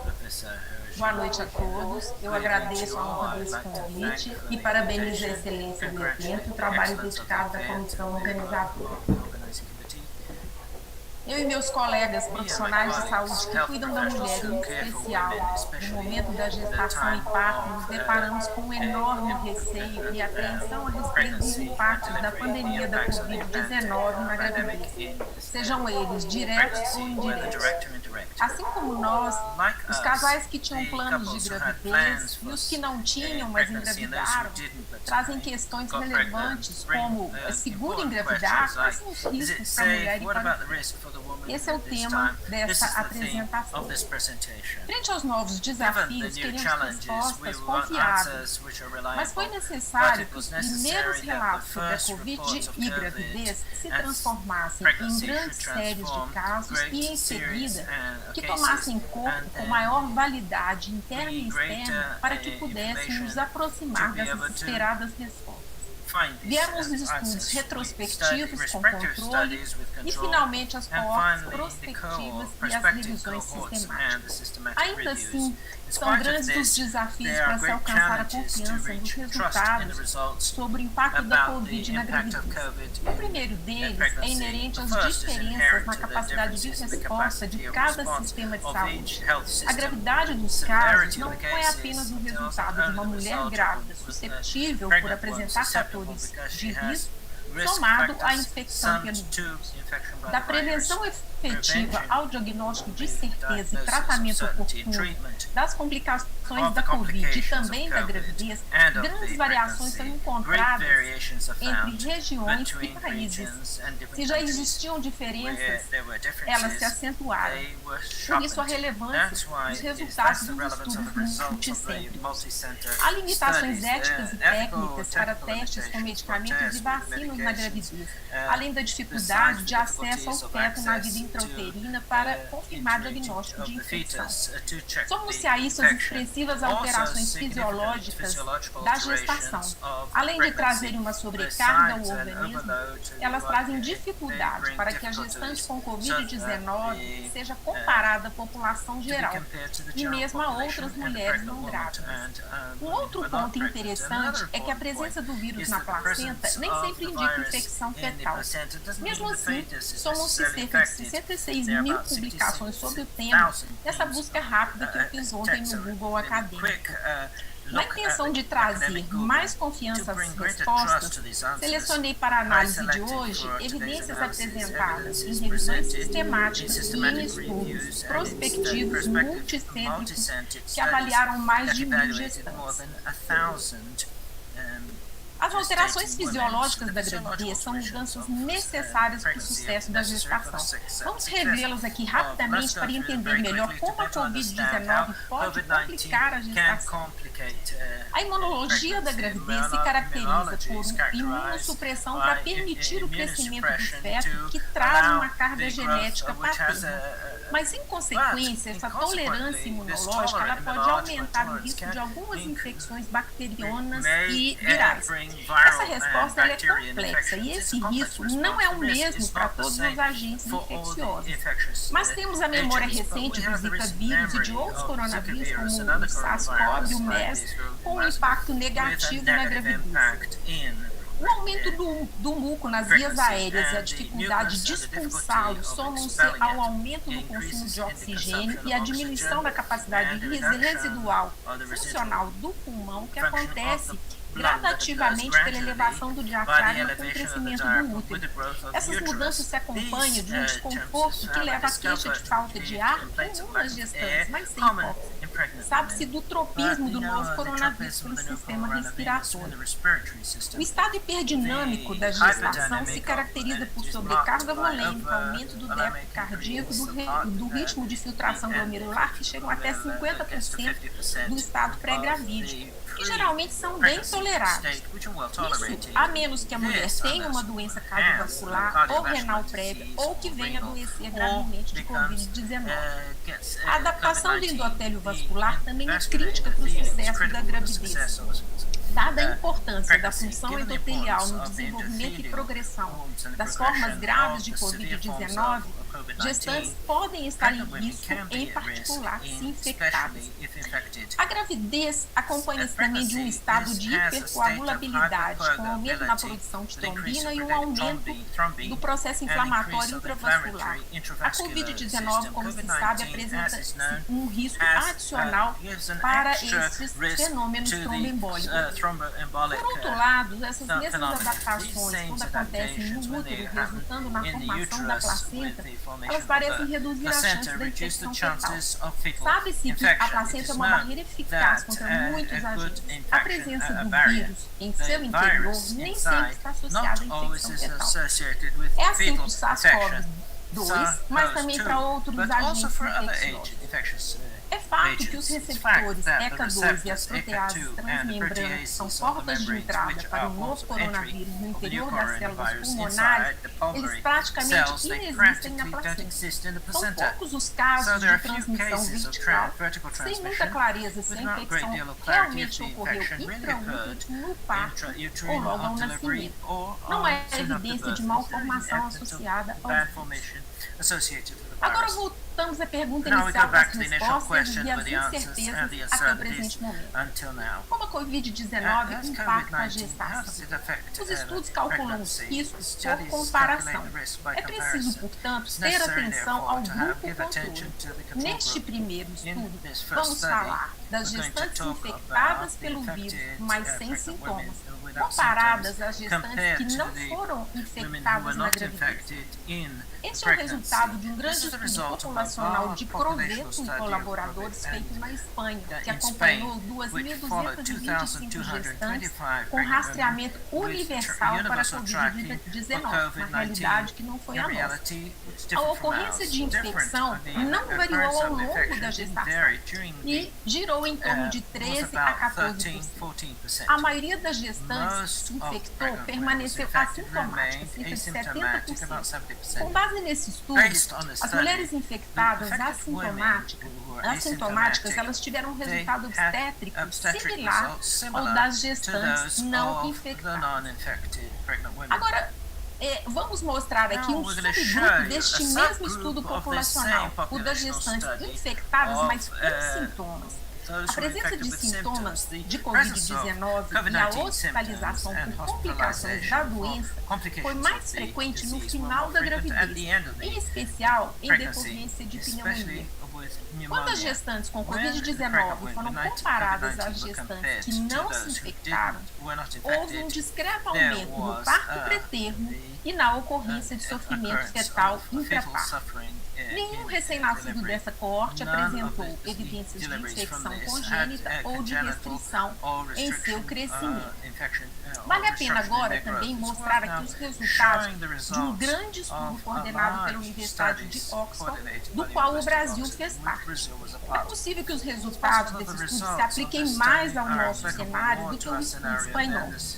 A força da abordagem desse estudo está também no segmento prospectivo da coorte, mas pareado por idade gestacional e envolvendo 43 instituições em 18 países, membro do grupo Intergroup 21st. Foram 2.130 gestações seguidas do diagnóstico até o parto. Para cada gestante com Covid-19 diagnosticada na gravidez, 2 gestantes em idade gestacional semelhante consecutivas foram, então, comparadas.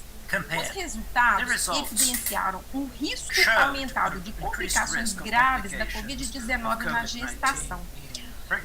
O risco das complicações hipertensivas chamou muita atenção, aumentou em 76%. O risco de internação em UTI aumentou em 5 vezes, com elevação expressiva no risco de morte materna.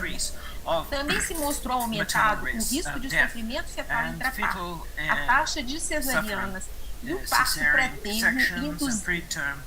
As complicações graves do recém-nascido, em parte associadas à prematuridade, também foram maiores.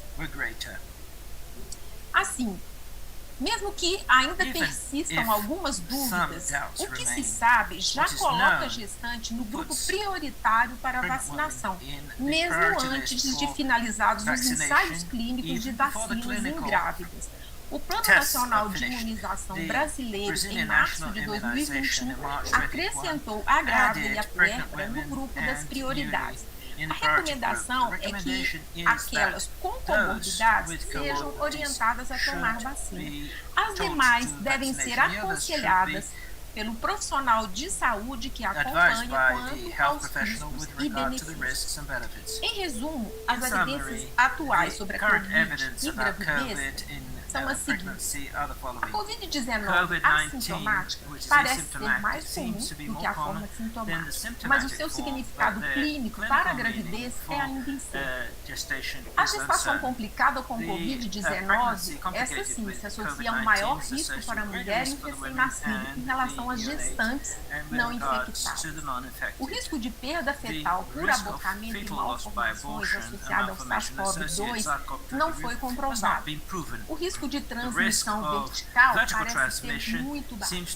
A vacinação deve ser oferecida para gestantes com comorbidades e sob aconselhamento para as demais. Muito obrigada. Eu aguardo então as perguntas.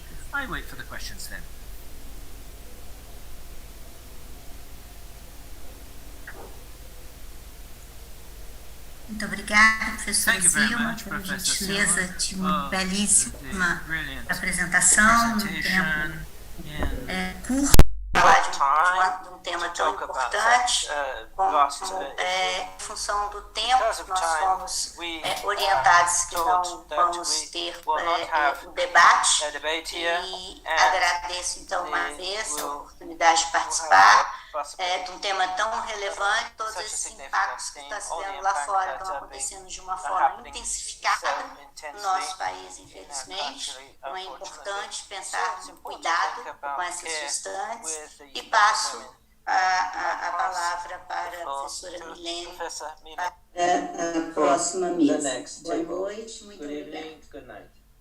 Muito obrigada, professora Regina, Cristiane. Na verdade, a professora Zilma continua na mesa, que ela é moderadora, então, a professora Sarah Paiva, um tema tão relevante, que é a violência contra a mulher. Thank you,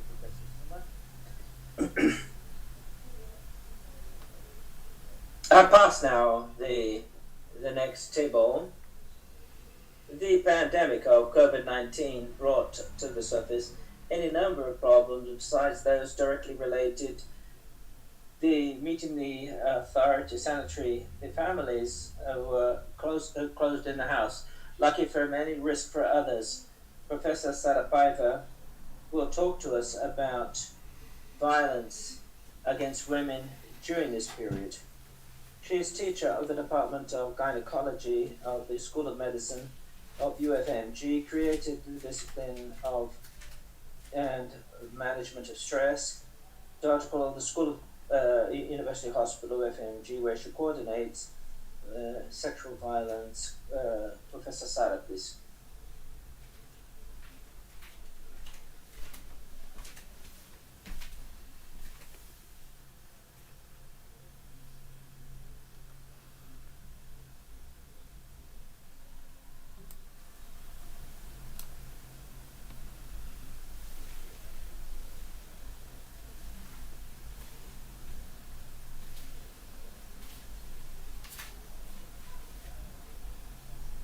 Okay, you can begin your presentation. You've been introduced.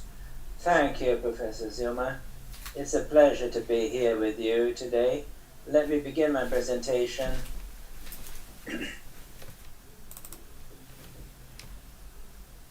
What I have to say to you today is about the situation of violence against women in the pandemic. We're going to show how the service works on the University Hospital of UFMG, service of reference in care for women in a vulnerable situation and sexual violence. There are several forms of violence against women: physical, psychological, negligation, institutional, moral attack, self-provoked lesions, which are a result of the other violence that were not dealt with, that can culminate with an attempt of suicide. And I'll get into greater detail about sexual violence. Sexual violence is any behavior that constrains, embarrasses a woman to see, maintain, or participate of a sexual relation which is not desired because of intimidation, threat, coercion, or even the use of force. For example, undesired needs, the obligatory exposition to pornographic materials, manipulation, undesirable manipulation of the genitals, masturbation whether the woman or another person, and this includes rape. Rape today is defined as the penetration, that is, in the oral cavity, the anal or vaginal, by the penis or objects in a forceful way. Unfortunately, our data isn't so recent. The last data we have of violence against women is from 2017 from the Brazilian Forum of Public Safety. And what we see is that at that time, in 2017, 60,000 rapes were notified. Of the 60,000 rapes, what we saw was there was a growth, significant growth in regard to 2016. It's important that you should know that only 10% of rapes are notified in Brazil. That is, if we had 60,000 which were notified, what must have happened were 600,000 rapes of women in Brazil. When you ask who is the aggressor of the woman, in most of the cases, the aggressor are people who are known to her. They are companions, former partners, and in a great number of them, these aggressions occur inside the home of the woman. In March 2020, there was the first death by COVID in Brazil. But at this time, the World Health Organization had already declared there was a pandemic. And with the quarantine measures, there was isolation, social distancing, which brought a great repercussion in the increase of violence against women. Domestic violence, physical, especially sexual violence. What we see, there is a double pandemic. What we see is a pandemic of COVID-19 and a pandemic of domestic violence, of violence against women. All this with the main cause, social isolation, and the increase of violence of gender, especially violence by partners increased in the world and in Brazil.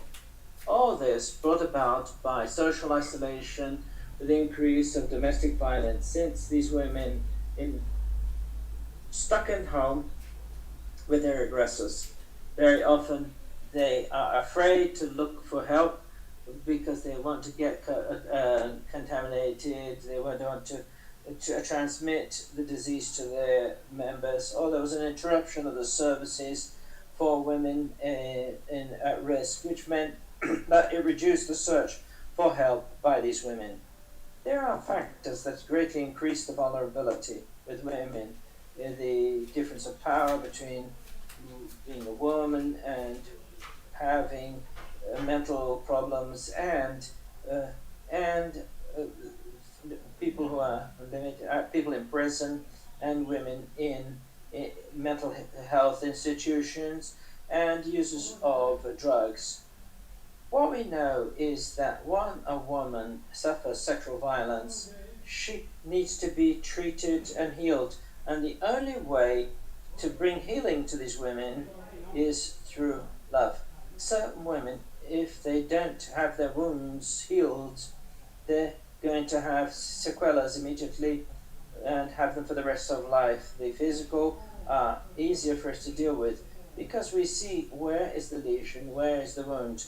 But the most difficult, and that will bring severe consequences long term, are those which are psychologically. Among these, I highlight the post-traumatic stress syndrome, which is very common in the women to have symptoms and signs post-violence, immediate post-violence period. These women who suffer sexual violence, if they don't have adequate treatment, they are going to have an increased risk for situational vulnerability with the increase of drugs, insatisfaction, satisfaction with life, the increase of mental disease, and all this can bring about a greater increase of the risk for new violence.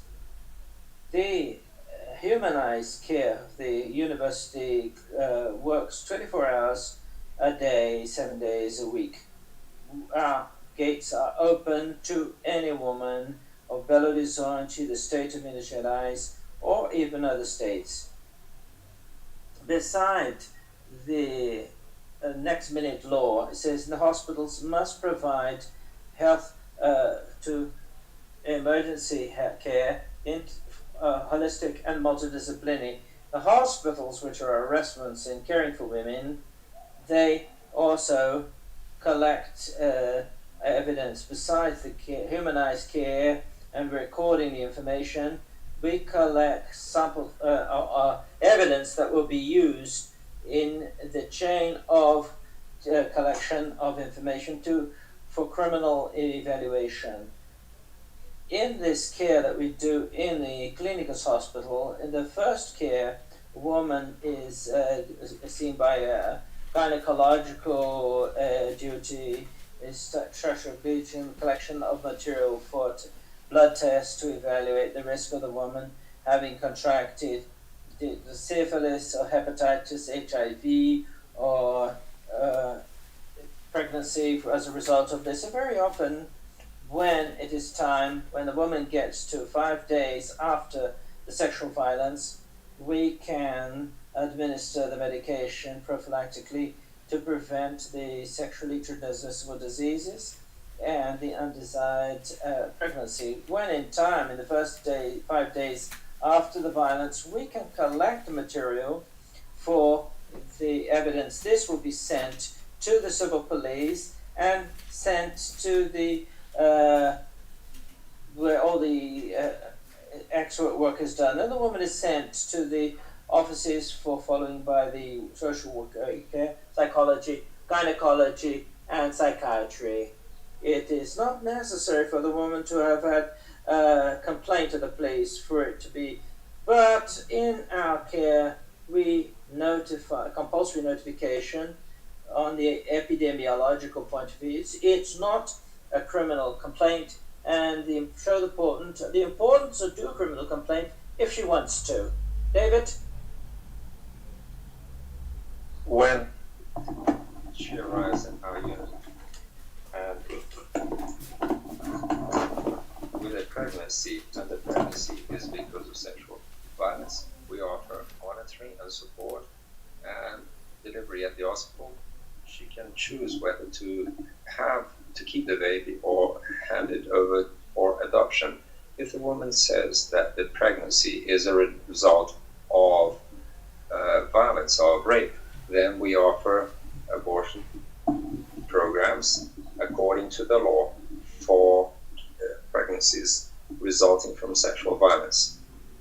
A consultation has to be done with a gynecologist, a psychiatrist, ultrasound of our own unit, and if this gestation as a result of sexual violence is less than half, up to 22 weeks of gestation, and all of the data are in favor, saying that in fact the pregnancy is in accordance with the date and the moment when the woman reports the sexual violence.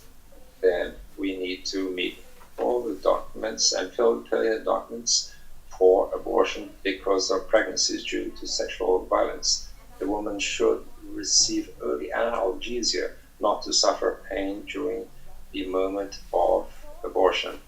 After the expulsion of gestation, we collect the remains that are also sent to legal medicine if the patient authorizes us for such.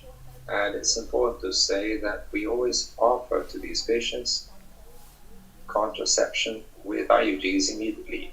IUDs are placed when the patient is still sedated.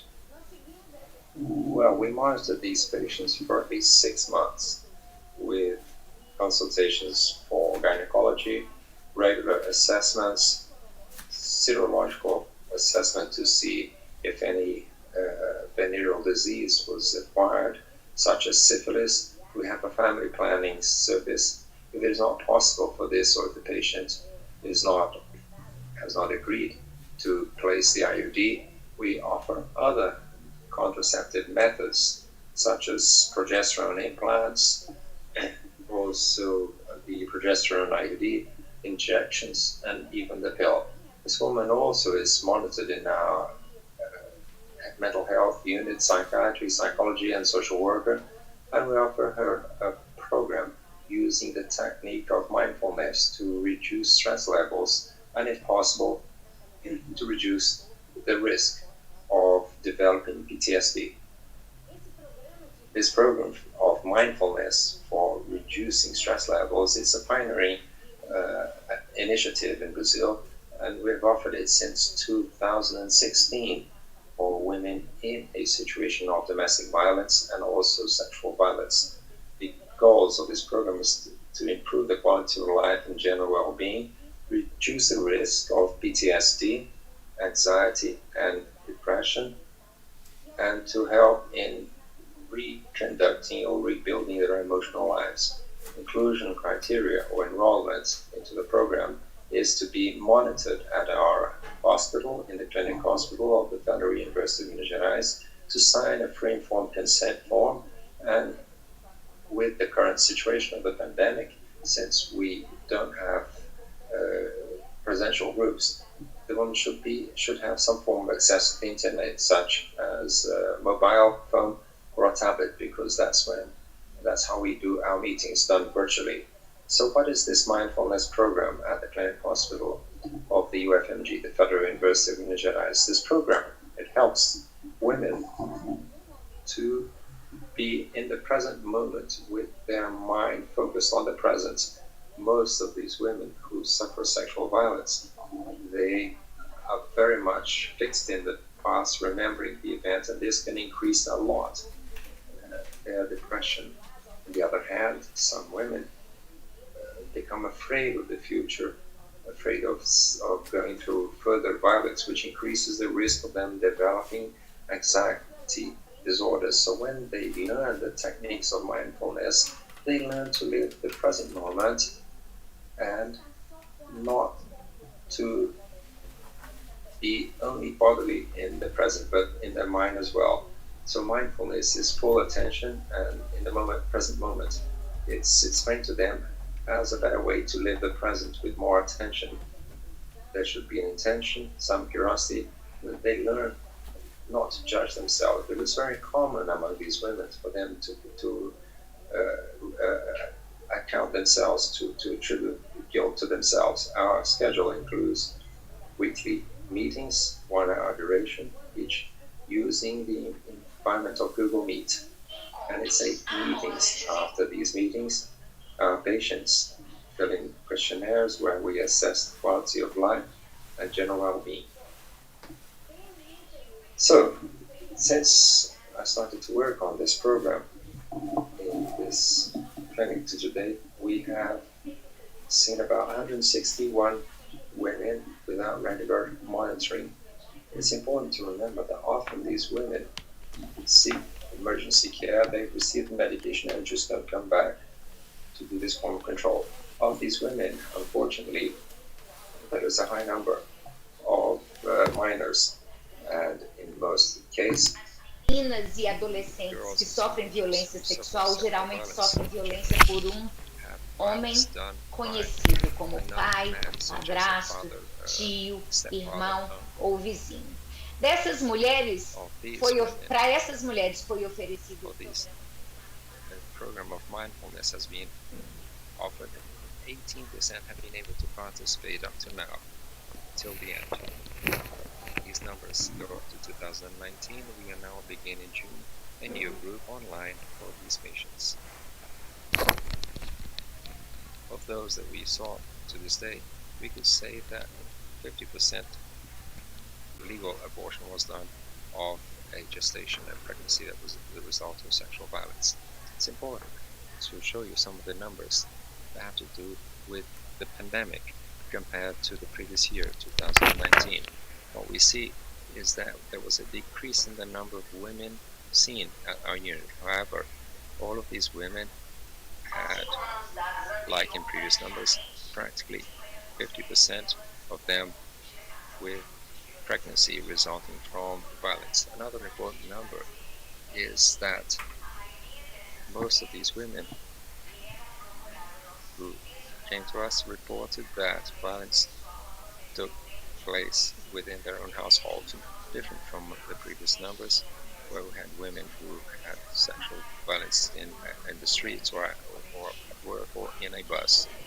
Unfortunately, there's a decrease in the rate of women who did a notification of the police. But what's happened throughout the world with the development in several countries already had abortions forcing by law and doing this through telemedicine. With the pandemic, this modality, abortion by telemedicine, has been requested by many women in the US and in several other countries.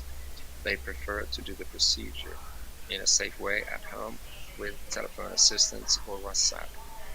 It's important to know that there has to be a hospital close to their household, and they need to have no more than 9 weeks of gestation. What we have in the next step at our hospital is to implement abortion foreseen in law by telemedicine. We have the technology.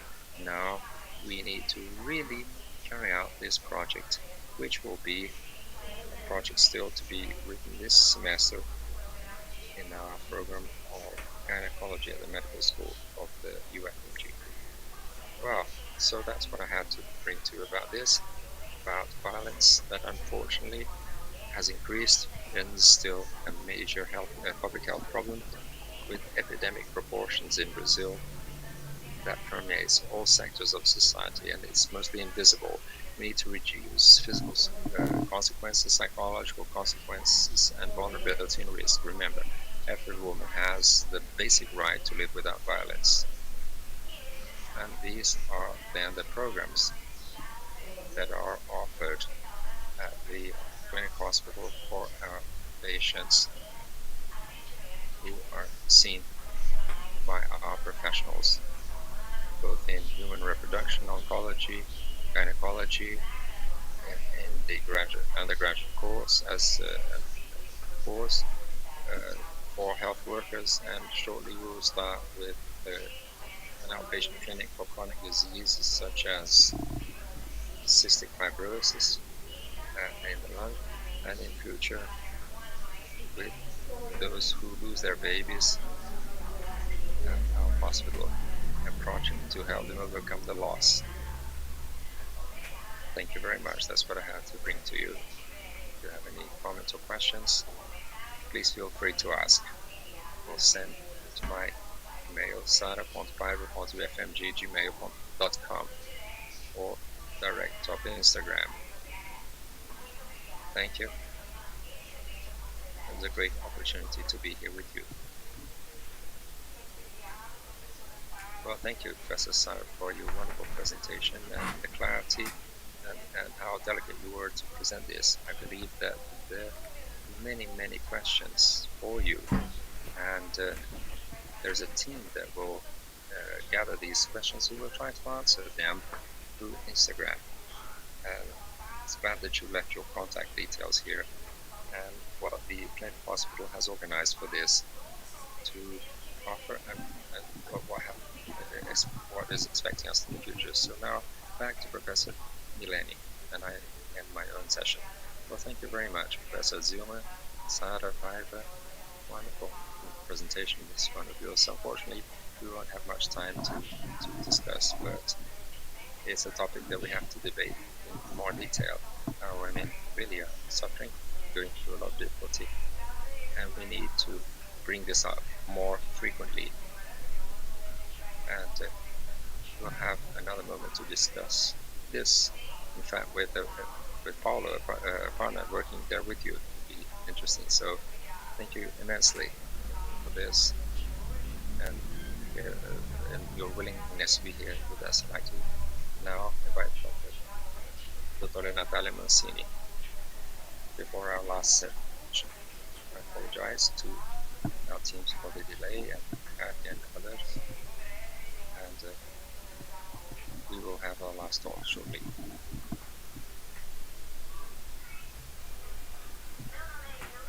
My name is Ilse. More than 20 years working at the Odilon Hospital, and I've never seen what's happening now. We've lost our identity.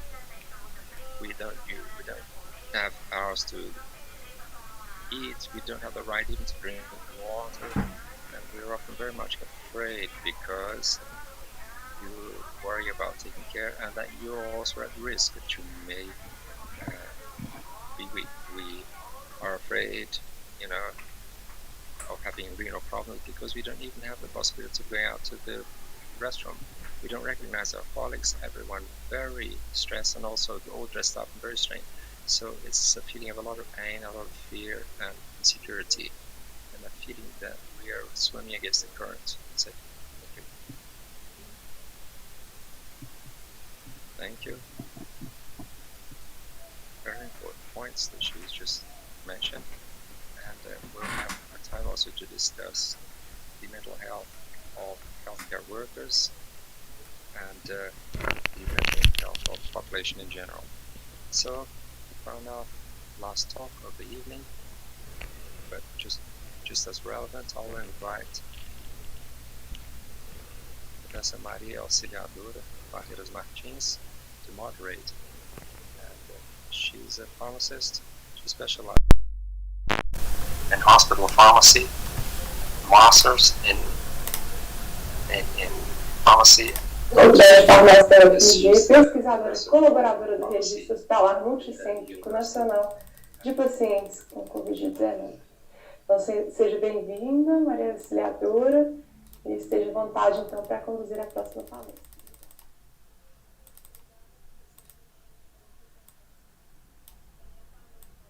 Good evening, everyone, ladies and gentlemen. It's a great pleasure to be here today to moderate this presentation to end our activities on the first day of this wonderful Congress. Thank you, Professor Mileni and your team for organizing this event, and thank you all of you who have been with us right up to now. The questions can be sent into the chat at the end of our presentation. We will then compile these questions to be answered later because of our time constraints now. And with that, then I want to invite Dr. Esteban Portela, who is a physician, an infectologist, Vice Director of Clinical Services at the National Institute of Infectology, Dr. Chagas Emi Fiocruz, and coordinator of the study Solidarity of the World Health Organization, to seeks to assess the efficacy of drugs in treating COVID-19. Talk is post-vaccination tests. What do we need to know? Thank you, Dr. Esteban, for being here with us. And you have the floor. Welcome to our event. Thank you, Auxiliadora, and thank you to the organizers of the event. It's a pleasure to be here to take part of an event like this. So many interesting presentations, and my job is to speak very briefly about the matter of the tests that are done after vaccination. So first of all,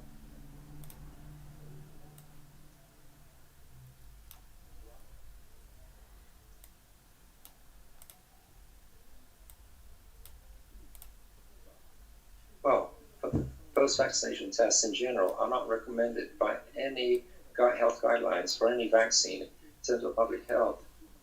They do not justify in most cases, and they're not recommended because whenever we think of a test to be done, we have to think of what we're going to do with the result.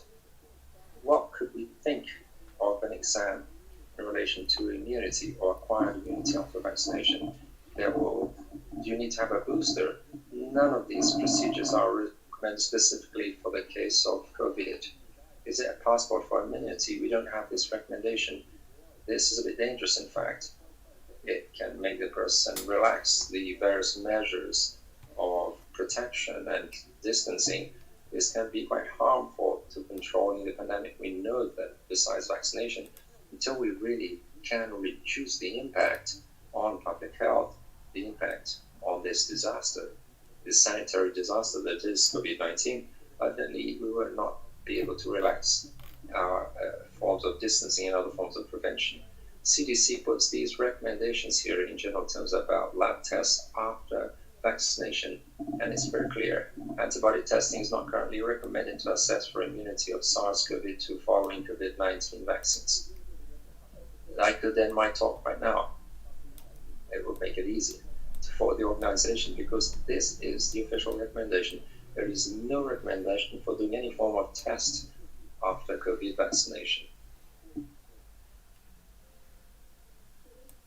But since I have a little more time, I'd like to raise a few speculations about what we could think further along about this matter of immunity after vaccination and reinfection. What do we know specifically about coronaviruses right from the beginning? We know these viruses. Since the 60s, they're responsible for about 30% of these colds every year. And these original coronaviruses, alpha and beta coronaviruses that circulate around, is that immunity is never permanent. Reinfection is frequent. Sometimes in the same year, the patient will reinfect with another type of coronavirus, or even the same type with some mutations. So we cannot expect prolonged immunity or permanent immunity. And with that, we may not be able to expect a vaccine that will be very effective. The origin of SARS, the first coronavirus that went from bats to human beings at the beginning of this century, the pandemic was quickly controlled, and there's no evidence of reinfection in that case. The virus was extinguished, and it appears that immunity was permanent. In the case of MERS, it persists. It's the second one that appeared in this barrier. It persists in a small number of animal cases, but reinfection is little documented. In the case of SARS-CoV-2, reinfection has been documented. It's difficult because the criteria are not well defined about what we will call reinfection. Immunity seems to be less long-lasting than in the case of SARS and MERS, but undoubtedly it's not such a frequent event, and it was until a couple of months ago. Now, what's clear is that even the presence of antibodies will not be enough to make the virus not reinfect a human being again. This is a case of well-documented reinfection. A patient, the PCR was negative. Then there was, this is that the level of antibodies at the time of reinfection is very high. So the idea that people have today, oh, I was infected, I've had it positive, but I want to do my antibody test to see if I have a chance of reinfecting or not. That's not practical, it's not rational. It proves nothing, in fact.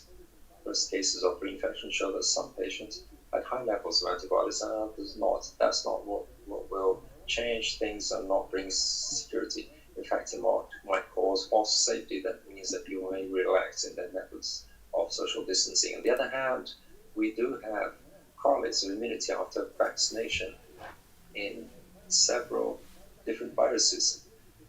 infectious agents.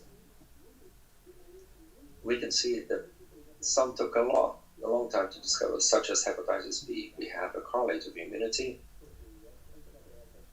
which is anti-HBs above that level 10 milliunits, and the patient will not have B hepatitis any longer, and this seems to last throughout life. In case of influenza, 1 to 40, it also seems well documented, but this took years to be defined as a titer for protection. This will vary according to the epidemiological situation. Patients that are very exposed, 50%, cannot be enough, may not be enough, and other infections as well. We have immunological correlates that are reasonable. This can be important in several lines of work. In the case of SARS-CoV-2, we have some studies of vaccines showing the antibody, the neutralizing antibody, which seems to be the better immunity correlate, which seems to have to do that modern cell immunity or the other titers of immunity is a neutralizing antibody against the famous S protein on the surface of COVID. But these tests were not done with any form of method in these various studies. So it's not that simple for us to work with these numbers to try to identify really a correlate for immunity. This presentation, this chart is very interesting of a workbook showing that in fact the median of neutralization titers found in several studies do correlate linearly or nearly linearly with the efficacy rate. We see here, for instance, this adenovirus, which is the Oxford vaccine that we have, that does have protection around 70%, and that obtains a neutralization level a little lower compared to the levels attained with mRNA, the two vaccines of mRNA, Pfizer and Moderna, that have higher protection rate. CoronaVac has lower neutralizing titers, and with that, the protection rate is a little lower. So there is a correlation, although a bit gross, not very refined, still comparing different methods, but we can find correlates for immunity. That's important to find because this will guide some of our strategies. For instance, new vaccines. If the new vaccines are effective, they may not need to do huge phase 3 studies. It will be easier for us to look at a clear immunity correlation. All you have to do is to have a number of volunteers and to see if that vaccine can reach that level of neutralizing antibodies for protection. The other matter is durability, and that's an important one. We have a loss in the half-life of these neutralizing antibodies that happens with time. In some cases, it's quite fast, particularly when we start from a neutralization rate that is not huge, that efficacy rate is not high. For instance, in the Oxford vaccine that starts from 75%, it can get to levels below 50% for protection for moderate infection in about 100 days. But we see down here in this other chart at the top in red that severe infection, the one in the dotted line, which has 100% efficacy at the beginning, it takes longer to drop. It can remain above 50% for more than 2 years. So it's important for us to understand that these correlates for immunity that are determined by the neutralizing antibodies will manifest clinically like this. The vaccine will have this time of efficacy, and we need to do this up to what time do we need to have a booster if necessary. There are cases of breakthroughs, patients who are infected after effective vaccine. These cases are also mRNA vaccines, and we see that in these specific cases, the vaccine patients, they have neutralized antibody titers that are higher than the median of people who took 2 doses. In other words, they responded well to vaccines, even better than the convalescent serum. We see here on the chart to the left, the antibody titers are a little lower, but we see that the same patient 1, the titers that they have neutralized some variants that concern us because of their ability potentially to overcome welcome vaccines, such as the mutant 480K that is present in the African variant. That's not the problem. But the antibody neutralized that. But we need to understand exactly what might have generated a failure of vaccination in this patient that led the patient to reinfect. But certainly there is a concern about these variants. We see that the rate of neutralizing antibodies is effective in neutralizing. It reduces with all vaccines, particularly with these more serious variants, the British variant, the P1, which is one that appeared here in Brazil in Manaus, which is a case also of the variant T2, P2, which is the one in South Africa. We see in this case there are specific cases of the AstraZeneca should reduce by 6% the efficacy of neutralizing antibodies. So this is a concern. It seems to reduce, like the one in the South, the efficacy of AstraZeneca for mild and moderate cases decayed a lot, similar to placebo, but it seems to be somewhat effective for severe cases. We have a lot to learn. It's important for us to have this correlation of the antibody titers with protection rates for severe forms and mild forms, so that we can have more rapidly numbers about efficacy of new vaccines against new strains and durability of vaccine protection. So to conclude, no test is indicated routinely after vaccination for COVID-19.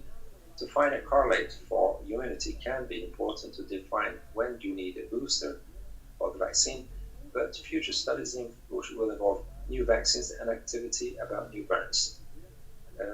Thank you very much for your attention.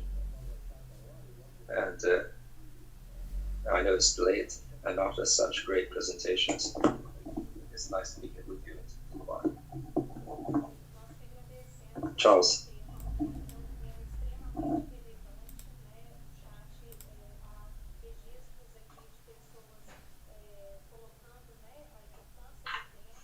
Okay, David.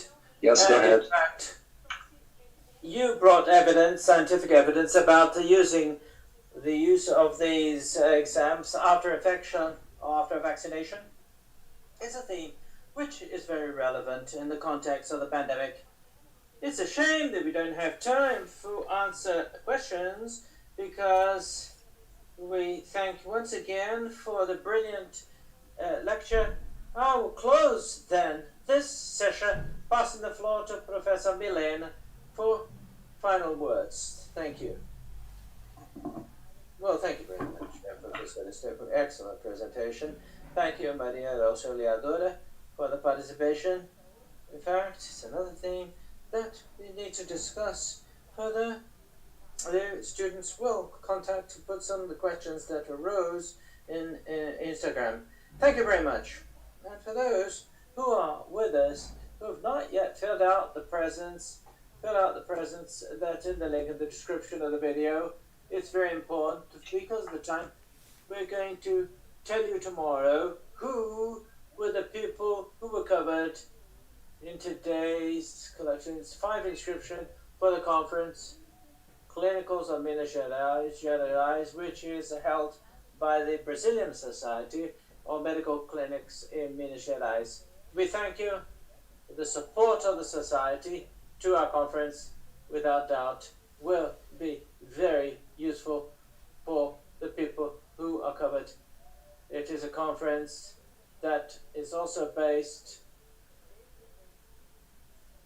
this event that we are holding.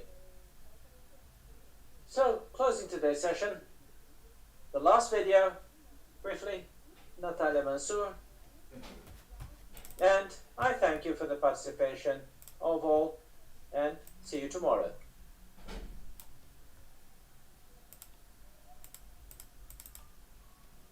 Hello, my name is Eric, geriatric and medic. I work in the first aid ward of the University Hospital. What touched me was to learn in an immediate way. They give bad news, to show empathy and affection without touching, without being able to hug, as we used to we were used to before.